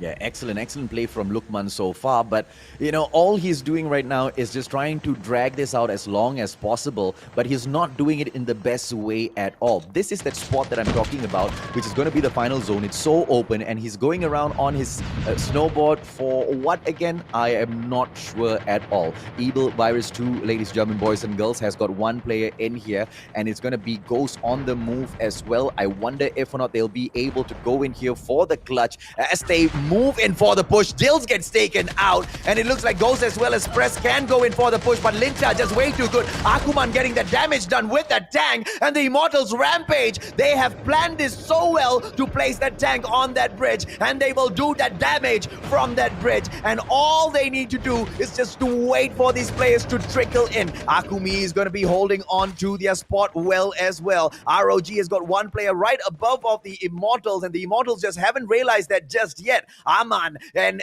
if they manage to get this win, it'll be all because they took that tank to the bridge. Yep, exactly. But then you really need to get that vantage point from above the bridge and actually get a really nice pick from above there to below. And then we see here, team number 14, Immortals Rampage Alpha, being here at the underside of the bridge, trying to see if they can actually get a pick again. This is actually a pretty good spot as well, as you can see here, because everyone's going to want to fight on top here. And they're going to be going up using an airborne, a very smart move here by none other than Rampage Alpha. And everyone's going to be flying up in the sky right now. Yeah, there's 10 more squads, more than half of the teams that joined into this match. Akuman takes Iqbal out of the equation, which means Lincha is gonna be even more hurt at this particular position, ladies and gentlemen, boys and girls. A total of 16 more players will run around as Akufi goes in for those shots, and Hayes is not gonna get taken down. Oh, Akumi just wipes him out, and looks like ROG might just be out of the equation. Dinesh gets taken down as well, which means SGMY just all the more weaker right now. My apologies, Lincha have not been eliminated just yet. As Alex drops down, Lincha will have one more player in there, and that will be Jumper as well as Aiden. That's true, AJ. Learn to count. Dondo getting taken down, which means that the Opas will be a little bit more nervous to go in here for the press. Are we going to be able to see Akuman take them out? The Immortals Rampage will be holding the edge of the bridge, and this is quite a good position, Beef. Yes, exactly. Lincha is going to have a hard time as Aiden doesn't quite see that there's someone over there. He does take shots, but who's going to be able to actually get it? Aiden gets the bad end of the bat. He does get taken out, but then just like that, Akuman, again, with that kill, with a double kill, gets rid of Jumper, and also Aiden right now. Oh, it's going to look like it's the Immortals Rampage Alpha that's going to be getting the very interesting win here, as we see here. There's still 4 left in their team right now, AJ. Yeah, Sasuke is going to get wiped out right now unless he wants to lose his life to the safe zone. He needs to make a move. But I do believe he will prefer to get taken down by the safe zone rather than the other players, because that's just going to give them extra points. Sasuke, 67 HP, 1 mistake, and bye-bye, Sasuke. Take care. And 5 more players will be left, ladies and gentlemen, boys and girls. Make that just 1 player on the opposing team as the Immortals Rampage Alpha. The save zone is the MVP for me, all right? The save zone is the freaking MVP in all of the games towards the very end. Yes, exactly. We saw there the Immortals Rampage Alpha did such a great job when it comes to really dominating that final circle, and no one even stood a chance. They had 4 squad members left there. There was absolutely no way anyone could take them out. And the way you see these fights being carried out, right, Beef? That's why it's so difficult to make a call as to who is going to be able to get the W at the end of the day, because they are so good at staying away from each other.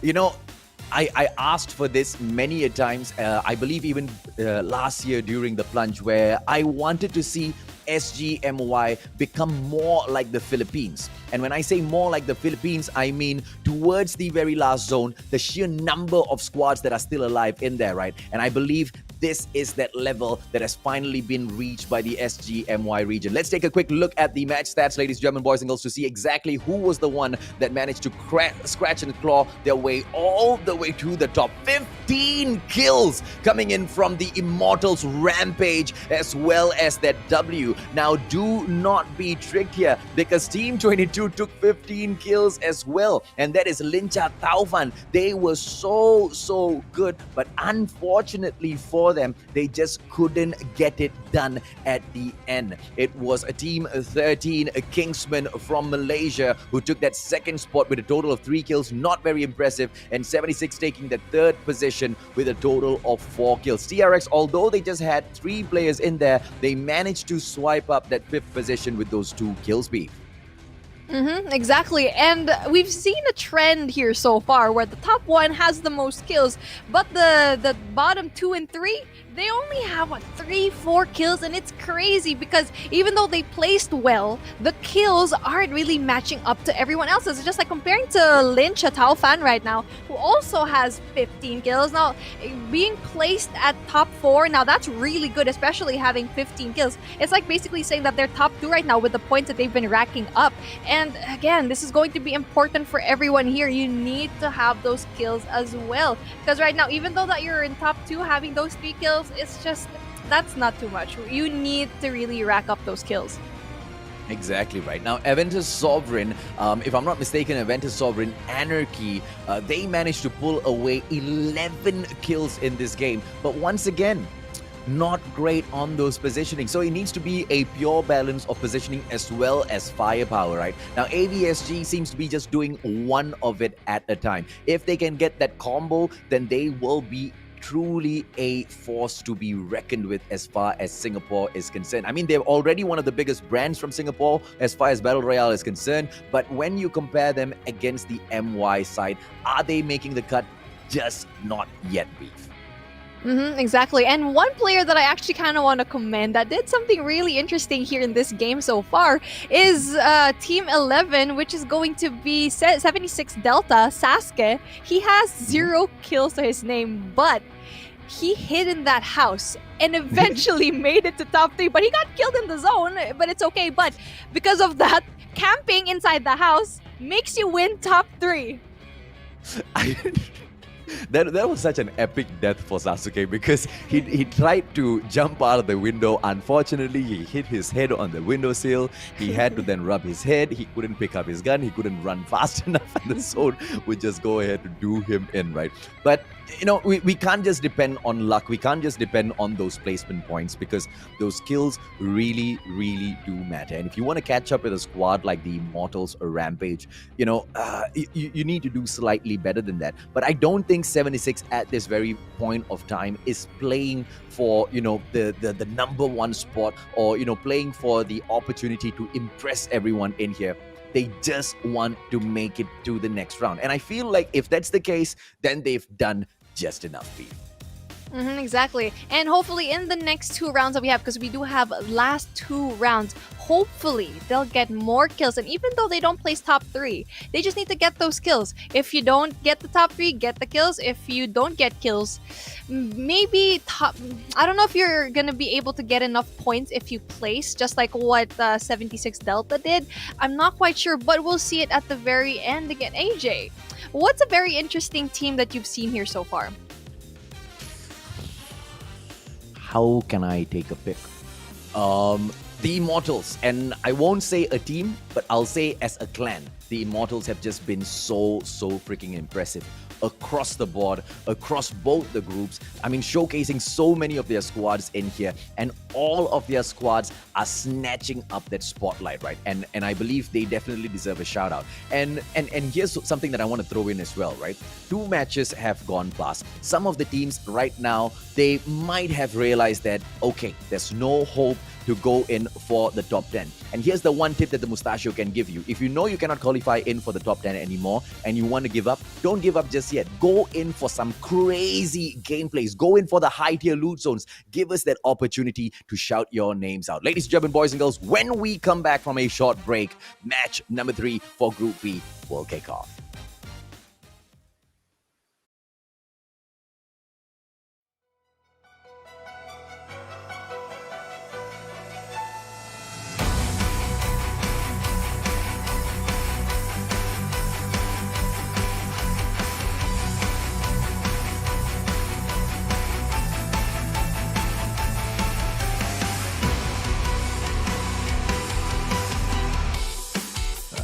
Face without a name, a hero wrapped in shame, a soul that is rejected by a world of judgment.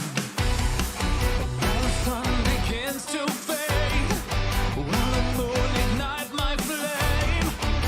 A symphony of everything I wish could change. So I'm making a final win.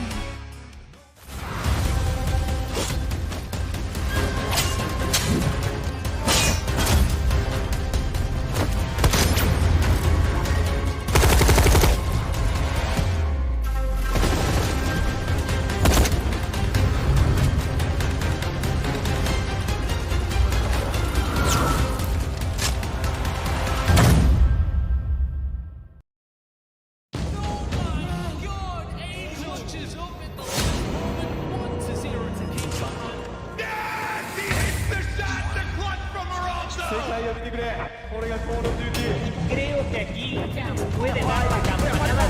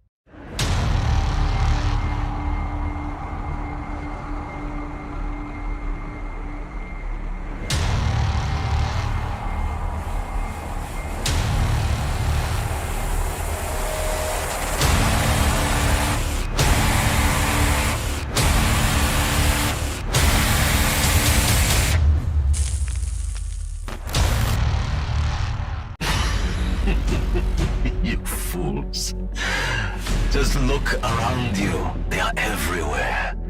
They operate from the shadows, right under your noses. You have absolutely no idea what you're up against.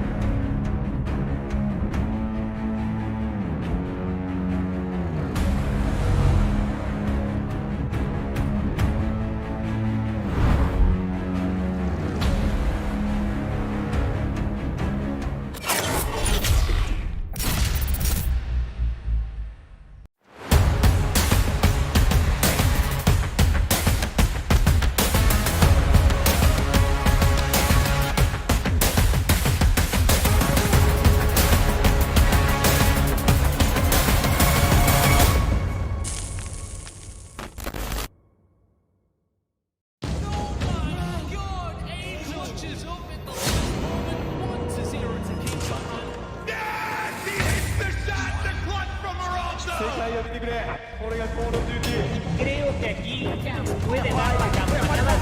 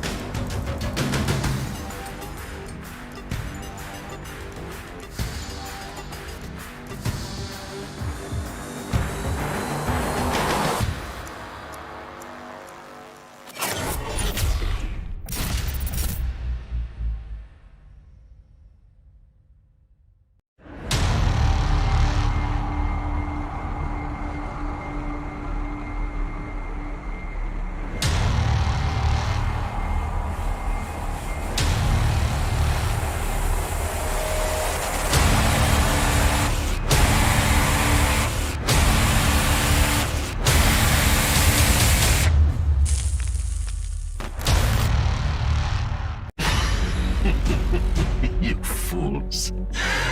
Just look around you. They are everywhere. They operate from the shadows, right under your noses. You have absolutely no idea what you're up against.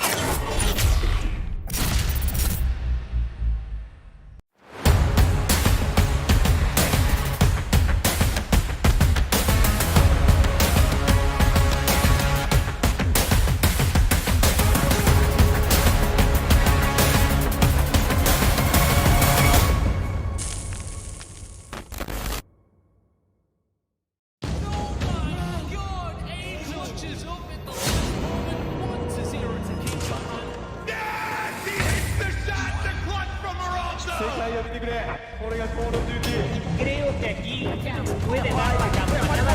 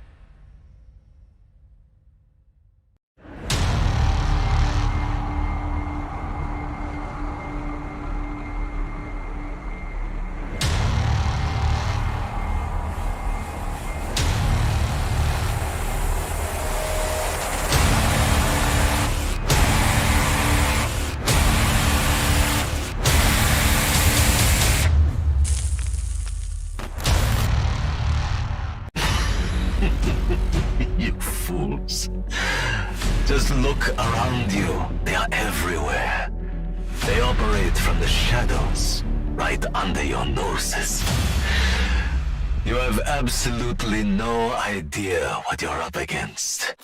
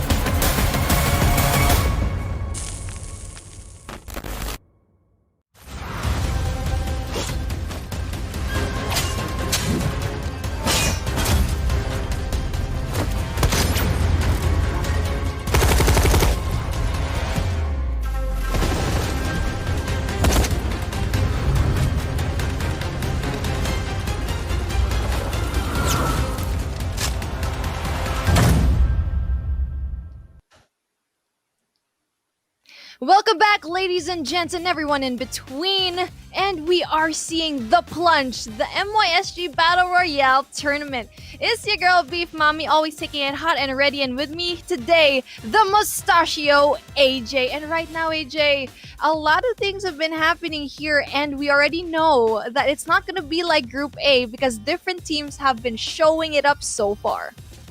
Yeah, exactly right. And what I'm more interested to find out now is whether or not Evil Virus can go into the grand finals and pull off the exact same thing against the teams that, qualify from Group B. Let's take a quick look at the highlights from that match, Beef, and just see how these guys went in popping off.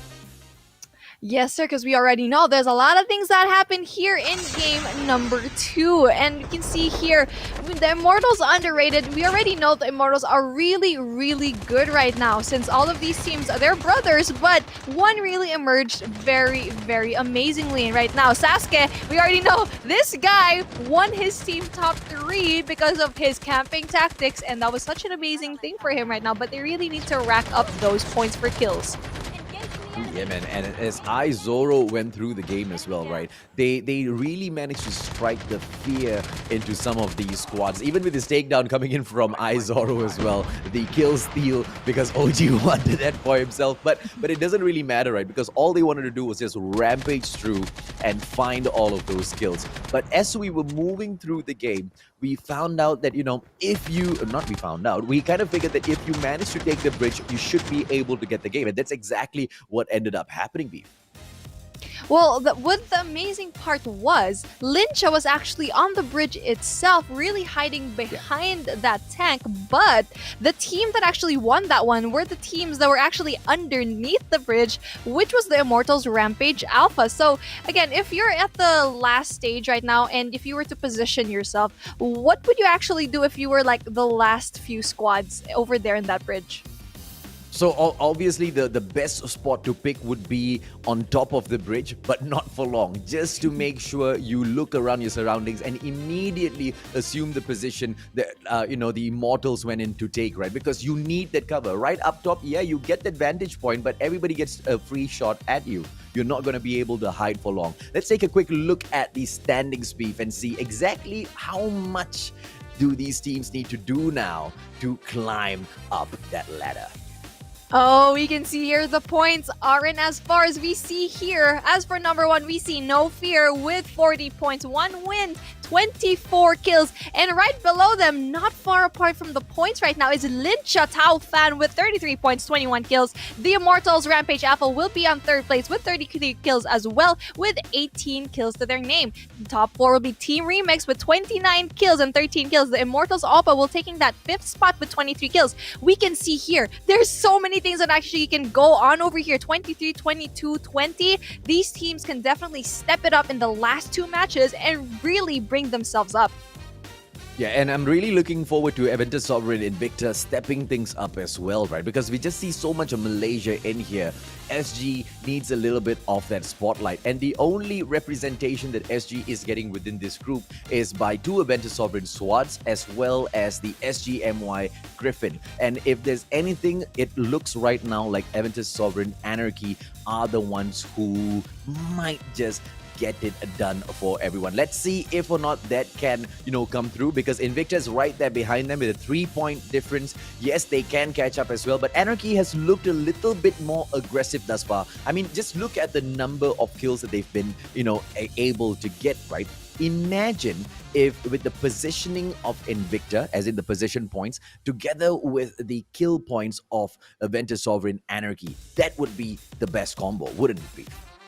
Yes, exactly. Really having that top place in a matchup and also getting a lot of kills. Now, that is going to be definite top 10 material right now. But then SGMY Griffin really trying to see if they can actually squeeze into that top 10 spot. 76 Delta is right around the corner. They are just 1 spot away from that top 10. And again, there's still so many things that can happen here. We're only at game number 3. There is 1 more after this one. So there's definitely going to be a shuffle of who's going to be on top, who's going to be number 10, and it's all going to be going down to those gunfights. And I know, especially for 76 Delta, at least 1 more.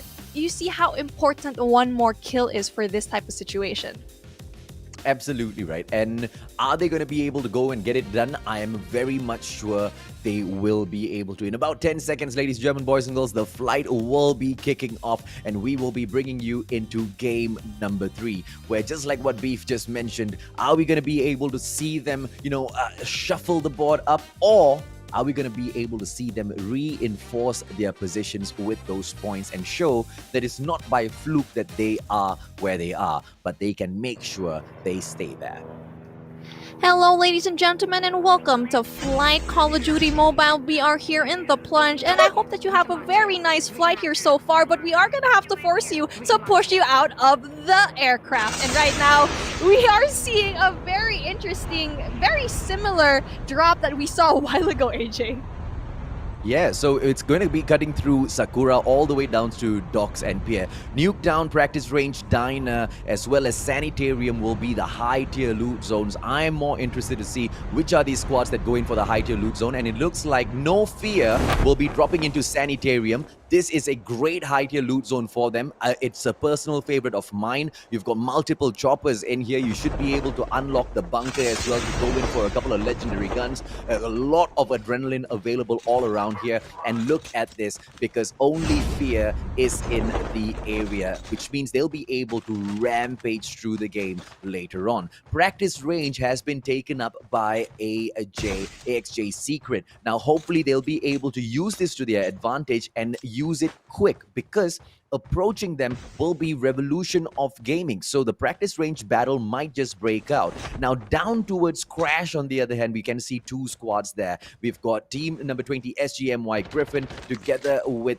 Blood Young 7 Sinners. So do expect that battle, and a conglomeration of three squads, which is the Immortals Underrated, and you've got the Kupi Gang all together with, I believe, a team Game Over Bravo. We need to go in and take a quick peek at them later on, because those three squads might just kick some crap off in a pit, Beef. Oh, Immortals Underrated are being picked off one by one. You can see there, but No Fear, again, being the only one here in this area in Sanitarium is so important for them. I'm surprised that not a lot of these teams actually dropped here. And again, it's really those teams that really try to really get those kills right now. But let's head on over here to Team 16, Team Game Over Bravo, really taking over. But they're going to be in trouble as two guys are still dead for their team. They really need to get the... Oh no, there's actually just one of them just left here. Up. Oh, Rex, beautiful takedown on Baby Brand. Kupi Gang seems to be out of it. Impreza has got a good location now, but the shot's coming through, and Rex just spots Impreza out from so far. Very, very impressive gameplay. Not by Impreza, but by Rex. Now, Alfeza's right there in front of him, and Kupi Gang might just get shut down early on in this game. But although I'm saying that, Team Game Over Bravo needs to be really, really careful. Why? Because not only is Kupi Gang there, but the Immortals Underrated is in the area as well. As Rex takes Alfreza out of the equation, Zam will come in here for the backup, but he gets shot 35 HP, and he should be able to use that medkit. 100 HP back up. Are they going to be able to hold on here, Beef? Well, it's going to be difficult because there's only two men in their team right now, and they are surrounded by multiple teams. They are surrounded by Team 12, Kupi Gang, and also for Team 9, which is the Immortals Underrated. But it's going to be difficult for them because there's only two members from each team right now, so it's really anyone's ball game. And especially with an aggressive team such as the Immortals, it's going to be very hard for them to be actually getting those kills. But a very amazing go away here by Rex. He actually goes away from that gunfight. Really smart for him. Yeah, so he manages to hack 4 players in here, which is great. It's going to allow them the room to run away. They've also brought Loser as well as Shut Up back into the game. Rex is going to just, no, not even jump into the vehicle, but he is going to be snowboarding out of here. Not much snow on the ground, so Aya is going to be moving a little bit slowly and then running back on his foot as well. Squad 12, Kupi Gang has done just enough, but only Tip Top will be left in here. And the clutch from Rex or Rakus might just come through in a little bit, as the Immortals Underrated Rakus will be aiming to take Tip Top out. But then the airborne gets brought in by Tip Top, and he might just be flying out of here, Beef.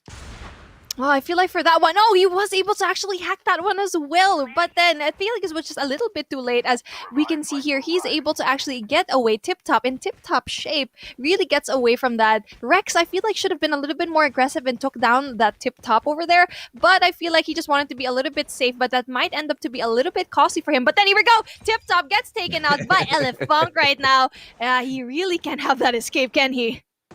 Yeah, man, Underrated. Just go in there for that shutdown. And I guess that's about it, ladies, gentlemen, boys and girls. We have got 19 more squads left in here. Let's see exactly who makes it up to the top. Now, if you're wondering, has Kupi Gang been eliminated just yet? Not yet. I believe they have one more player in here. Let me just double check that stat. Yeah, because they might have another. No. Impreza is the only player left for Squad 12, and Impreza needs to play the camping game. And if he makes one wrong move whilst trying to move in towards the safe zone, it will be a game over for the Kupis. The Koopies are going to be having a hard time as the circle is trickling lower and lower. And right now, he actually has another obstacle here, which is underrated right on his tail. I think he's going to want to get those dog tags, but I don't think he was able to actually get them. But then here we go. We see here squad number 5, which is none other than No Fear. But then again, here, Big Brother's getting that kill. Foxy Sakura getting those kills up to 90 HP left. It's going to be an absolute Reaper. bloodbath here. Yeah, okay, Reaper just made like the worst mistake in the world. Rookie as well, but Shoyo, oh beautiful, as Sakura helps Shoyo. Miracle taken out as well. The Big Brother really need to give Foxy Sakura a race here, because without Sakura, I don't think that would have been possible. That double takedown there made the biggest of difference. Reaper doing it really bad, but I guess he was that bait that allowed them to go in full on for that takedown. And so far, Big Brothers will stand tall. 18 more squads left in here, Beef.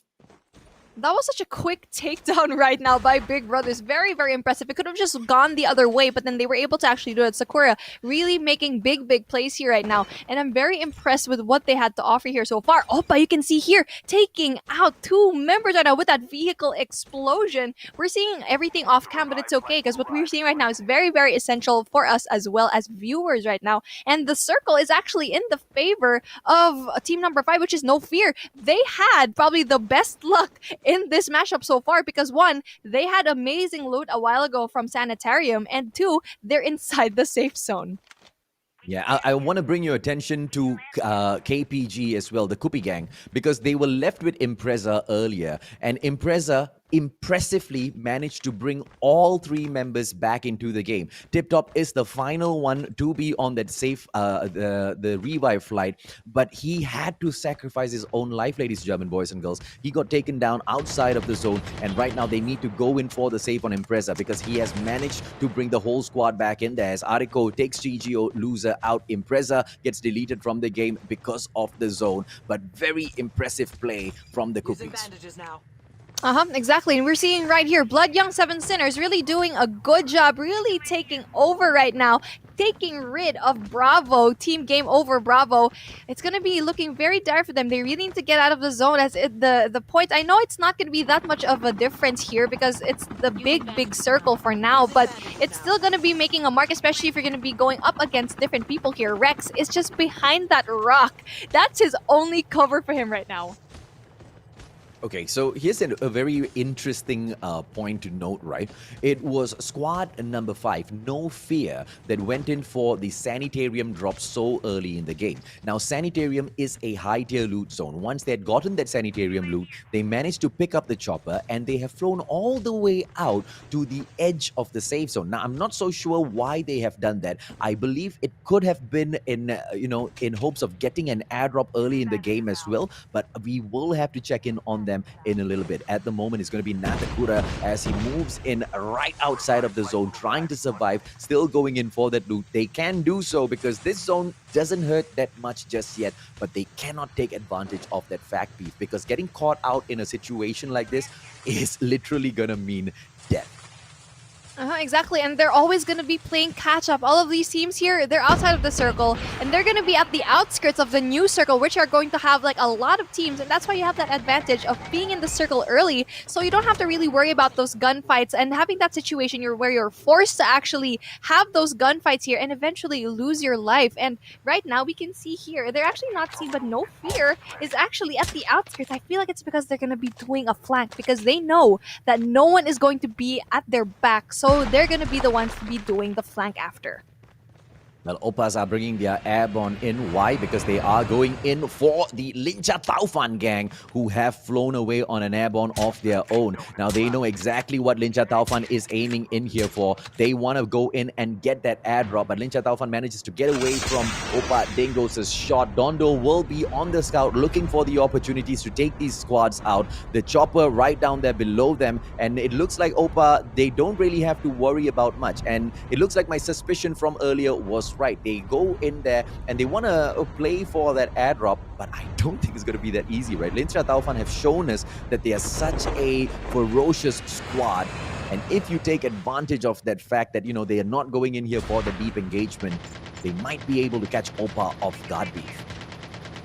Exactly. But then just like that, we see here another squad just going to be able to get that helicopter right now as Opa gets rid of that bad boy with that really amazing snipe off of Contrum. Well, are we going to be able to see a Squad 23 get taken out as well? Because right in front of the Opas now, it's going to be AXJ Secret. So if they go in here for the move, there you go. Up! They managed to get away for a little bit, but the chopper's going to get blown up! And bye-bye, my friends. No more running away. The Opas can go in for the full-on attack. I wonder if their airborne has been refilled just yet. They have managed to get the chip terminal upgrade. They should be able to fly out in a bit. Dondo, on the other hand, tries to eliminate the airborne of AXJ Secret. Doesn't get that shot, though. Exactly, and AXJ was able to actually get just a little bit away from them because they were a little bit far for all those sniper shots for Dondo to actually hit them, and it's very smart for them to actually just not engage anymore. But let's see over here, we got TGO Bravo here, shut up, trying to see if he can actually get someone off. He sees one, gets Rod, will he be able to get it? But then no, there's two men over here, but then the circle is trickling in slowly. Oh, beautiful positioning by Shut Up, but he manages to lose that opportunity, and he will have to depend on his friend. Loser goes in here for the push. Is it gonna be enough, ladies and gentlemen, boys and girls? As TGO go in for that shutdown gameplay, they might be met with a different squad as Blood Young 7 Sinners make that approach in here towards them. It's gonna be Nandakura on the approach. Shut Up going in for those snipes, but it's just annihilation right in front of them as AVSG is in here as well, trying to take out the Immortals. Underrated, Beef.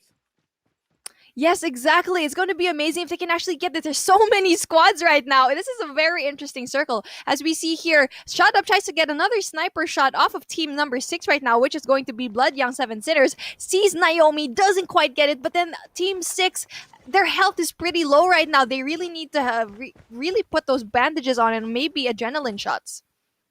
Well, Lukman has been taken out of the equation, which means the Immortals underrated only have Elifunk to depend on. Now, if Elifunk can stay alive for a little bit more, specifically in 1 minute, he will have a little bit of backup in this game, and Prop will come back in here. Hopefully, Elifunk manages to scan Rakus back in and pick up the dog tag of Lukman as well. If he does so, the Immortals underrated will be back in here for a full squad battle in a bit. SGMY's Dinesh right down there below. Rex going in for the approach. He might take him down as well. Zam is right above on that flight with the airborne. But everything looks fine and dandy so far for SGMY because Dinesh is undetectable by the TGO gang.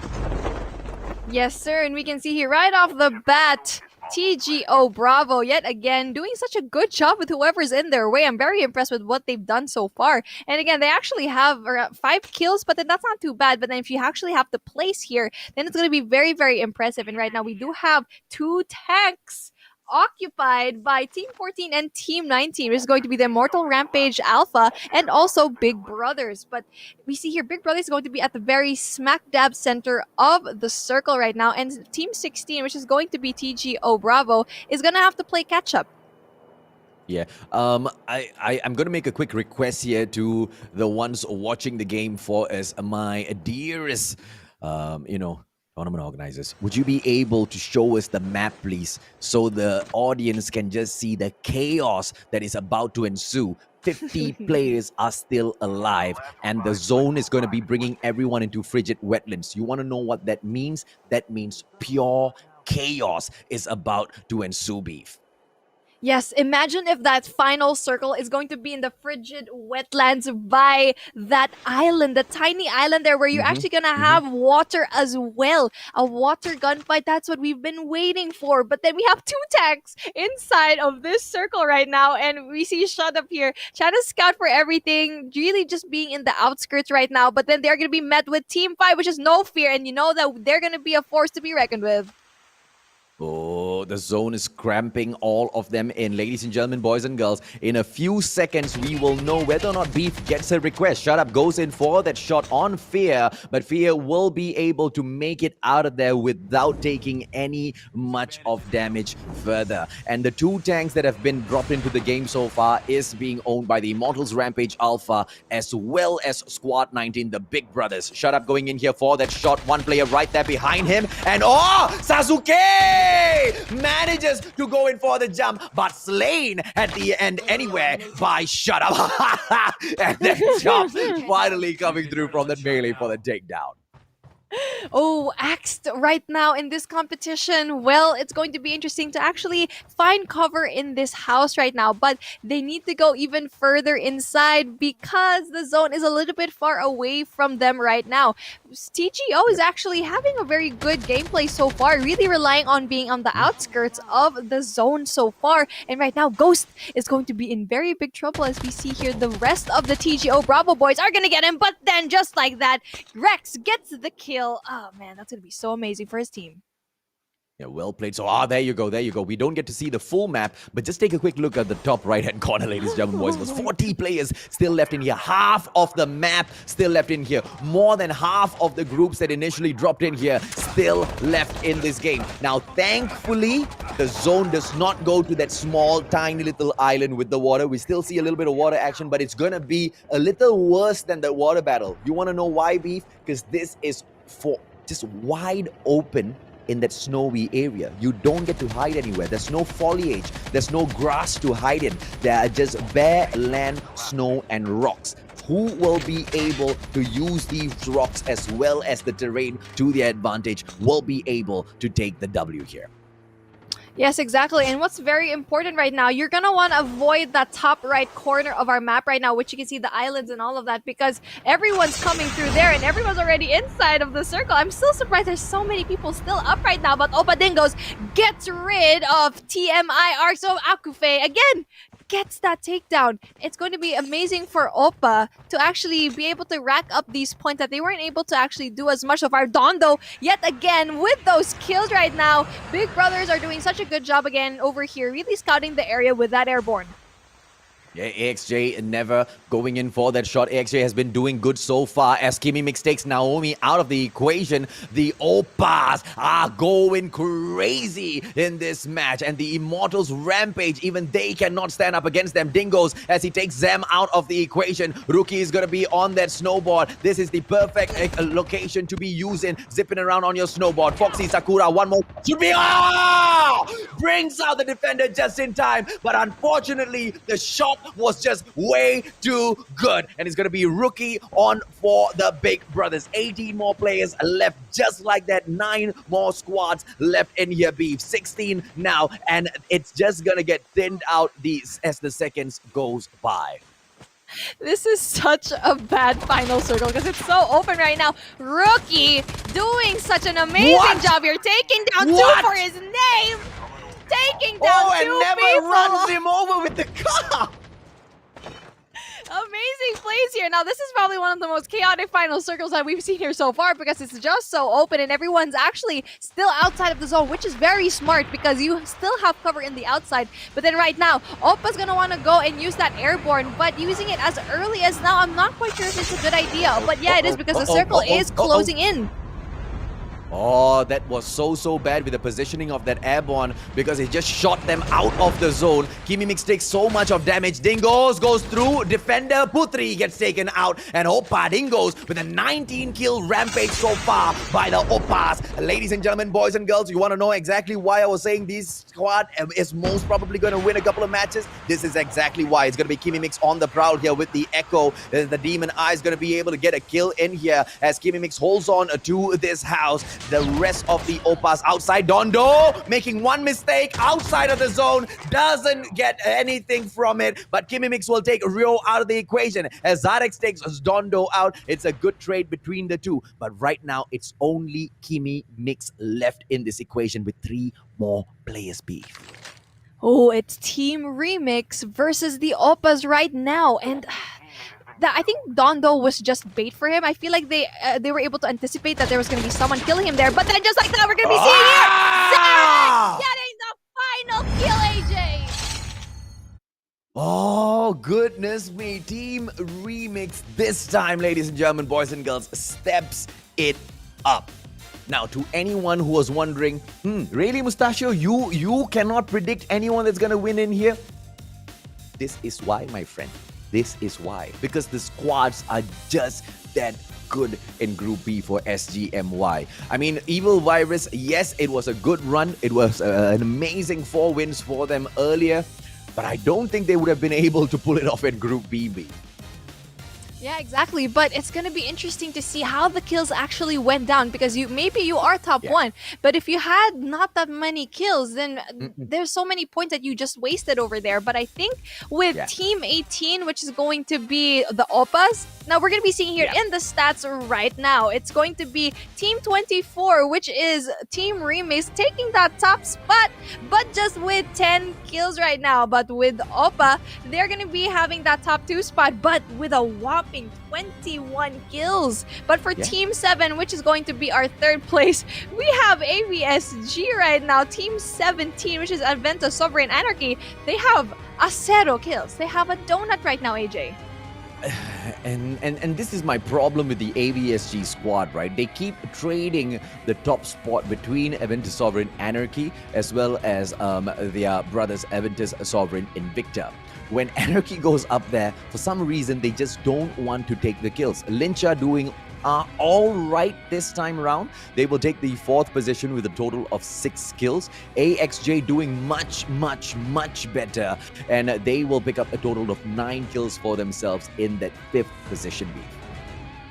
Yes, exactly. And all of those kills really, really rack up at the very end. And right now, for the 7th spot, we see here, it's actually not too bad for them. For the 7th spot, we have Team 16 right now, which is it's going to be very interesting because they actually have 10 kills. That's a lot. Yeah. Especially if you add up the points right now with 7th place. I know you actually don't really get to have much points with those standings, but it's still very, very impressive for their team so far.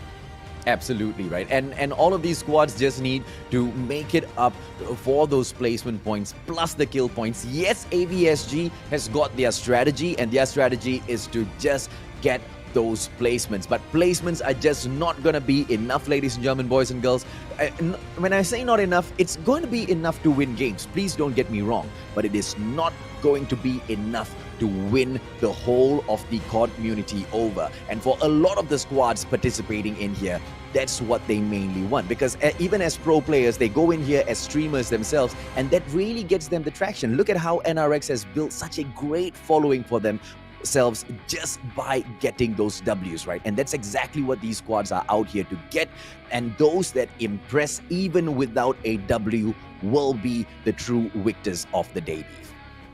Exactly. You basically give credit when credit is due. And right now, we see here, very surprising, our top honcho for our first matchup, No Fear, is at the bottom at 14 right now. They're at the 14th spot, which is very surprising, especially knowing that they had amazing gun selections. They were able to actually be in the circle early enough, and they only had 3 kills. Okay, but we need to point out something very important here, okay? Team 14, they got eliminated at the 18th minute and 18 seconds. The game ended at the 19th minute, 57 seconds. They survived very, very long. It's just that the chaos in that final circle was crazy. And that's exactly what I would want the teams to go in here and prevent for themselves. But unfortunately, it's not something that you get to choose on your own. Everybody wants to play defensive. Everybody wants to play that safe game. And this is exactly what you have when you play that safe game early on. Chaos in that final zone, and teams, like No Fear, who have survived long enough, just weren't lucky enough to, because You can't say what's going to happen. You go in for a fight, someone's right there behind you. You take someone on your left, the one on your right shoots the crap out of you, right? And that's the kind of chaos which I hope they avoid as we go in for the next match, Pete. Yes, definitely. And what we've seen so far is that teams like TGO Bravo actually were the ones that always at the outskirts of the circle. They were always at the end of the zone, really pushing back, really getting those gunfights, but that ended up being really good for them. No, maybe they didn't place like very high, but then they got those kills. They got that higher place than more than No Fear did, exactly. So again, very, very amazing gameplay here, and I'm so glad that it wasn't as predictable. Exactly. Well, ladies and gentlemen, boys and girls, Beef and I are going to take a quick short break, and when we come back, more action from the plunge.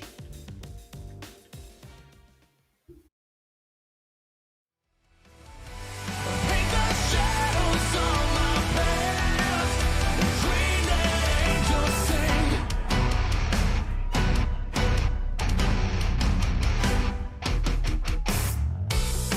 A mistake, a lie, and shame. This world that has no place for me. No more trying. I gave it all. And now the sun begins to fade. Will the moon ignite my flame? A symphony of everything I wish could change. Do we understand the suffering we bring?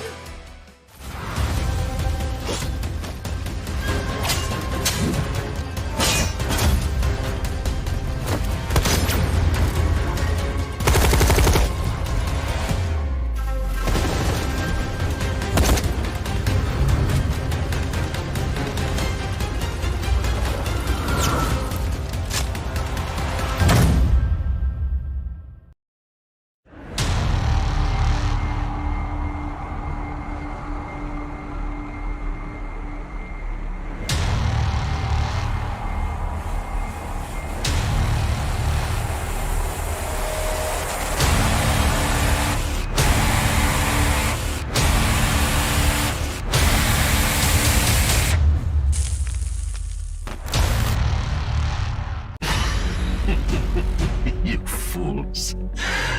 Just look around you. They are everywhere. They operate from the shadows, right under your noses. You have absolutely no idea what you're up against.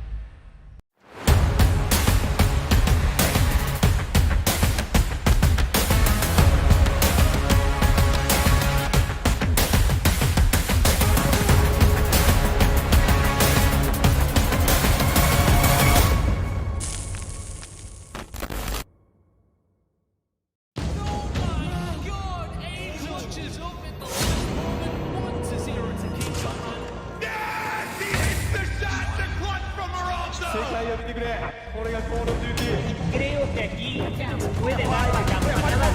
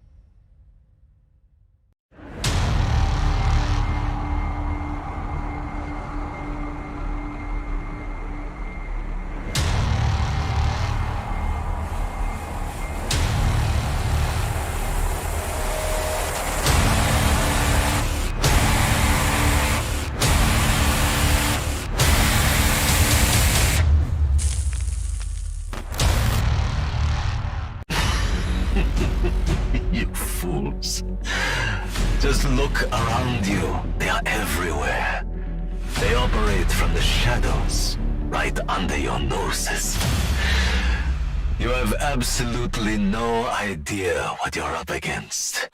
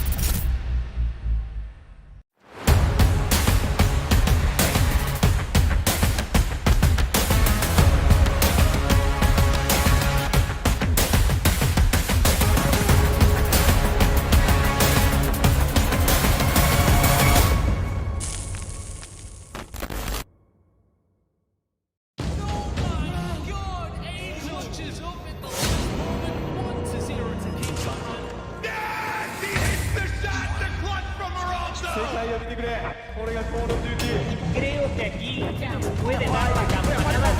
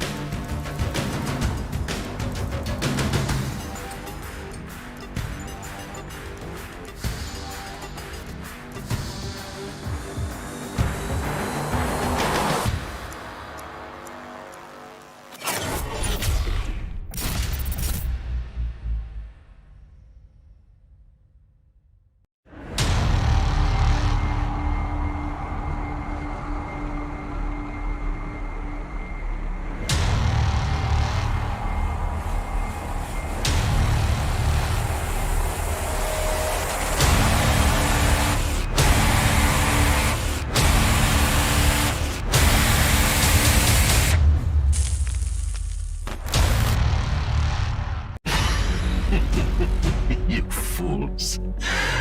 Just look around you. They are everywhere. They operate from the shadows, right under your noses. You have absolutely no idea what you're up against.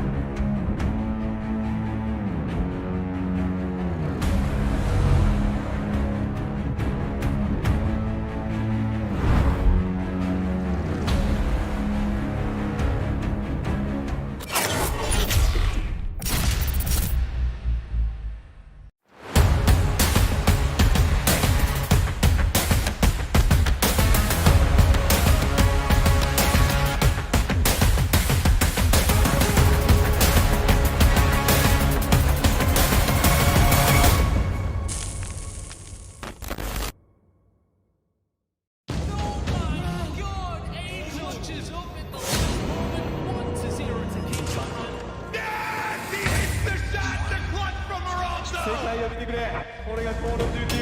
Creo que aquí puede dar la campanada.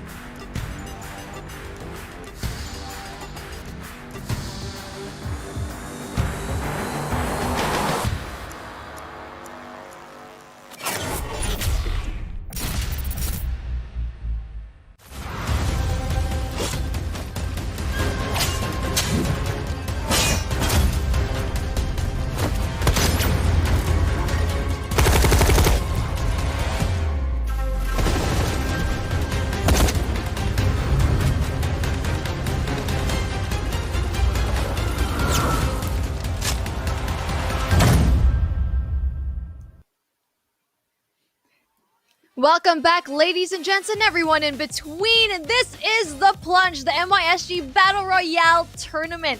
I am Beef Mommy, and here with me today is the Mustachio AJ.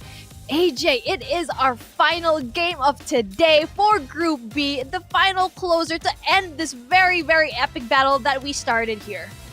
I'm happy that this is what we are getting from Group B, right? Because it would seriously be super boring if we come in here and then we see just one squad dominating as well. But it is a totally different story, just as we both predicted, right, Beef? It's just all blown up. Nobody can say for sure who will be able to take the win. But can any one of the three that has taken one so far be able to get a double? Let's take a quick look at the highlights here once again, just to see what went on there.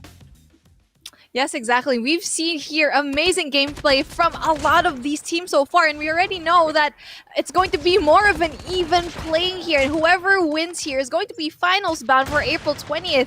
And I think it's a pretty, you really can't say who is going to make top 10, and that's what makes this round even more interesting compared to the last, because we really don't know. Maybe top 5 is secured, maybe, but then with the top 10, I really don't know who's going to be getting into it, but then we're going to be seeing it right now.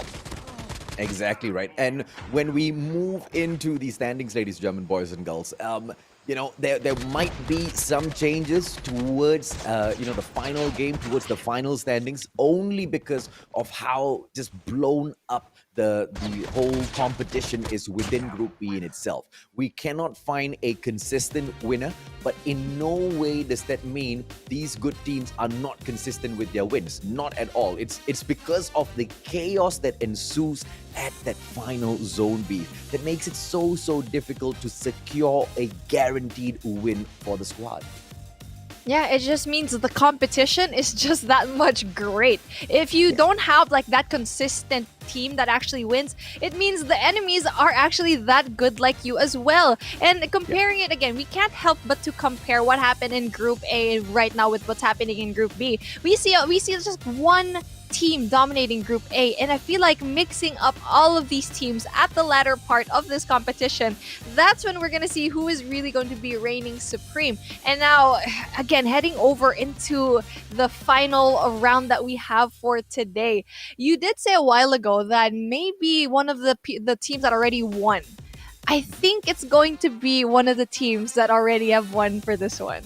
Yeah, I hope so, right? Because it's going to do, whichever squad that is, it's going to do them a lot of good in terms of boosting up their confidence as they step into the grand finals on the 20th, right? Because they know they need that. I mean, it's against squads like this who are not giving them the chance at all to pull a double in here so far, not giving them the chance to be consistent, not by choice, but because they are forcing those exits early. You know, it's going to mean a lot. Getting a double here today in Group B will mean a lot. Let's take a quick look at the current standings, Beef, and see exactly who reigns at the top at the moment. Oh, I'm very excited to see who's going to be able to be here at the top 10. And right above here, we have the Immortals. Oppa, what? They were able to quietly go up top with 57 points and 35 kills. This is where we're talking about the kills really have a big effect on your points over here. Number 2 will be Team Remix with 54 kills to their name, but 23 kills. And Lingcha with 48 kills. No Fear with 44 points right now. The Immortals Rampage Alpha 39. Adventus with 31. Bloody Young 7 Sinners have 31 as well. And Ventus Sovereign Anarchy has 25. 76 Delta has 25. And Team Game Over Bravo has 22. But right below them, AJ, look at that. The points are still very close. Yeah, because AJ, Secret, Kingsman, as well as Big Brothers, they can make their way in here.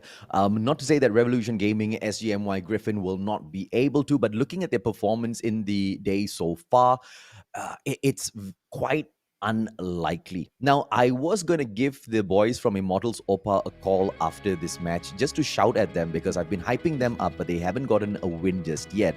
But it's good because they managed to climb to the top anyway without a win, which is even more impressive if you ask me, Reef. Yes, exactly. The Immortals Oppa really showing everyone that 35 kills is no joke. And the fact that you're not placing on top but still be number 1, that really knows how smart they are in here because they don't have to necessarily be the last team to actually win, but to place high enough and to get a lot of kills. Yeah. Okay, so let's see if... Actually, you know what? I take it back. I don't want one of the squads that has won thus far to get this W. I want the Immortals Oppa to show us that they can hold on to that top spot with a win as well. Because it's so close between them and Remix, right? Just 3 points is not going to be much of an issue for Remix to overcome here. But if Oppa choose to get it done, they might be able to pull this off here today, Beef. Do you have a favorite based on the performance that you have seen here thus far from all of the squads?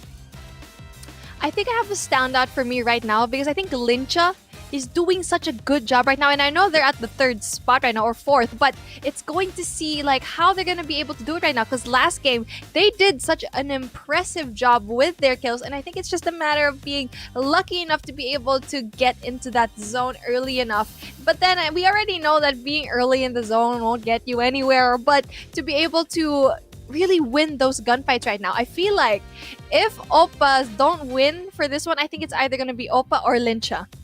Okay, well, I think that's a great pick because Lingcha has shown that they are ones to be feared in the game as well. But in terms of the consistency, we are expecting more out of them. As we move in here for the game, ladies and gentlemen, boys and girls, let's see where the flight path cuts through downtown all the way down, countdown all the way down into downtown, passing through Doc's Crash as well as Diner. Let's see if I can take a quick peek at the high tier loot zones. Yes, Nuketown Estate as well as Practice Range will be the most accessible high tier loot zones that are close to the flight path. Ski Town is also a high tier loot zone with the sky platform just right beside Outpost. So the players are most probably not going to be going in for Ski Town or the sky platform, but Practice Range attracts 3 squads, and this is a high tier loot zone, ladies and gentlemen, boys and girls. The probability of picking up those epic, probability of picking up those legendary weapons definitely high in here, and I'm not sure if the Practice Range will have the chip terminal as well. No, we don't have the chip terminal near the Practice Range,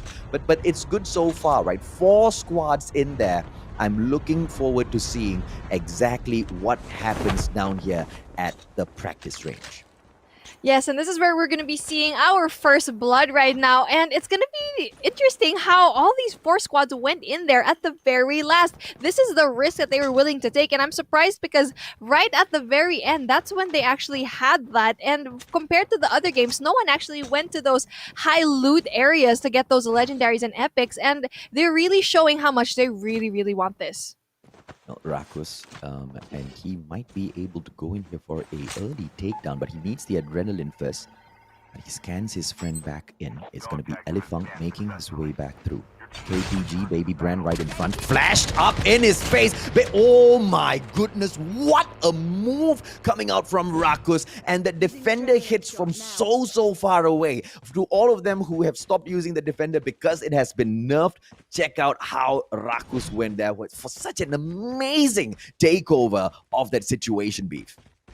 Yes, exactly. And just with 3 members right now, 3 members for underrated, and they were able to actually get Elefunk back into the game for that revival flight just in time. And they need to actually slow down a bit. It was actually good that they went away, and I'm surprised that not a lot of people actually died in practice range. And that was very smart for the other teams to actually disperse and really go away before any other casualties really have to go here. And let's take a look here at team number 11, which is going to be 76 Delta, trying to see if they can actually get a kill right now, because team 21 is just around the corner with Junin Family Queen does get sniped.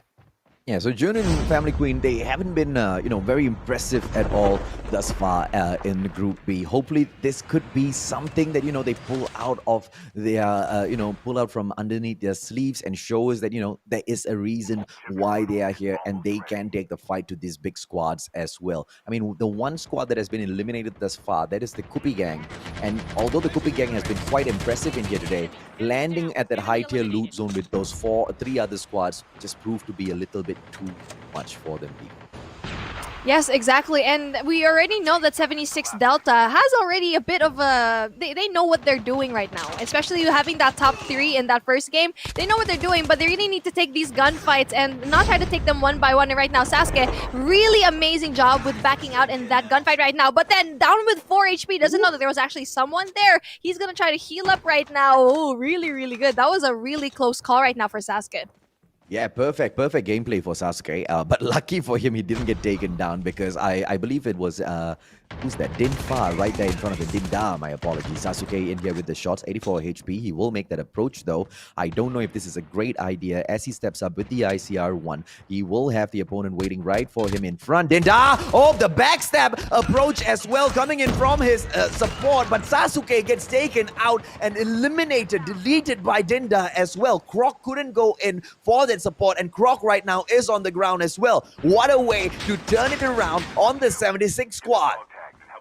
Man, that was such a bad move there by Sasuke. Really, he wasted his life there. He should have just waited for his team. If you really wanted to get rid of him, just wait for your teammates. The numbers are going to be at your advantage. And them being really close by, they weren't even that far away. And, he just waited there patiently, but he went in a little bit too aggressive, which was very unfortunate. And right now, let's take a look at team number 6 right now, which is going to be Bloody Young 7 Sinners, just skating around through the area. No one is around there. No one really is going to be able to actually get them. But with 2 players down, 2 players aren't going to be able to actually go into that revival flight.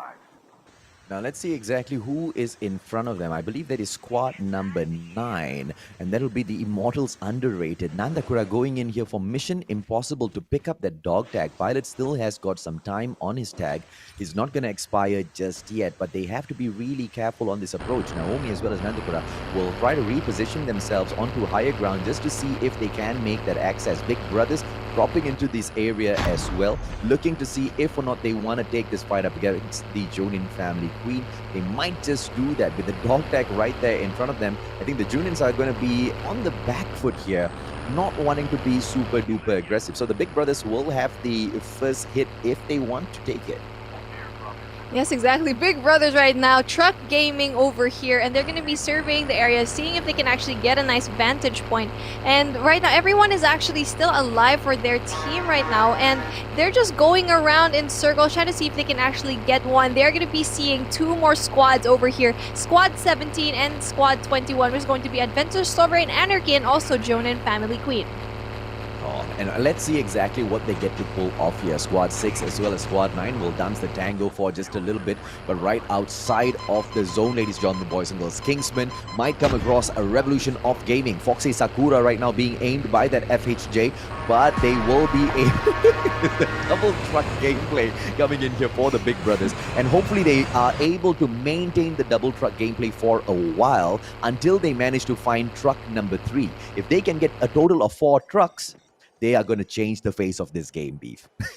Yes, exactly. They're just driving along, coasting along as if they were out on a vacation, just trying to see if they can do some sightseeing up in here. But then let's take a look at squad number 16, which is Team Game Over Bravo right now at launch base. And there's another squad right below them, which is going to be Team Remix. And we already know Team Remix is going to be good. But if they're going to go up against another team, this would be a really good matchup because we know these two teams are really, really good so far. Yeah, but Loser just shut down Zarex real quick, went in for the delete immediately as well, and now they have to go in for the dog tag pickup. I don't think Team Remix is going to be happy with the situation at all. Hopefully, by the time we get back to the Big Brothers after this particular, scrimmage between these two squads, the Big Brothers will have 4 trucks with them. Oh, Loser takes down Zera out of the equation as well. What is Team Remix doing here? They were just waiting there to be killed, and right now there's only 2 members left. It's going to be K-Roar and Rio, trying to be if ever they really need to get those dog tags. But we see here it's gonna be very hard because it's going to be inside, it's going to be indoors, and we see here Shut Up is just really they're guarding the dog tags. They're not gonna give him a chance to actually get that. Foxy Sakura gets caught and unfortunately needs to go on foot. Nope, not gonna be able to get the kill against the Immortals here. Akufi right in front of Reaper. This is a very bad idea for the Big Brothers. Reaper's going straight in for death here, but manages to pick up the dog tag and catch back up with Baby Sakura. And it looks like the full-on 4-truck gameplay will not come through. And the way the players from No Fear are playing this right now is just absolute perfection together with the Immortals. And I'll tell you why. No Fear has taken the vantage point up top, right? They are playing the terrain gameplay. The Immortals, on the other hand, try to hide in that house for as long as possible because they knew the moment they step out, the truck is going to run over them. One player manages to go in for the distraction gameplay, and the players from Group 14, the Immortals Rampage, have now split up just to make sure they don't get slain. This is what I'm talking about. The perfection in that strategy to survive at times needs to come through, and the Immortals are playing this right. That's right. But then we can see here Reaper actually doing a really good judgment call there by not pursuing another member of Team 14 Rampage Alpha. Really, really great. He could have just been overly aggressive. But then an incoming missile heads over to the truck right now as Bujal gets down just 1 player right now, actually off screen. But then we see here Big Brothers is in trouble. Reaper's down. Oh, Bluey went in there for that shot, and it looks like AVSG wants to rampage, ladies and gentlemen, boys and girls. Reaper will have to crawl around. Bad Boy is on the way back, but once he drops in, I don't know how much of damage can he do with that MW11. Now, he might be able to drop onto Reaper's loot real quick, but no, he doesn't even need to do that because Foxy Sakura goes in there for that pickup. Yes, sir. And right now, they're actually doing such a good job. Big Brothers really trying to see, really holding on over here. Rookie just getting off of that revive flight right now. But then his problem is going to be, does he have enough weapons to fend for himself? Because he's all alone out in here. Nah. Rookie potatoed that landing so badly. He wanted the vantage point, and right now he is going to be in trouble. Bad Boy drops far away from his squad. A very interesting drop here, and he needs to be careful because if he does not, he will get caught out. Squad 17, ABSG, Sultan, so far 4 kills. They are on the approach. I don't know who's shooting behind them. I don't think they are attacking anyone. I wonder what are they doing. Yeah, they're actually alone right now. But then squad number 18, which is going to be the Immortals Oppa, is actually just going to be coasting along them. And it's going to be up to the Oppas if they're going to be able to engage. But I think it's because they're going inside that circle right now. Yep, they're going to be going inside the circle, not really minding the boys of Aventus Sovereign Anarchy right below them. Okay, so the zone is moving in towards practice range crash. And we have a high probability here of a clear zone near the windmills. If at all the zone drops in there, it's going to be quite an interesting fight because the terrain there is just so difficult to overcome. And if you do not know how to play near windmills, you're going to get shut down so easily by some of these pro squads here, Beef. Exactly, and it's going to be the fight of the ninjas and also the flight of those airboards up in those windmills. If you get a vantage on top of that windmill, it's basically game over for the rest of the squads right now. But we're going to be seeing where the final circle actually comes to a close. And right now, Sultan is going to be calling over an airborne right now for his team again. Smart moves for actually getting that smoke to actually cover them, and he's going to be surveying the area. Well, 49 players left in here from the 74 that initially jumped in. 15 of these squads still alive. More than half, just 4 have been slain in here. Sorry, more than half still alive. Just 4 have been slain in here.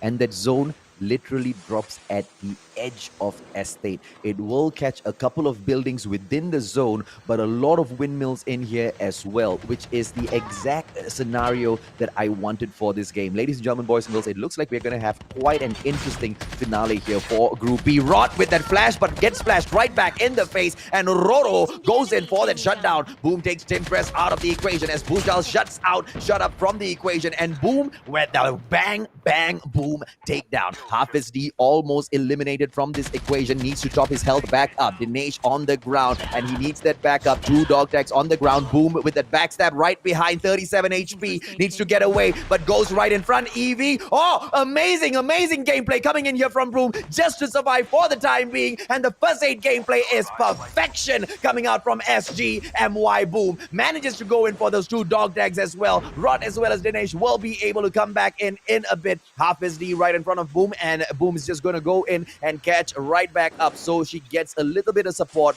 before Boom goes in for that scan. Brilliant gameplay by SGMY Beef. Yes, exactly. Boom calling in that airborne, using it as a defensive maneuver was actually amazing. I'm really appreciative that Boom didn't use that airborne right now, because if they used that airborne, that vulnerability while launching, that could have ended him. But instead, he used it as a shield and was able to actually get the dog tags and snowboard away from that team right now. But we see here TGO Bravo trying to see if he can actually get a snipe off of Team 17 at Ventus Sovereign Anarchy. Rex doing such a good job before, but then he has 0 kills right now. He really needs to rack up these kills. Okay, within the next 10 to 20 seconds, you're going to see about 10 people getting killed very easily. Why? Because the zone is going to be squeezing everyone into the windmills area. And so many of these squads are left outside. There you go, Dondo with the Elephant takedown. And it looks like a loser is on the approach in here for a quick upgrade on that chip terminal. And will proceed right there behind Rex as well as Shut Up. Are they going to be able to get the W this time around? Zam has not gotten his dog tag picked up just yet. TGO might have given up on him, but we will be able to confirm that in a bit, ladies and gentlemen, boys and girls. Fear right in front of them, and TGO is just walking right into a trap here, I believe.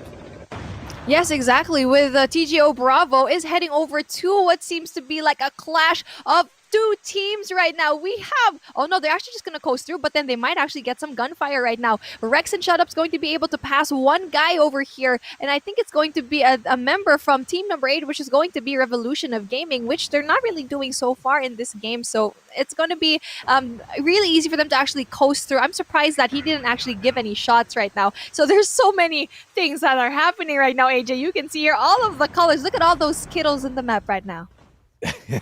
Absolutely right. 44 more players. Aiden in here. Express gets taken out of the equation. Lyncha still doing great, and you might just get your wish here. Lyncha might be in that final zone for the win. As Shut Up goes in through for those shots. 90 HP right now. On with the backup. PGN right there in front of him. Is Shut Up going to make this mistake? Make this mistake by going in. Oh, gets the backstab for 2 campers. Oh, what a mistake. Shut Up doesn't get that surprise takedown. Just 1 in here so far, and it's gonna be easy in front of him. Bye-bye, says Rex, and a beautiful shutdown. And that's exactly what you get when you camp by a tree and not watch your back. 2 players were looking at the same direction. Why?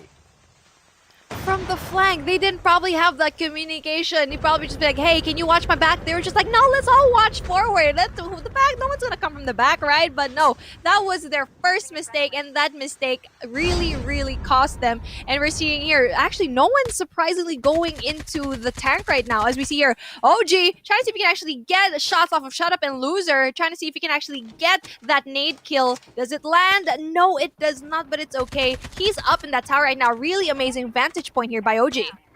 Yep, OG, like I said, such a crazy player when it comes to the battle royales. And also, like what we discussed earlier, right? When you reach a state of pro squads in open areas, usually the pros do not touch the tank unless they want to go in for the troll. And that's exactly what EV was doing in that earlier game. They were so good, they knew they didn't need to worry about getting taken out with the tank. They just could troll, and even with the troll, they managed to get that win.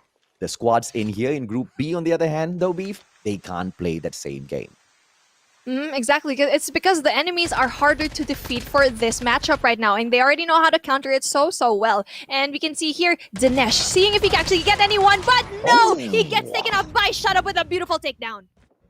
Oh, beautiful, right? And with that headshot at the same time, Dinesh had nothing that he could do about it. OG Katum as well as Gunzi Izoro is out of the equation already. Are we going to be able to see Linta get taken down here? They were touted to be good ones to come in for the final zone, but that Nova toss by Fear might push them out of the position they have already picked in here.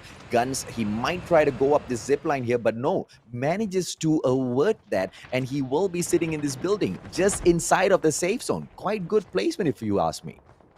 Yes, I agree. It's a really safe place to be in, especially with a house like this, really tucked away, safe inside. But then they actually don't really stay inside. Oh, they place the traps. Now, that's really good precaution here by Guns right now, especially there's two people from Team 14, which is going to be the Immortals Rampage Alpha up in here. And here we go. It's going to be... I'm surprised that he actually pushed right now. Backstab. And Guns gets it, ladies and gentlemen, boys and girls. I don't know how are we going to be able to see Fear not pick this win up. OG on the ground, and it looks like Akuman was the one that got that damage done. OG needs to get picked up, but Akupi right in front of him. Guns eliminated, and Fear are out of it. The Immortals Rampage will delete them. Evil Virus 2 in here, together with Ghost, Dills, Roro, and Press. The only ones alive would be Ghost as well as Roro with the 2 versus 6. Are they going to be able to get this? Dingos as he shuts Fee out of the equation. It's going to be Eevee going up against Blood, Young 7 Sinners, as well as the players from the Immortals Rampage. Here we go. Kingsman is gonna have, they really need to stick together right now because RM, he's gonna be doing that pinch right now. He's gonna have that vantage point and he's gonna want to get that really high vantage point. He's playing a little bit safe here, going at the very edge of the zone, knowing that there's no one going to be here. But it's such a high risk type of thing, right? Because you're gonna be able to see a lot of people, and right now there's 2 people right now from Team 6, which is Blood, Young 7 Sinners, shooting right at him. Oppa! Yeah, boy. As Dingos shuts him out of the equation, it's going to be Naomi right in front, but that smoke is going to obscure their vision for the time being, and it's going to be running down the clock. But 50 seconds more for the shutdown. It is a 3-on-2, and Oppa cannot make a mistake right now. Blood Young 7 trying to survive for as long as possible, but Naomi has gotten taken down. Nandakure is jumping up and down with 10 more HP. Dingo's trying to go in for that shutdown gameplay. Ladies and gentlemen, boys and girls, I told you that this squad, you need to look out for them, and I told you I want the Oppas to get the win, and the Mustachio gets exactly that as they secure the W as well as their spot at the top of Group B. We had such good intuition coming into this gameplay, right? We were able to actually predict who was going to win this one. Either it was going to be Oppas or Lincha, and Oppas did win. The Oppas sarangheo to every one of their teams. And it was just an amazing gameplay for everyone here. And they had so many kills to their name as well. And I'm so excited to actually see the final standings for this team. But before we get into that, what was your standout gameplay for this particular game? throughout the whole thing. I mean, the Immortals were just crazy. I believe they bagged about 12 kills in total. Let's take a quick look at the stats and see if anyone managed to outshine them, right? 12 kills in total. They managed to pick up the W as well, putting 15 more points in there. Crazy numbers being picked up. And look at that. Blood Young 7 Sinners right there behind them, just with that 3 kill in the second spot. And Squad 13 here, Kingsman, only managed to pick up those 3 kills. The Immortals rampaged, and once again, the Immortals brand up there in that 4th spot, but they only take away 5 kills. Fear, who has been so good in this match, could not match up because unfortunately they went in for the Immortals rampage and it was not a fight that they could take on, right? They went in for that split and it was just the wrong decision. Fear only managed to take that 5th position, but great because they took those 10 kills for those points. Yes, exactly. And again, we've been seeing this trend for Group B so far, where the top team is going to get a lot of kills, but top 2 and top 3, look at those mere 3 kills right now to their name. And is it going to be enough? Because we've seen these teams at the bottom, a little bit at the bottom of the pack, and this win, I'm not quite sure if it's going to be enough for them to actually go up to the top, but I hope it is. And again, with a team like No Fear and Oppa, you already know they're safe at that top 5 spot, right? But it's these teams like Team 6, Team 13, and Team 14. Now that's when you're going to see who's going to be able to trickle in slowly into that top 10.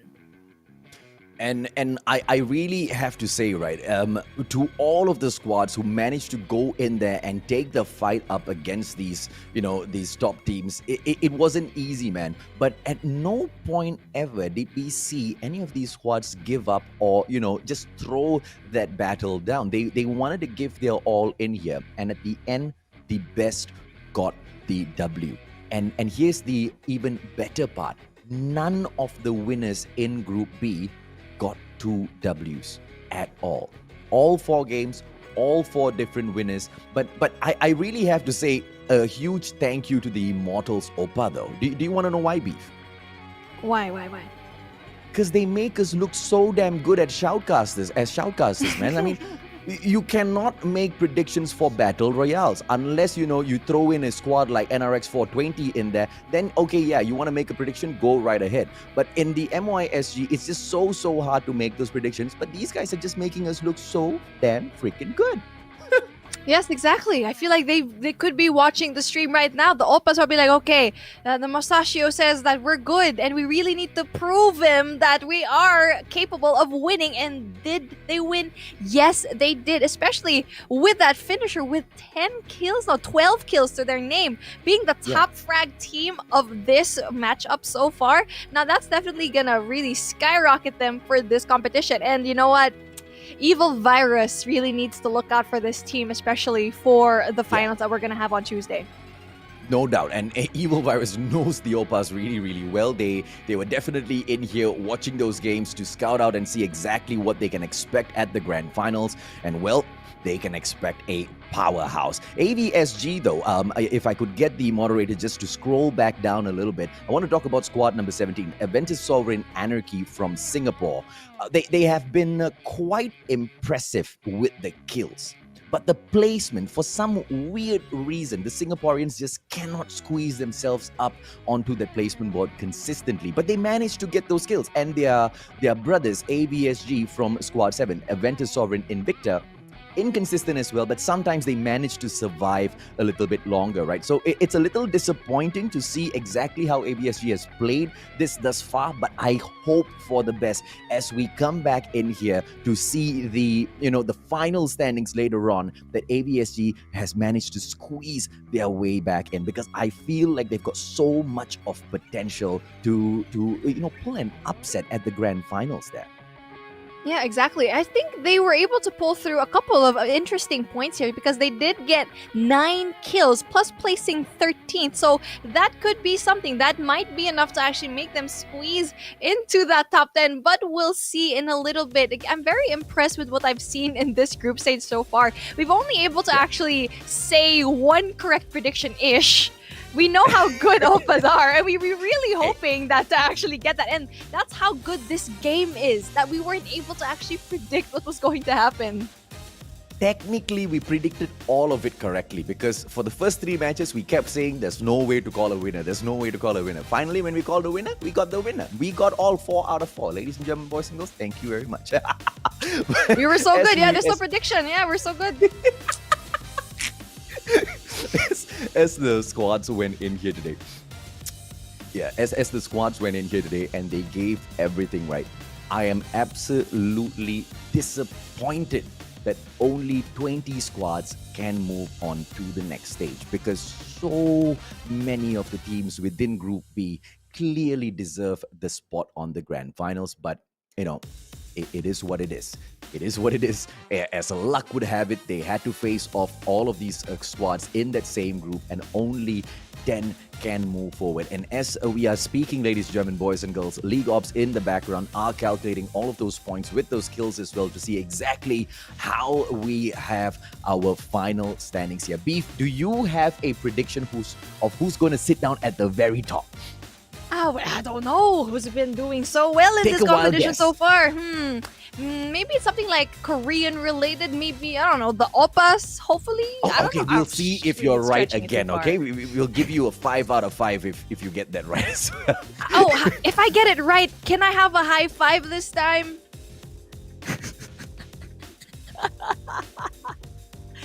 But then just like that, we are going to have our post-analysis, ladies and gents, and we're going to be seeing the highlights of what transpired in game number 4, and we can see it here. Team number 9 is going to be the Immortals Underrated, giving a little bit of an underwhelming performance here in game number 4. Yeah, man, and the takedown on Baby Brand, that was just epic. Rod went in there with the defender gameplay. Unfortunately, didn't get that flash off well, and that's one of the clear 2 back-to-back examples that we can see of 2 defender usages. One was used to perfection from such a distance, and another one was used to, well, it was used quite crappily because it was quite ineffective, right?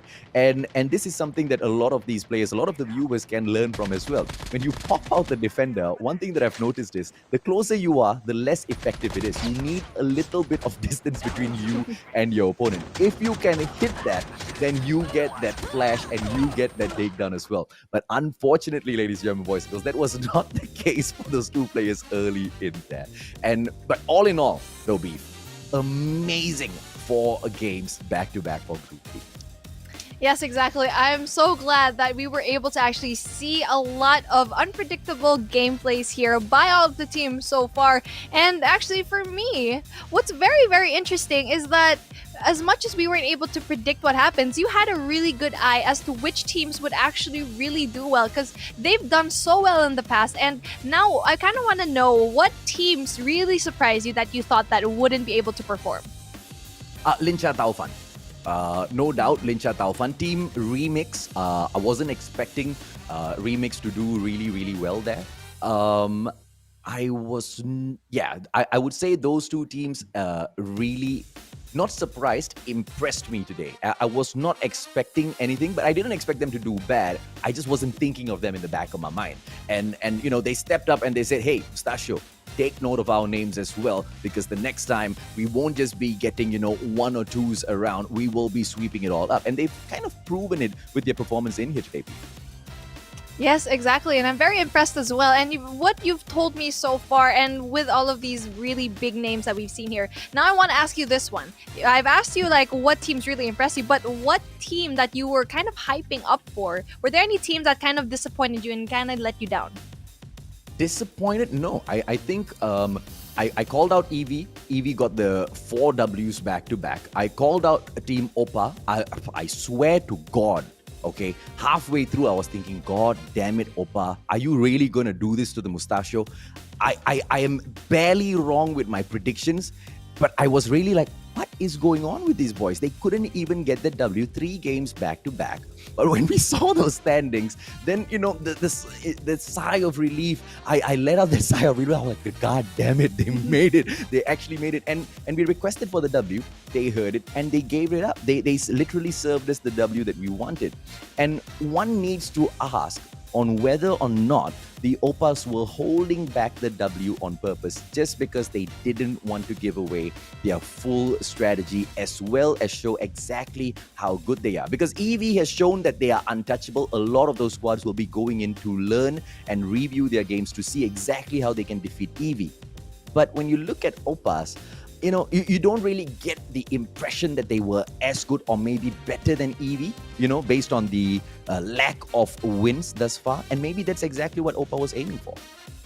Yeah, exactly. Really seeing all of those games, especially with those 3 games where they weren't really at the very top, but they were getting those kills. And slowly, we were so surprised to see that they were actually on the top. And I think it's time to see the standings. The top 10. Where is going to be?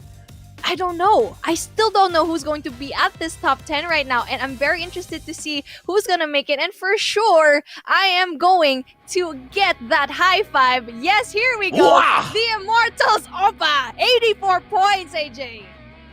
No.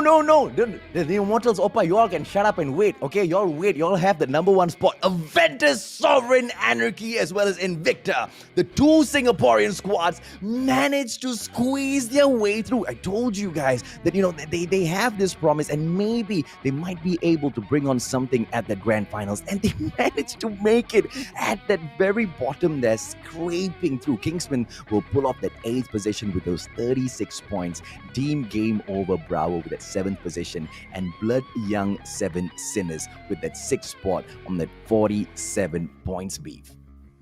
Very impressive games here by Aventus Sovereign. And also you can see here the Immortals, the brothers in arms, the Immortals Opa and the Immortals Rampage Alpha, doing such a good job right now. Only one team from the Immortals didn't really cut it, which is underrated, but it's okay. Their brothers are going to be able to actually represent them over here. And one team that actually really surprised me was Blood Young 7 Sinners.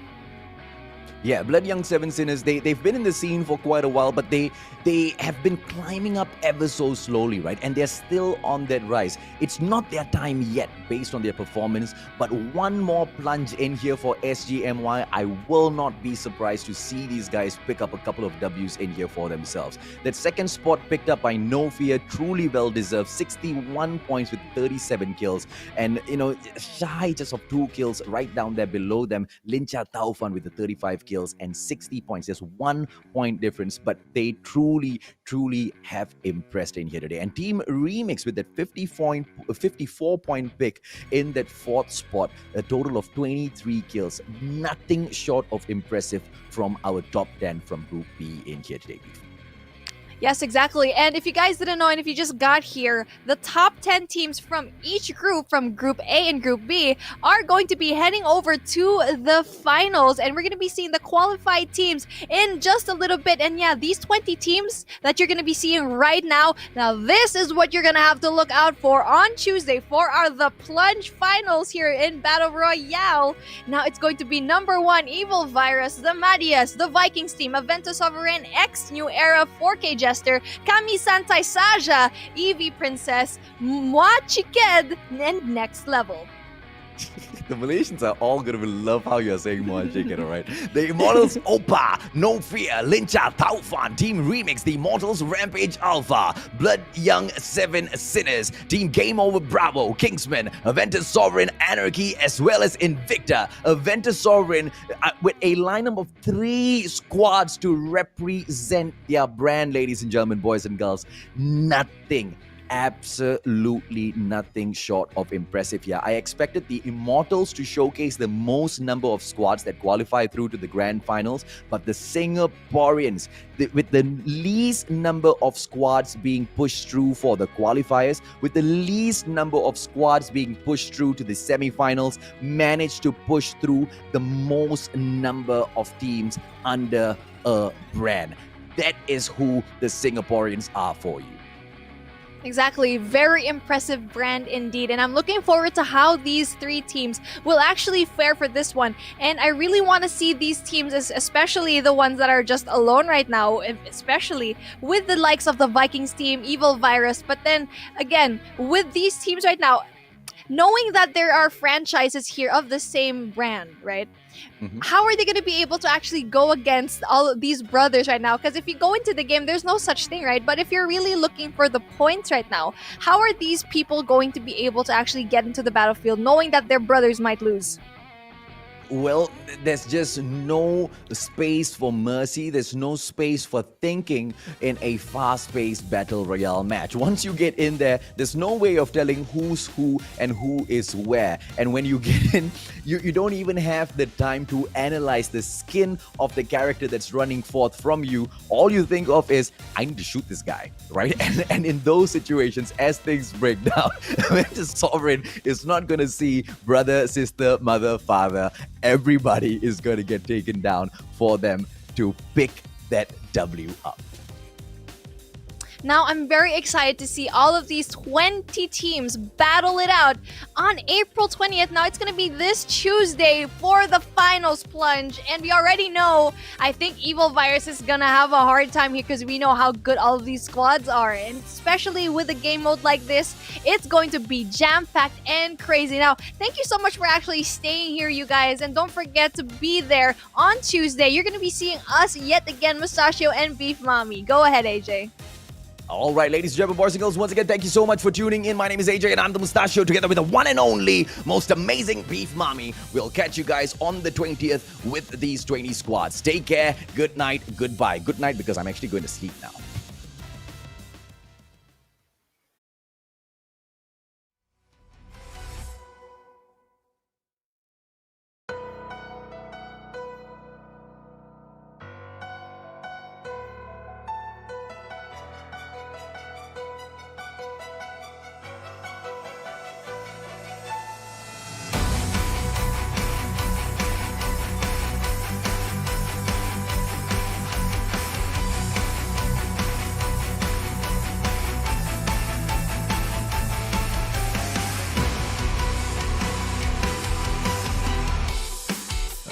Face without a name, a hero wrapped in shame, a soul that is rejected by a world of judgment. And now the sun begins to fade, will the moon ignite my flame? A symphony of everything I wish could change.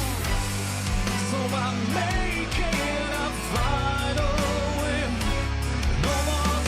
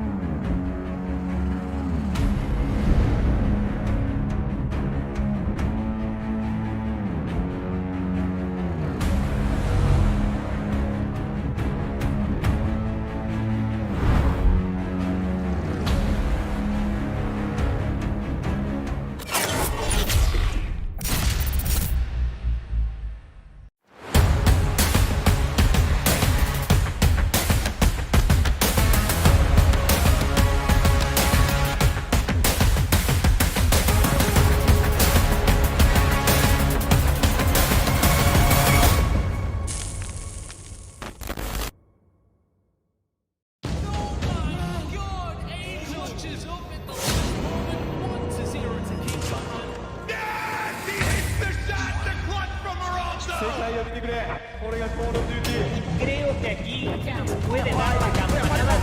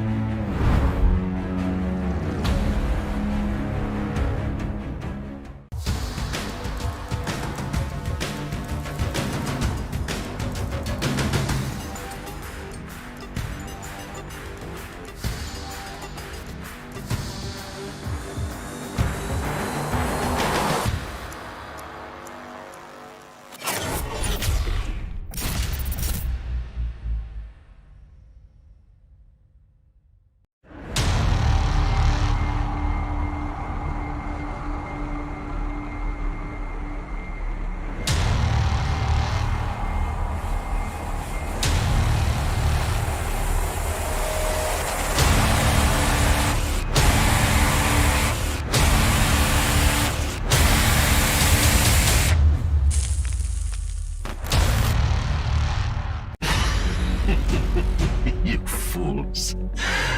Just look around you. They are everywhere. They operate from the shadows, right under your noses. You have absolutely no idea what you're up against.